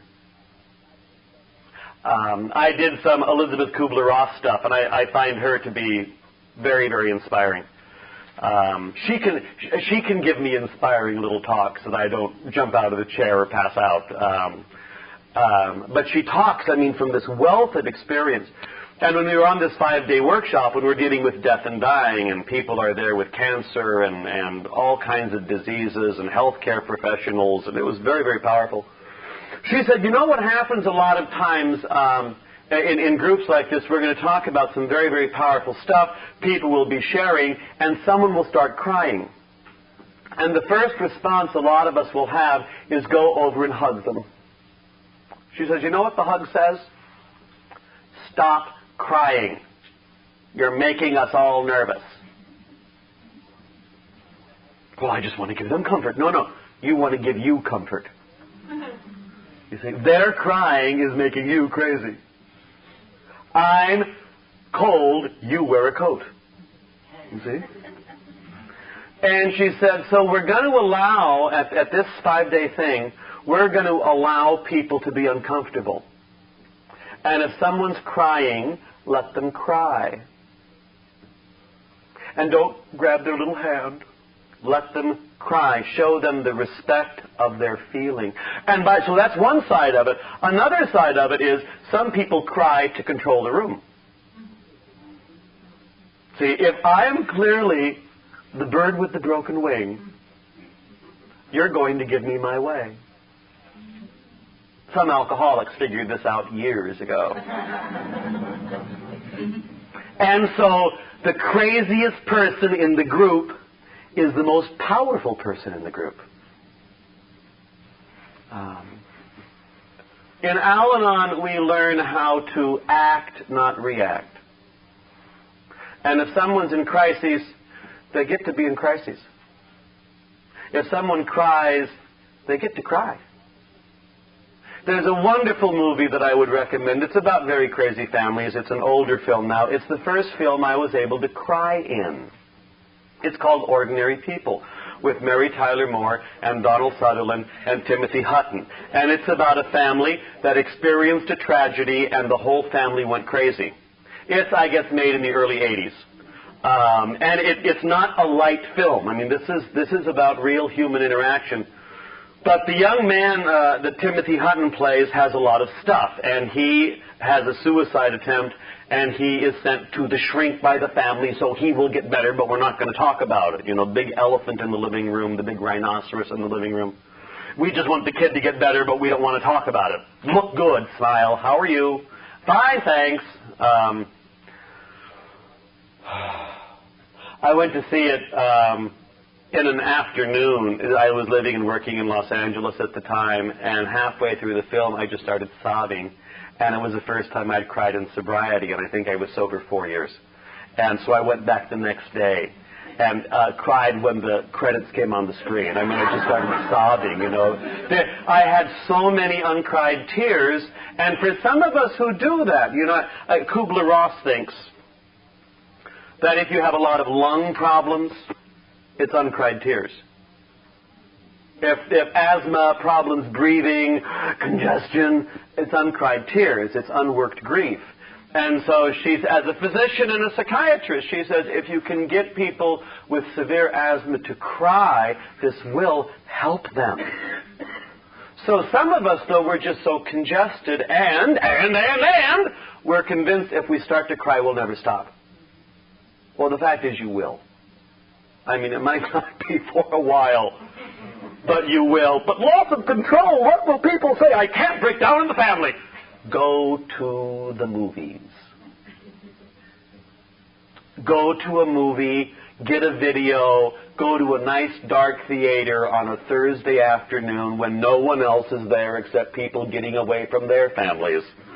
Or playing hooky from work, so no one's going to pretend they see you. And let yourself cry.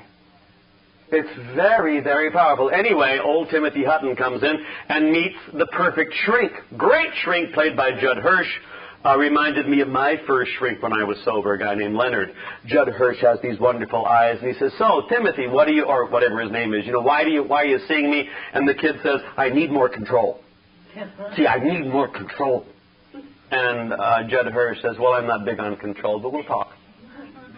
And it works. I mean, the kid starts healing. The trust stuff he starts working through things, and a crisis finally happens, and he runs to see the shrink again, and he's just wigging out. I mean, he's very upset. He's feeling real intensely. And Judd Hirsch tries to make him feel better and say, well, kiddo, it's going to work out. And the kid turns to him and says, listen, I feel lousy. Let me feel lousy. Good for him. And the shrink backed off. Sometimes we have to feel lousy. It's the most authentic thing we've got going for us, and it's true.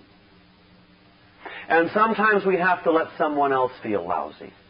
And this sends my anxiety through the roof.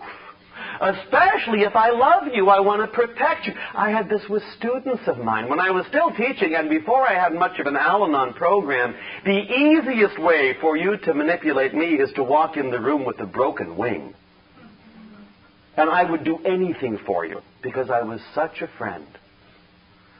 But I ended up lying and manipulating and cheating and doing all kinds of stuff to make the broken wing go away, you know. But the kid had already figured out that the broken wing was his most effective tool. So it's not going to go away. Kept coming back in crises. The detachment. The detachment. And you can say, the wing is broken and the paper's still due. You know? Letting someone else be in pain, letting someone else hurt, takes every fiber of my al-anon recovery. Because I don't want anyone to ever hurt. So, talking with my sponsor, I went through, I would say, a pretty significant depression about 9 years ago. I had been in, I was doing a lot of things and stuff, you know, life was happening, and I knew I needed some time off, and so I took some time off. This was January, February, March. I'd have to look up the year it was, but it was about 5 or 8 years ago. And I just kind of fell apart.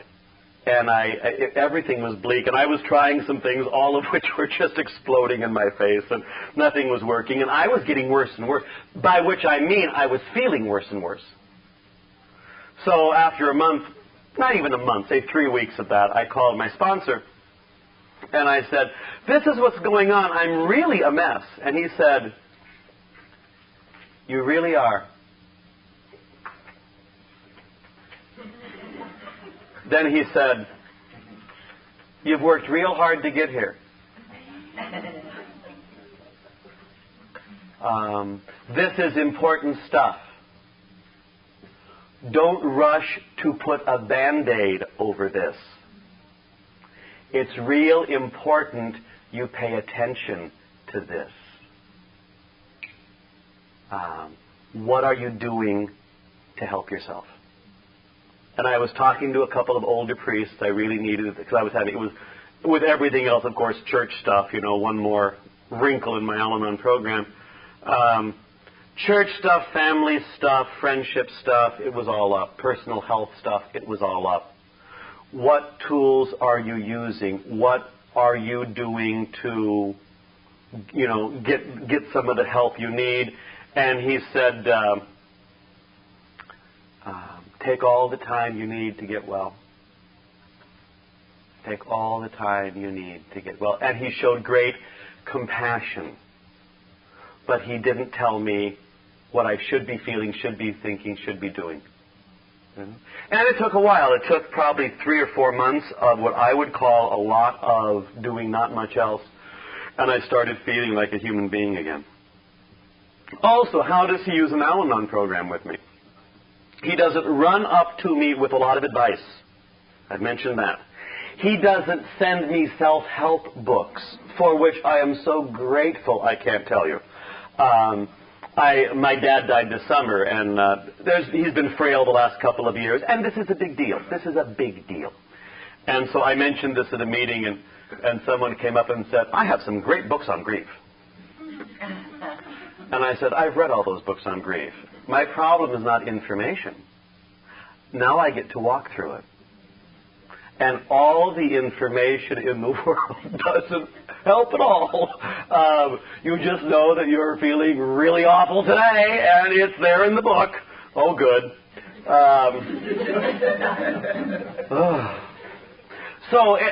But what he does, he listens and he respects my insides. He respects my insides. And lets me feel my pain. That's number one. Number two, he lets me feel my hard-won pain. Number two, he's convinced that I have the right to live with the consequences of my mistakes. Again, this is very hard because if someone does stupid things, I want to intervene. Now, this is very crazy for those of us in Al-Anon, because we do that a lot. We don't want people we love to have consequences for their awful behavior. Now, the great dividing line between adolescents and grown-ups, no matter how old you are, is grown-ups know that actions have consequences. Adolescents don't. And some people who are 46 years old, age-wise, and 15 years old emotionally, have never put together the fact that their actions have consequences. And if I don't let them put that together, I'm keeping them sick. I have to let some people go through awful things with great compassion. It's kind of a shock to me to realize that frequently love is not powerful in the way I want love to be powerful. If I love someone, I want to be able to fix them, protect them, help them, move them on to the next plane, you know. And I find that sometimes those I love the most, I am most powerless with. But I get to feel the vulnerability of it. And then I need a meeting real badly. So I can let them, show them the dignity of walking through their stuff. It's called detaching. It's called letting go. It's called taking care of my own business. Otherwise, if I'm busy intervening all over your life, I'm playing God. I'm fixing you. I'm doing everything imaginable to make sure that you don't have your own life. And I've got, as we say in California, I have to respect your own process. Now, does that mean I cannot be helpful? No. I want to be very helpful, but I want to be appropriately helpful. And this is a big topic. See, there are some things I should not do for you, ever. You've got to do them yourself. There are other things I better not do for you. I mean, you actually will be better off if I don't. There are other things I may do for you. I can be genuinely helpful, but I get to choose where that is, and I want that, because I'm so limited, I want that to go where it's helpful most, not where it gets in your way. And that means I have to talk about it and pray over it and interact with it. Sometimes people who are new to codependency world get a little black and white. I was walking somewhere and they opened the door for me and said, "Oh, I'm sorry for being codependent." Good manners are not codependency. Courtesy is not codependency. Politeness is not codependency. Those are the things that help us get along with difficult people, namely ourselves. And I'm one of those people, when I cannot get to an Al-Anon meeting, I read Miss Manners. She has a lot to say about people getting along, and I find myself frequently agreeing with Miss Manners. And she really believes that people need to clean up their own act. And then we learn how to get along with each other. And a lot of the advice Miss Manners gives is very Al-Anon. You know, very Al-Anon, I think. So if you haven't read her stuff, let me give her a little plug. And she believes that we can lead civilized lives, you know, and real lives.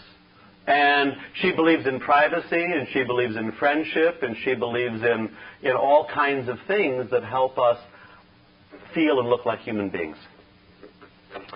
So, is there anything else to say? When you're dealing with people with problems other than alcohol, know that. Know that. It's important to know what you know, and it's important to see what you see. One of the great books that deals with this whole subject is When Society Becomes an Addict by Ann Wilson Schaef. And she sees a lot of crazy family dynamics on the national scale. And she says there's all kinds of things that make us sick. The patterns, and she looks at those. But she says one of the things you have to do for your own program is you have to tell the truth about what's going on. Avoid the smoke and mirrors. Don't be taken in by the hype. Don't trust Madison Avenue, and the oil companies are not our friends. Okay? Keep those things real clear. And tell your truth.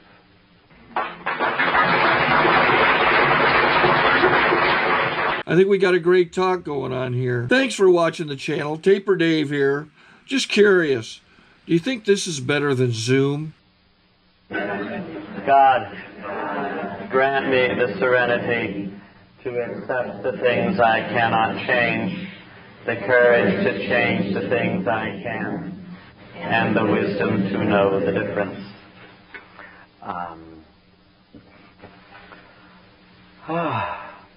There sure are lots of ways of being crazy, and we're in a world where there's vast amounts of it in lots of ways. One of the ways I understand most obsessive-compulsive behavior is that people are, and this is putting on the psychological hat, but people are obsessive and compulsive because they don't want to feel. And rather than feeling, you act out obsessively, compulsively. You will find people do this drinking, they will do this drugging, they will do this sexually, they will do this religiously, they will do this politically. Rather than feel, you get obsessive and compulsive about ways of thinking, ways of behaving. Rather than feel, I'm going to clean everything. Rather than feel, I'm going to rearrange everything. Rather than feel, I'm going to cut the lawn again. Rather than feel, I'm going to have sex with 97 people as soon as I find them. Rather than, rather than feel. And this is a lot of, rather than feel, I'm going to overeat. Rather than feel, I'm going to smoke.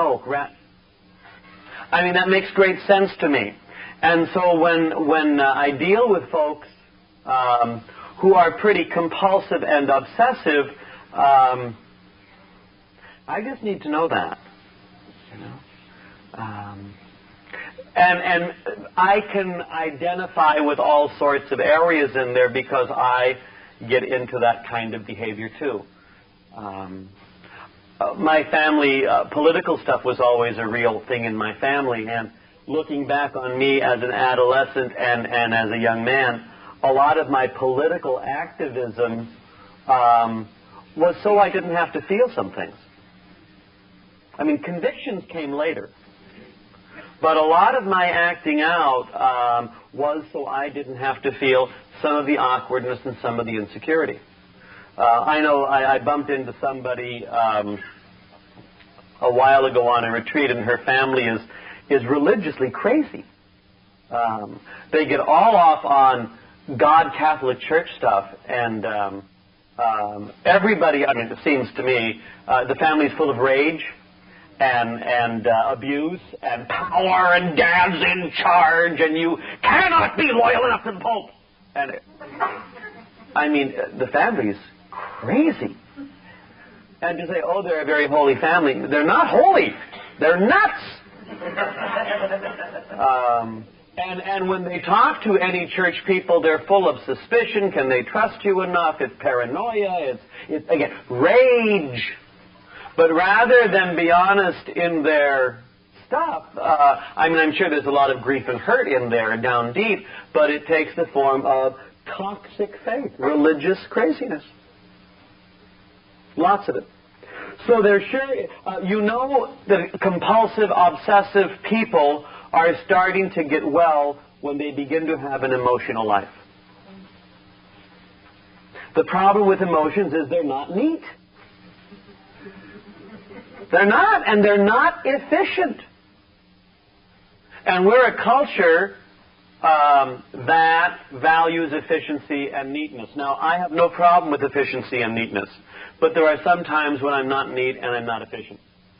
And I have to give some permission. I have to do some self-acceptance on that. I mean, if all I was going to do was sit and feel, nothing would get done. So people who mostly feel drive me crazy too. You know, I have one sponsee, I think, who will call and say, Tom, since we talked last, I've had 87 feelings. I'd like to talk with you about each one of them. and he's not that interesting. I mean, he's totally fascinated. Then I felt a little insecure. Then I felt so happy. I just glaze over, and I do crossword puzzles.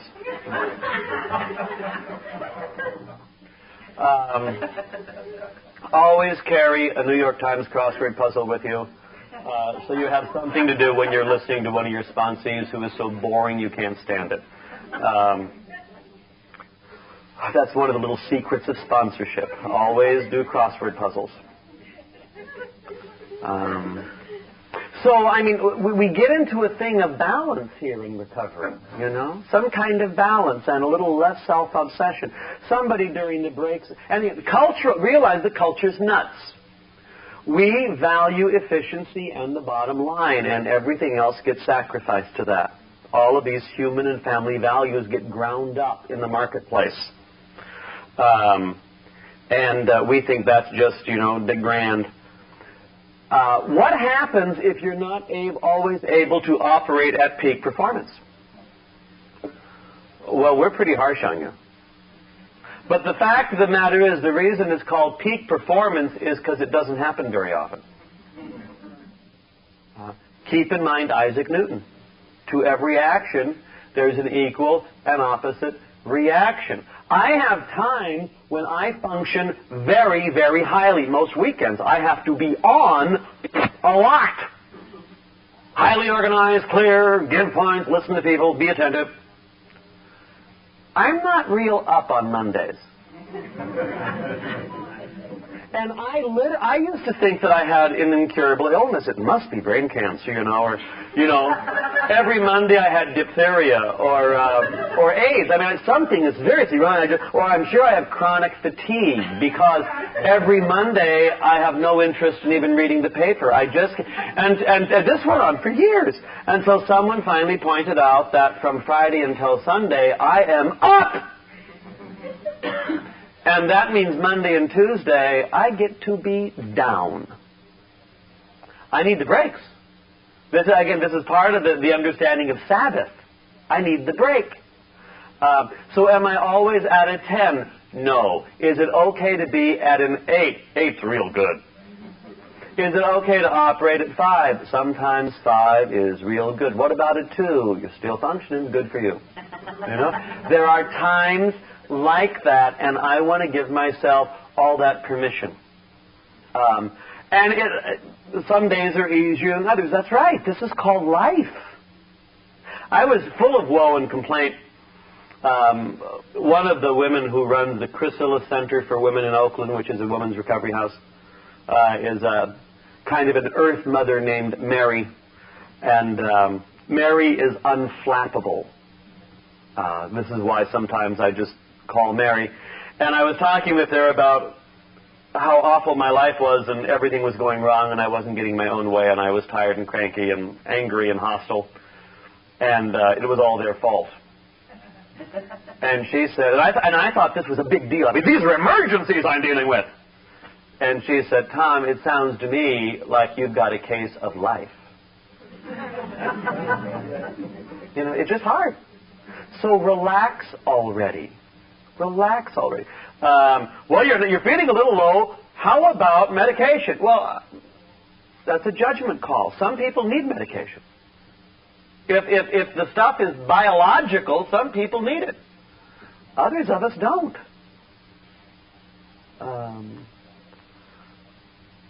I take thyroid because mine's dead. But otherwise, you know. Part of recovery a good ethics is based on a good biology. Part of recovery is to see a physician regularly and get a checkup, especially if you're feeling lousy. There might be something physically wrong. I mean, a lot of us who are in Al-Anon live with just a little bit of stress. And sometimes that has real physical repercussions. And I know a number of untreated Al-Anons who have simply turned over and died from the stress. We get worn out. We get exhausted. When I mentioned this thing I went through, 5 or 8 years ago, talking to my sponsor, and who said, don't put a Band-Aid on it. One of the pieces of footwork I did is I got a physical. And you got a little feedback. And he said, oh, you're fine physically. Anything going on otherwise? Oh, taking the Reagan presidency a little seriously. A little personally, And he said, well, there's medication. And I said, well, let's talk about that. And we had a conversation. And I decided no. But we talked about it. And if I was profoundly depressed and wasn't washing or leaving my room for 6 months in a row, I'd want to be on it to get me to a place where I rediscovered hygiene. Anyway. Seems to me. Now, this is, and I give myself permission. Sometimes I function real well, sometimes I don't function real well. The holidays are real stressful for lots of us, especially in Al-Anon with family craziness. You have the constitutional right to enjoy the holidays if you want to, and if you don't want to observe the holidays, don't. What are they going to do? Yell at you again? If you entertain ungrateful people year after year after year, who's the crazy one?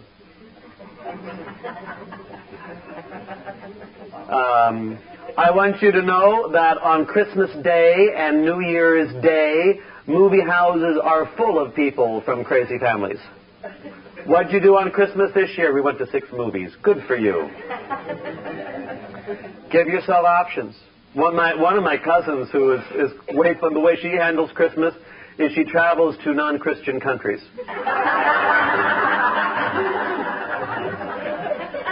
Where she doesn't have to put up with that crap from anyone, is the way she explains it. Little hostility there. But she looks forward to the holidays now, because she goes to places where but we get to make choices as grown-ups. And in the last hour or two, I talked about how, there are problems other than alcohol with women and men we love, and that's important to know. That's also true for us. Also, healing for the addict and alcoholic is a slow process. And just know that.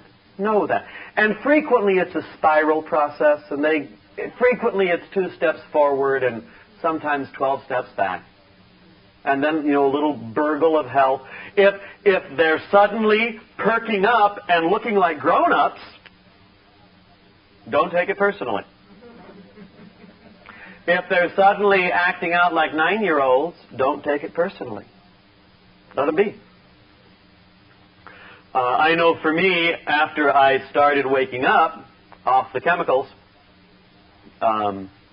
it was as if I had no skin on. I had no defenses. Because, see, booze was my defense. And then I started waking up, and where some of us, are depressed and alcoholic, some of us are filled up with rage and alcoholic. And that's very difficult to live with. I know I went back to the classroom, and probably my hardest year in my sobriety, and it did lead me to Al-Anon, was my first year back in the classroom. I had no skills for dealing with the stresses other than booze and dope. So how on earth do you deal with stresses? And I fell back on 2 of my old tried and trues, and it was all verbal, to deal with people who got in my way. I used to be nice and polite frequently and then go drink it away. now I couldn't drink it away, so verbally I became abusive and full of ridicule and put down. And that's how I dealt with a lot of my students. And I was sober 2, 3, 4 years, and in Al-Anon probably 2 years. So I'm in the program, working program, going to meetings every night. And it was time for student-teacher evaluations. And one of my students, I think his name was Mike. But I remember the classroom vividly. And we were kind of doing some, how was the class, you know. And these were seniors, so these were people who were almost on the verge of humanity. You know, grown-up moments in public. This one young man turned to me and he said, "Father, you have a way of making people feel real small." Well, that was the ridicule, the sarcasm, that was the tool I was using to deal with stress, deal with stressful people. And I have had to learn other ways of dealing with stress. And the point, it just takes a long time. And my great teacher is pain. I remember that scene with that young man vividly. Now, I can't remember his face, and I don't remember his name. But I remember what he said, because what he said was the truth. And I had to just kind of realize I need to learn in recovery a whole new way of dealing with things. I really have to learn how to handle the tremendous stress, because the stress isn't going to go away. Not on this planet, not in this century. So what can I do? Well, I had better find some tools to use. And a big one is self-acceptance. When I give myself permission to be me as I am, it's a relief. Instead of let's try harder to be different, to please these people you'll never see again. Or please certain relatives. They've never been pleased with you. It has nothing to do with you. They're crazy. So what should I do? Well, and if you quote me on this, I will deny it. I don't return some phone calls. Now, some fall through the cracks. I mean, I would have returned the phone call, except I wrote the number down wrong. I mean, that happens. You need to know this. I am a little dyslexic when it comes to writing numbers, and regularly I reverse numbers. When I write them down, I mean, what a flaw! Yeah, I've had it for years. It's not going to go away. So some people call, I write the number down wrong, and I don't get back to them. I have one relative I don't call back, and I have the number, and it's right. And that's because there's nothing there but misery, and there's nothing I can do about it. What do I do with this relative? I send an occasional friendly postcard. That way I don't have to hear the voice back that will find fault with the postcard, you know. But I make a little bit of contact. But I avoid the messy situation. And I do this as a grown-up. I used to listen to this person for hours. Life is too short. And I simply don't have time. And what's also true is no one does. God does. We turn a lot of things over to the care of God because God has the time and the skill and the ability and the wisdom to work this out. That's a big turning over. As Alan says in one of the meetings I go to, the reason step 3 follows step 2 is because sane people turn it over instead of trying to solve it ourselves over and over and over and over again. And some things just don't get solved. Not in this life, it seems like. I mean, it's easy to see far away. You look at, like, the Northern Ireland mess, you know, which is a mess, has been for centuries. Peace accord signed. Okay, we're going to stop shooting each other's children. And And then one group says, yeah, but we want to march through your part of town and rub your face in the dirt, reminding you that we beat the shit out of you 300 years ago. We want to do that one more time. It's our right. And the other group says, if you do that, we'll shoot you. But it's our right. Now let's talk about the peace accords. What does it take to get people to realize that behavior makes people crazy and some behavior can change? You know? Stop the marches. Just stop the marches. Stop reveling in the past and get to the present. Well, then we'd lose who we were. What's the loss? You know? When identity is all wrapped up in resentment and rage and power, it's a time to change, seems to me. Letting go of all those awful resentments. Now, I can't do anything about them. I can't do anything about a lot of things. The world's a mess. But there are some things I can change. And again, this is the al-anon focus. What can I change? And so I want to end up this morning by talking about little victories. Little victories. There are some things I can do. And frequently they look totally insignificant. However, they're victories. In my own, and again, it's my stuff, so adapt as you need. One of my abilities for years has been commenting on, particularly my mom. When my mom would say something that was really politically ridiculous, I would try to point that out. See? I thought this added to the family dialogue. And I'm sure that if I just pointed out her political craziness enough, she'd change her mind and agree with me, and then everyone would be happy. I did this for years. And what I would do is stir the pot, see, and make everybody nuts. I'd make my mom angry, and I'd embarrass my dad. I mean, but I felt better about it. I was just expressing myself. I was being a jerk.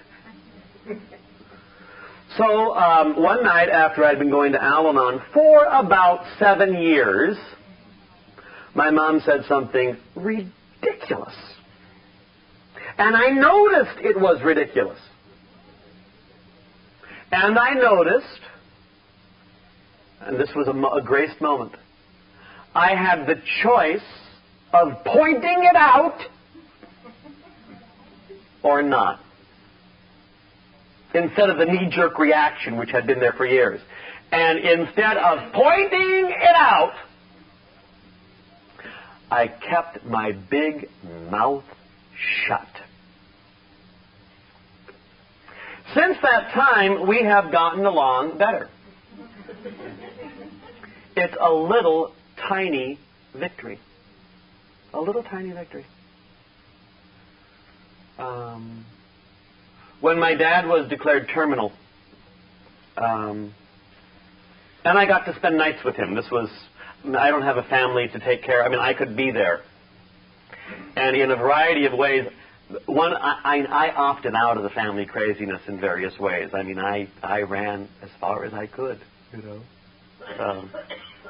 So this was a chance to do some participation. And I was able to do it thanks to the program. But there's craziness going on, too. Anyway, he's declared terminal. He's 91. He's been frail for a couple of years. We all decide no unnecessary measures. We had not even talked about that before, but it was just the very clear thought, you know. So lunch comes, and I'm there, and I'm real jump. I mean, I've had stuff with my dad, too. You know, I mean, who hasn't had stuff with parents? And my parents are in there, and, you know, I'm almost 50, and I don't know what to do, and I'm feeling like I'm 9.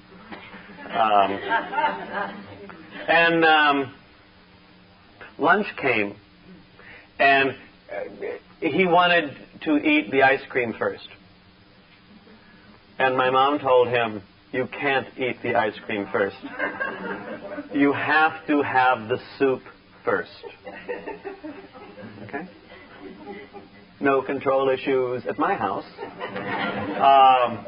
And what I wanted to do was have my bones jump out of my skin and scream at the top of my lungs, "He's terminal, give him the ice cream."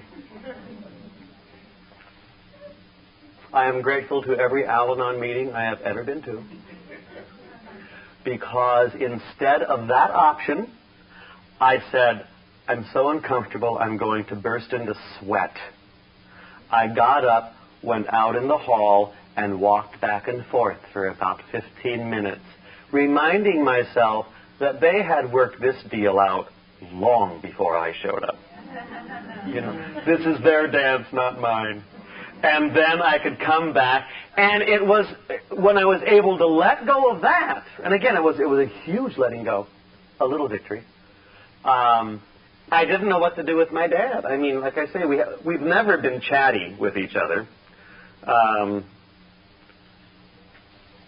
I suddenly realized, instead of treating him like my dad, why don't I treat him like an old sick guy who's dying? I have dealt with old sick guys who are dying for years. Soon as I realized that, I could be with him. I was able to touch him. I was able to talk to him. I was able to be present. This was a good thing for all of us. And I found the little victories, and it's an al-anon thing, letting go of some of my favorite issues, a lot of self-acceptance, not stirring the pot, being present, and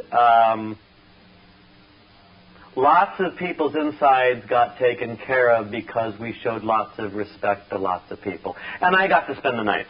And that meant did a little bit of conversation, not a lot, because we didn't have a lot to say to each other.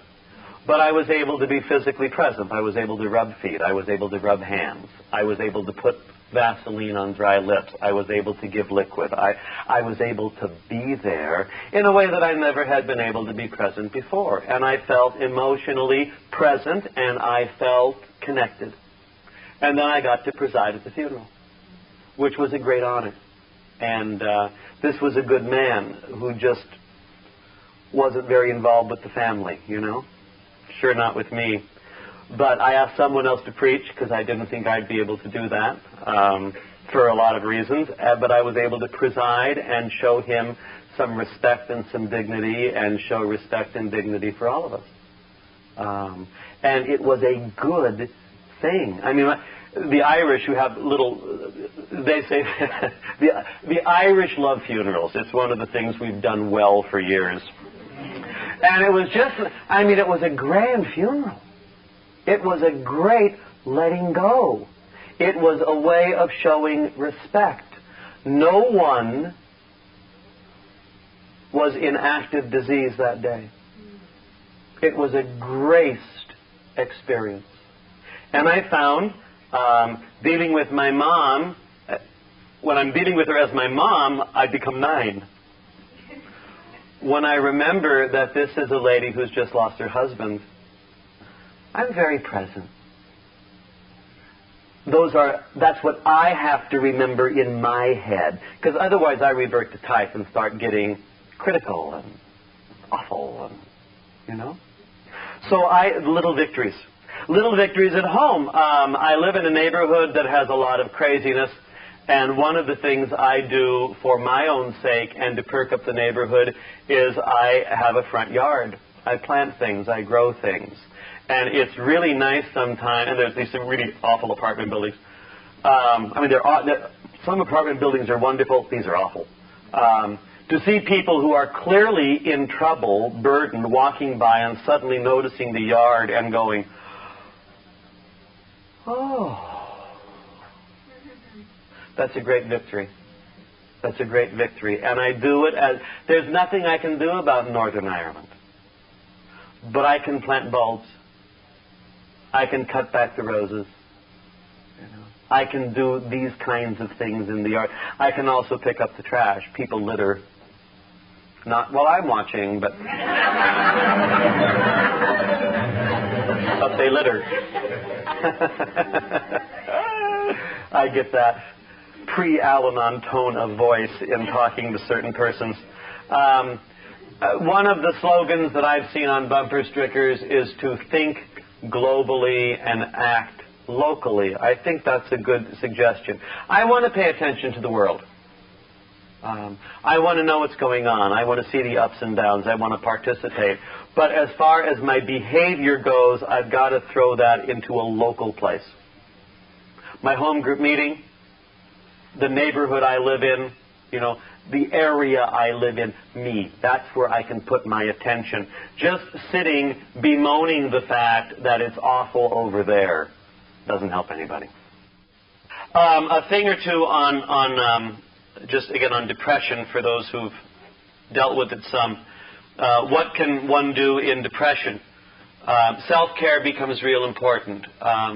Forcing oneself to eat intelligently, forcing oneself to do a little bit of exercise, forcing oneself to get to a meeting are three important things I can do when I get down.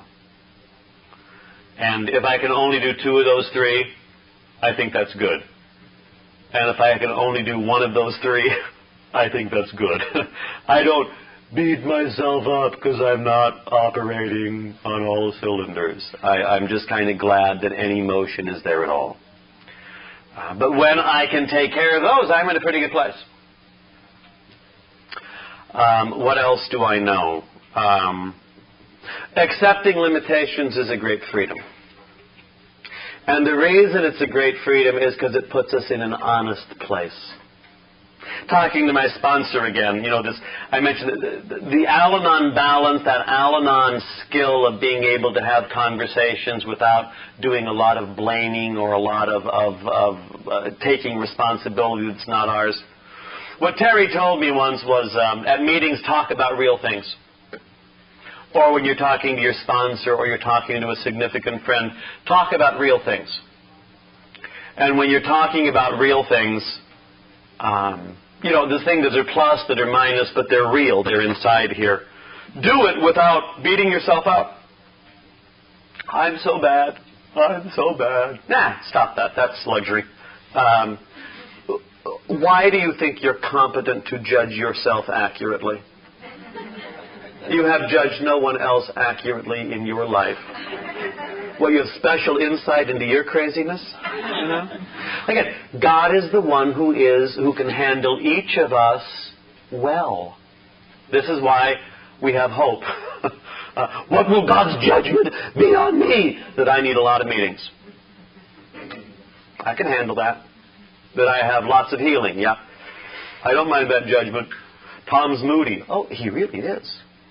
More than you know. But I want to be able to talk about my stuff without beating me up. And without letting me off the hook. And without letting me off the hook. I mean, the reason I took the money is because she left it out. Is missing the fact that I took the money. Let me talk about what's going on. Some of the feelings, some of the behaviors with some people I can trust. And I find if I can do that in that kind of balance regularly, I walk through things. Things change. Things get bigger, things get smaller, things get richer, things get poorer, but things change. And if change is going on, life is going on. And I think the Al-Anon program invites us to have a life. Instead of waiting for everyone else to shape up so we could have a life. Have a life. Well, I'm going to start living as soon as these 9 things happen. It's never going to happen. It's never going to happen. One of the reasons some of us are a little angry, and by the way, I presume anger. Whenever I'm talking to anybody, I just presume anger. And I presume hurt. Because if you've been around at all, there's a lot of hurt and anger. How can we talk about that? How can we live in that? But one of the reasons some of us are angry is our deep question is, when is it going to be my turn? Say, I've been waiting to get in line, but no one's letting me in. When is it going to be my turn? And it's going to be your turn when you take it. Think of good old Susan B. Anthony. Well, one day men just decided to give women the vote. Oh, that's not true. A lot of people had to fight a lot of years and stared the men down to give them the vote. And they had to face ridicule and humiliation and jail and forced feedings in jail and lots of stuff. It's a great story, old Susan B. I see if I, again, no one is asking my opinion on this, but I would have a national holiday in her honor too. As one of the three great Americans, or I guess four, Lincoln, Washington, Martin Luther King Jr., and Susan B. Anthony. Talk about significantly changing the lives of lots of people. Oh well. One more cause. And I like them.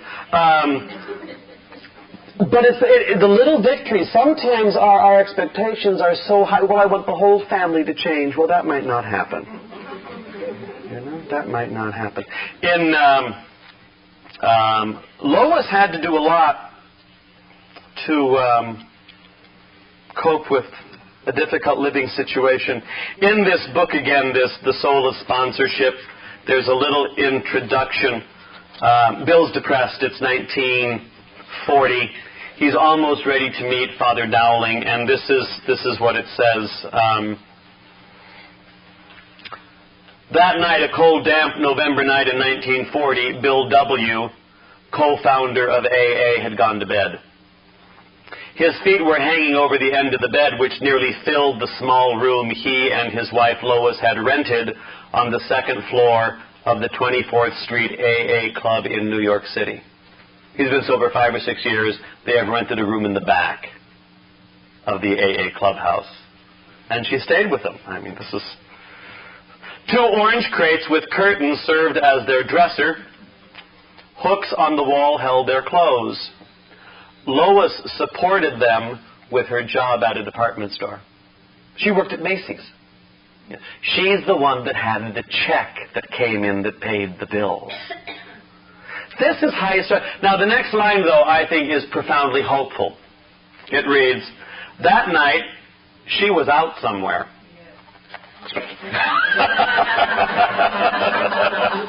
Gee, I think I'll stay home with Bill, who's real depressed. Or go bowling, or go to a movie, or walk. That night, she was out somewhere. She was taken care of. She may have been talking to someone who made her laugh. Instead of Bill, who was, well, here he says, Lois, that night she was out somewhere. Cold rain and sleet were beating on the tin roof above him. Bill was wondering whether the pain he was feeling in his stomach was an ulcer. Gee, I'd love to stay home with Bill and talk about that. Lois had the common sense to have a life. She was out somewhere.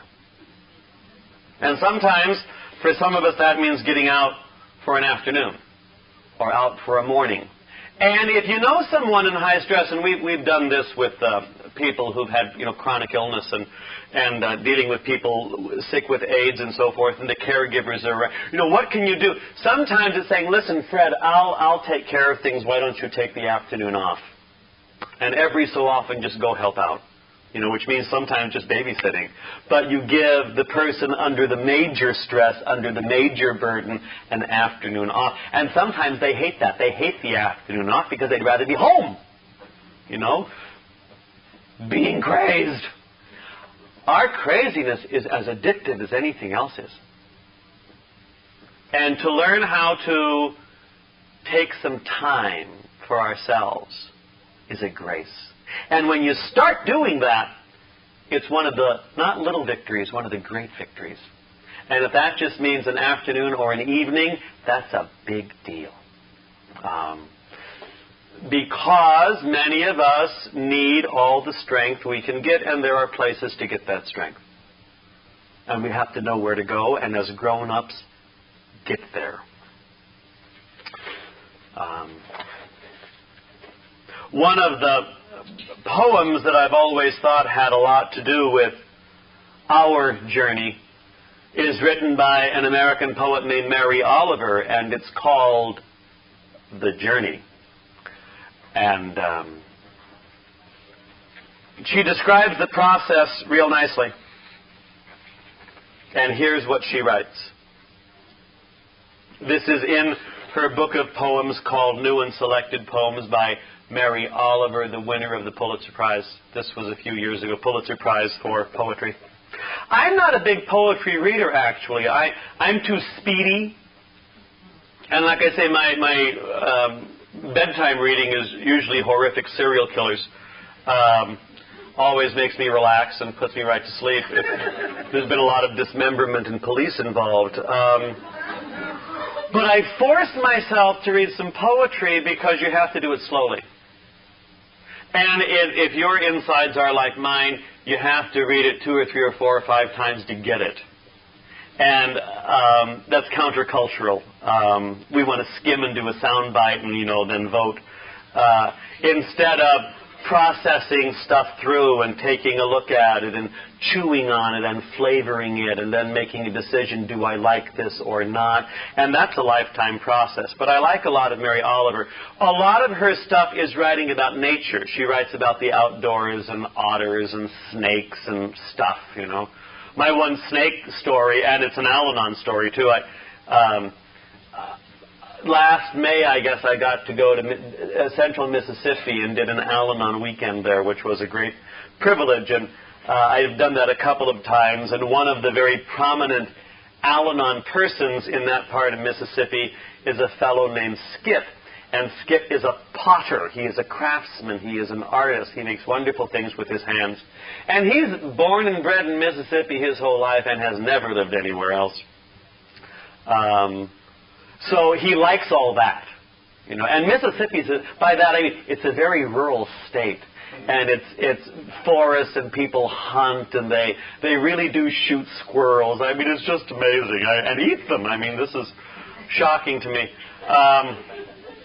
And the first time I went to Mississippi, I was a little anxious and trying to be on my best behavior, and I remember noticing. There was a little lake, and there were swampy territories, and there were little rivers, and it was marshy all over the place. And I asked one of them, "Gee, do you have a lot of wildlife?" Well, it's a big hunting state. They have wildlife all over the place. They've got deer, and they've got possum, and they've got skunk, and they've got otter. I mean, they have a lot of stuff in Mississippi. And a lot of fish and and catfish and all those things. So, do you have a lot of animals? Yes. And then I said, do you have snakes? And they said, oh, we have all kinds of snakes. We've got copperheads and rattlesnakes and coral snakes and water moccasins. We're just thick with snakes. And I said, well, where do all these little snakies live? And they said, wherever there's water. Which meant I was surrounded. That night, I stayed on the paths and in my room. That night, Skip said there was an alligator in the lake and I should come and see it. And I was such a snob. I couldn't do it. Now, I'm better. I would go and look at it now. But this was like 5 years ago, and I was thinking, alligator, give me a break. This sounds like he wants me to participate in a National Geographic shoot. I'm a city kid. I'm sophisticated. Leave me alone. So consequently, I didn't go see the alligator, So it was my loss because I was stupid, but I'm capable of losing from stupidity. So I was talking using images that I thought these Mississippi people would understand. And I talked about anger, and I referred to someone as being as mean as a snake. See? So Skip comes up to me afterwards, and he says, snakes aren't mean if you leave them alone.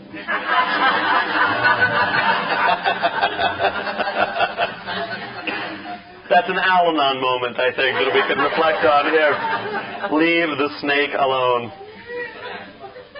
The Journey by Mary Oliver. One day you finally knew what you had to do. I spend a lot of time not knowing what I have to do. That's part of the rhythm for me. I mean, it's just not clear. It's not obvious. I know something maybe should happen, but I don't know where or when, and all of a sudden something falls into place.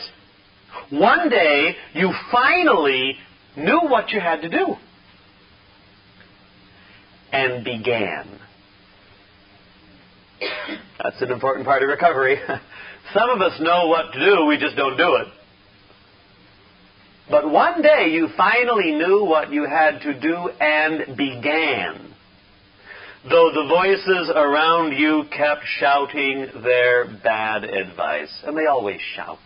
And they're always experts. And they always make us miserable. Some of the biggest experts I know are some of the most miserable people I've ever met. And they shout their advice. Oof. I used to shout back. Now I changed the channel. Though the voices around you kept shouting their bad advice, though the whole house began to tremble, and you felt the old tug at your ankles. You're trying to get out the door and they're holding on. You're just passed out but holding on. You're like dragging bodies across the room. Mend my life! Mend my life! Take care of me! Fix me! Mend my life! Each voice cried. But you didn't stop. You knew what you had to do. You knew what you had to do. Though the wind pried with its stiff fingers at the very foundations. It's hurricane time. You know, it's chaos. It's a disaster. And it's time to take some action. Though the wind pried with its stiff fingers at the very foundations, though their melancholy was terrible. I mean, pathetic. It was already late enough. And a wild night. And the road full of fallen branches and stones. For many of us, on the day we decide to take some action, there's nothing around us but wreckage. Well, I'll take some action as soon as someone else cleans up the road. It was already late enough and a wild night and the road full of fallen branches and stones, but little by little, as you left their voices behind,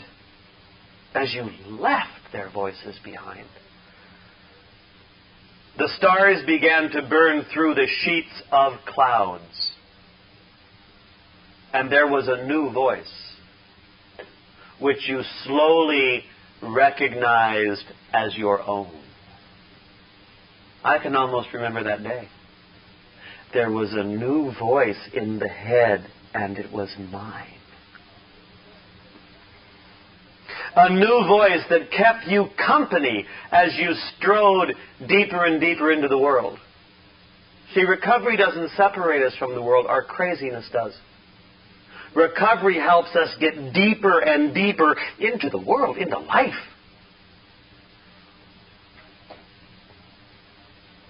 That kept you company as you strode deeper and deeper into the world, determined to do the only thing you could do. Determined to save the only life you could save.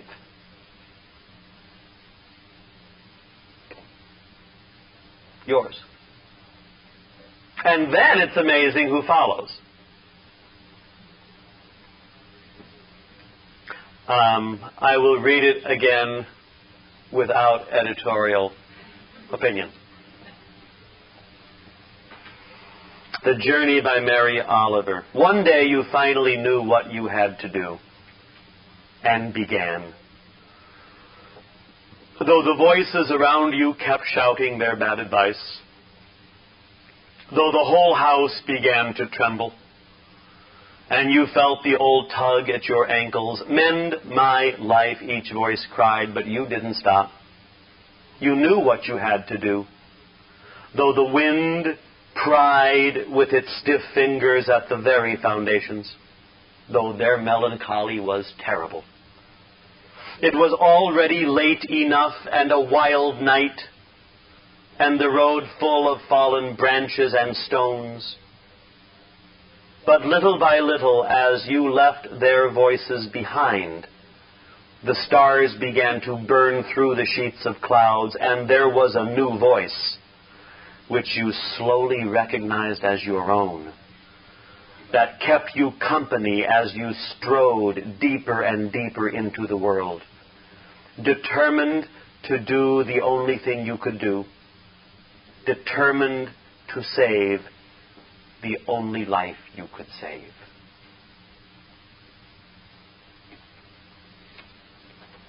We could probably read that at meetings, but fights would break out because it's not program approved, you know. But the instincts are sure real. So, self-acceptance, self-care, learning how to be of loving service to each other in ways that don't harm people are important parts. Letting God work, God who sows seed, God who is patient, God who has skills, God who seeks us out, friendly. I was thinking, you know, that notion, I mentioned the parable yesterday about the shepherd looking for the lost sheep or the woman looking for the coin. Sometimes the impression given that the lost sheep and the coin are bad. They got lost after all. You know, bad coin, bad sheep.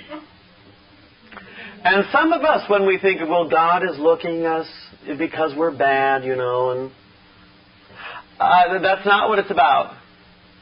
The reason the shepherd looks for the lost sheep and the woman looks for the coin is because they're valuable. They're valuable. And the reason God seeks us is because we are valuable. We are treasures.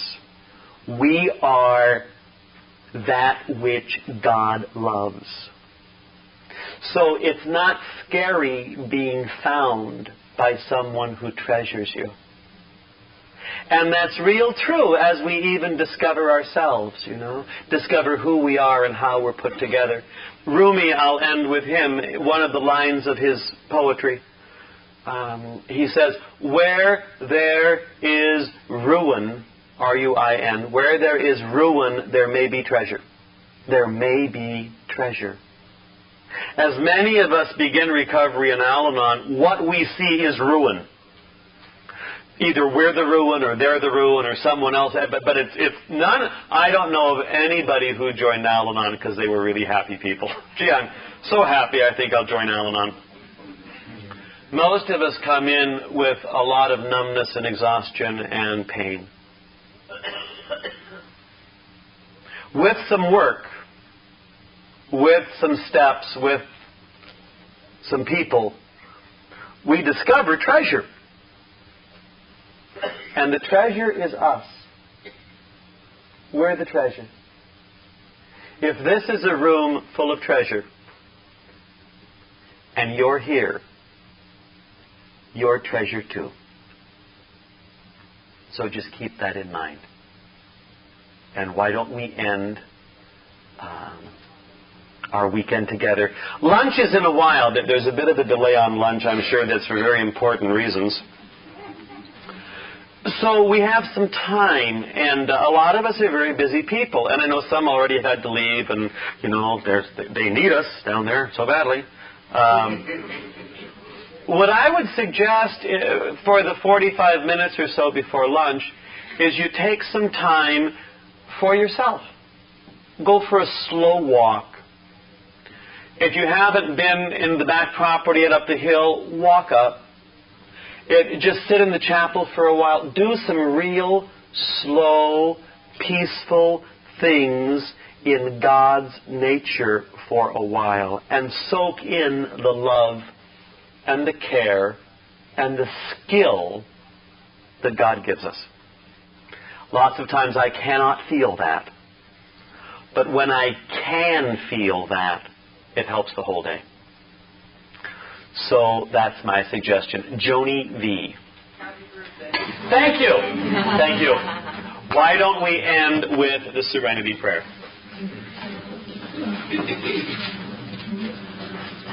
God, grant me the serenity to accept the things I cannot change, the courage to change the things I can, and the wisdom to know the difference. Keep coming back.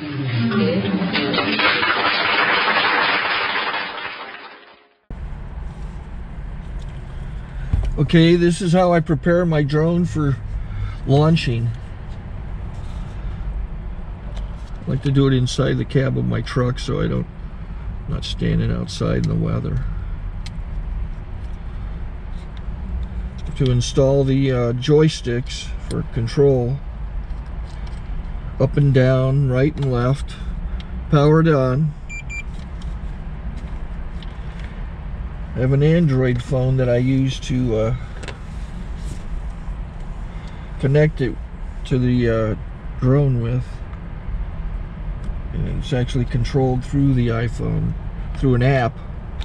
Oops, wrong way. It's actually controlled through the iPhone, or through this Android phone, through the app. It's actually controlled through the Android phone, through an app, and you connect it through this short connection right here.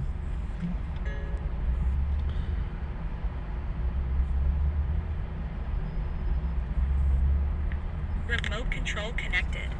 Remote control's connected. So I pull out the drone. I have to extend the legs. Long legs extended first, then the short legs. Remove the gimbal protector. Set that aside, then power it on one short burst, then one long burst. I lay it down. So I have to go to calibrate. So the drone's not connected yet. It shows you here as this drone gets disconnected, even though the remote's powered on. So the drone has to establish it's connected. So I go into the app to calibration mode.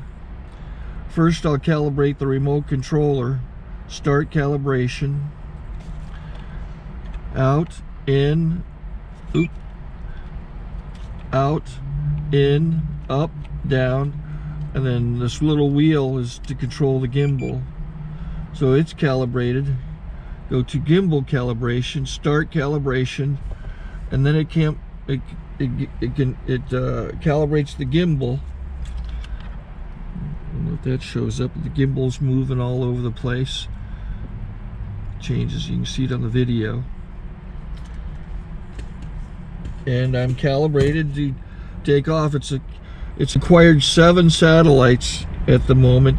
There are 26 satellites up in the sky, which it has to acquire before you can take off. So it's connected. It's got enough satellites. This is white. I can go to press this little arrow button, swipe right to take off, and it would start the motors if I slid this to the right. But I'll wait till I get outside. Don't want to do it inside.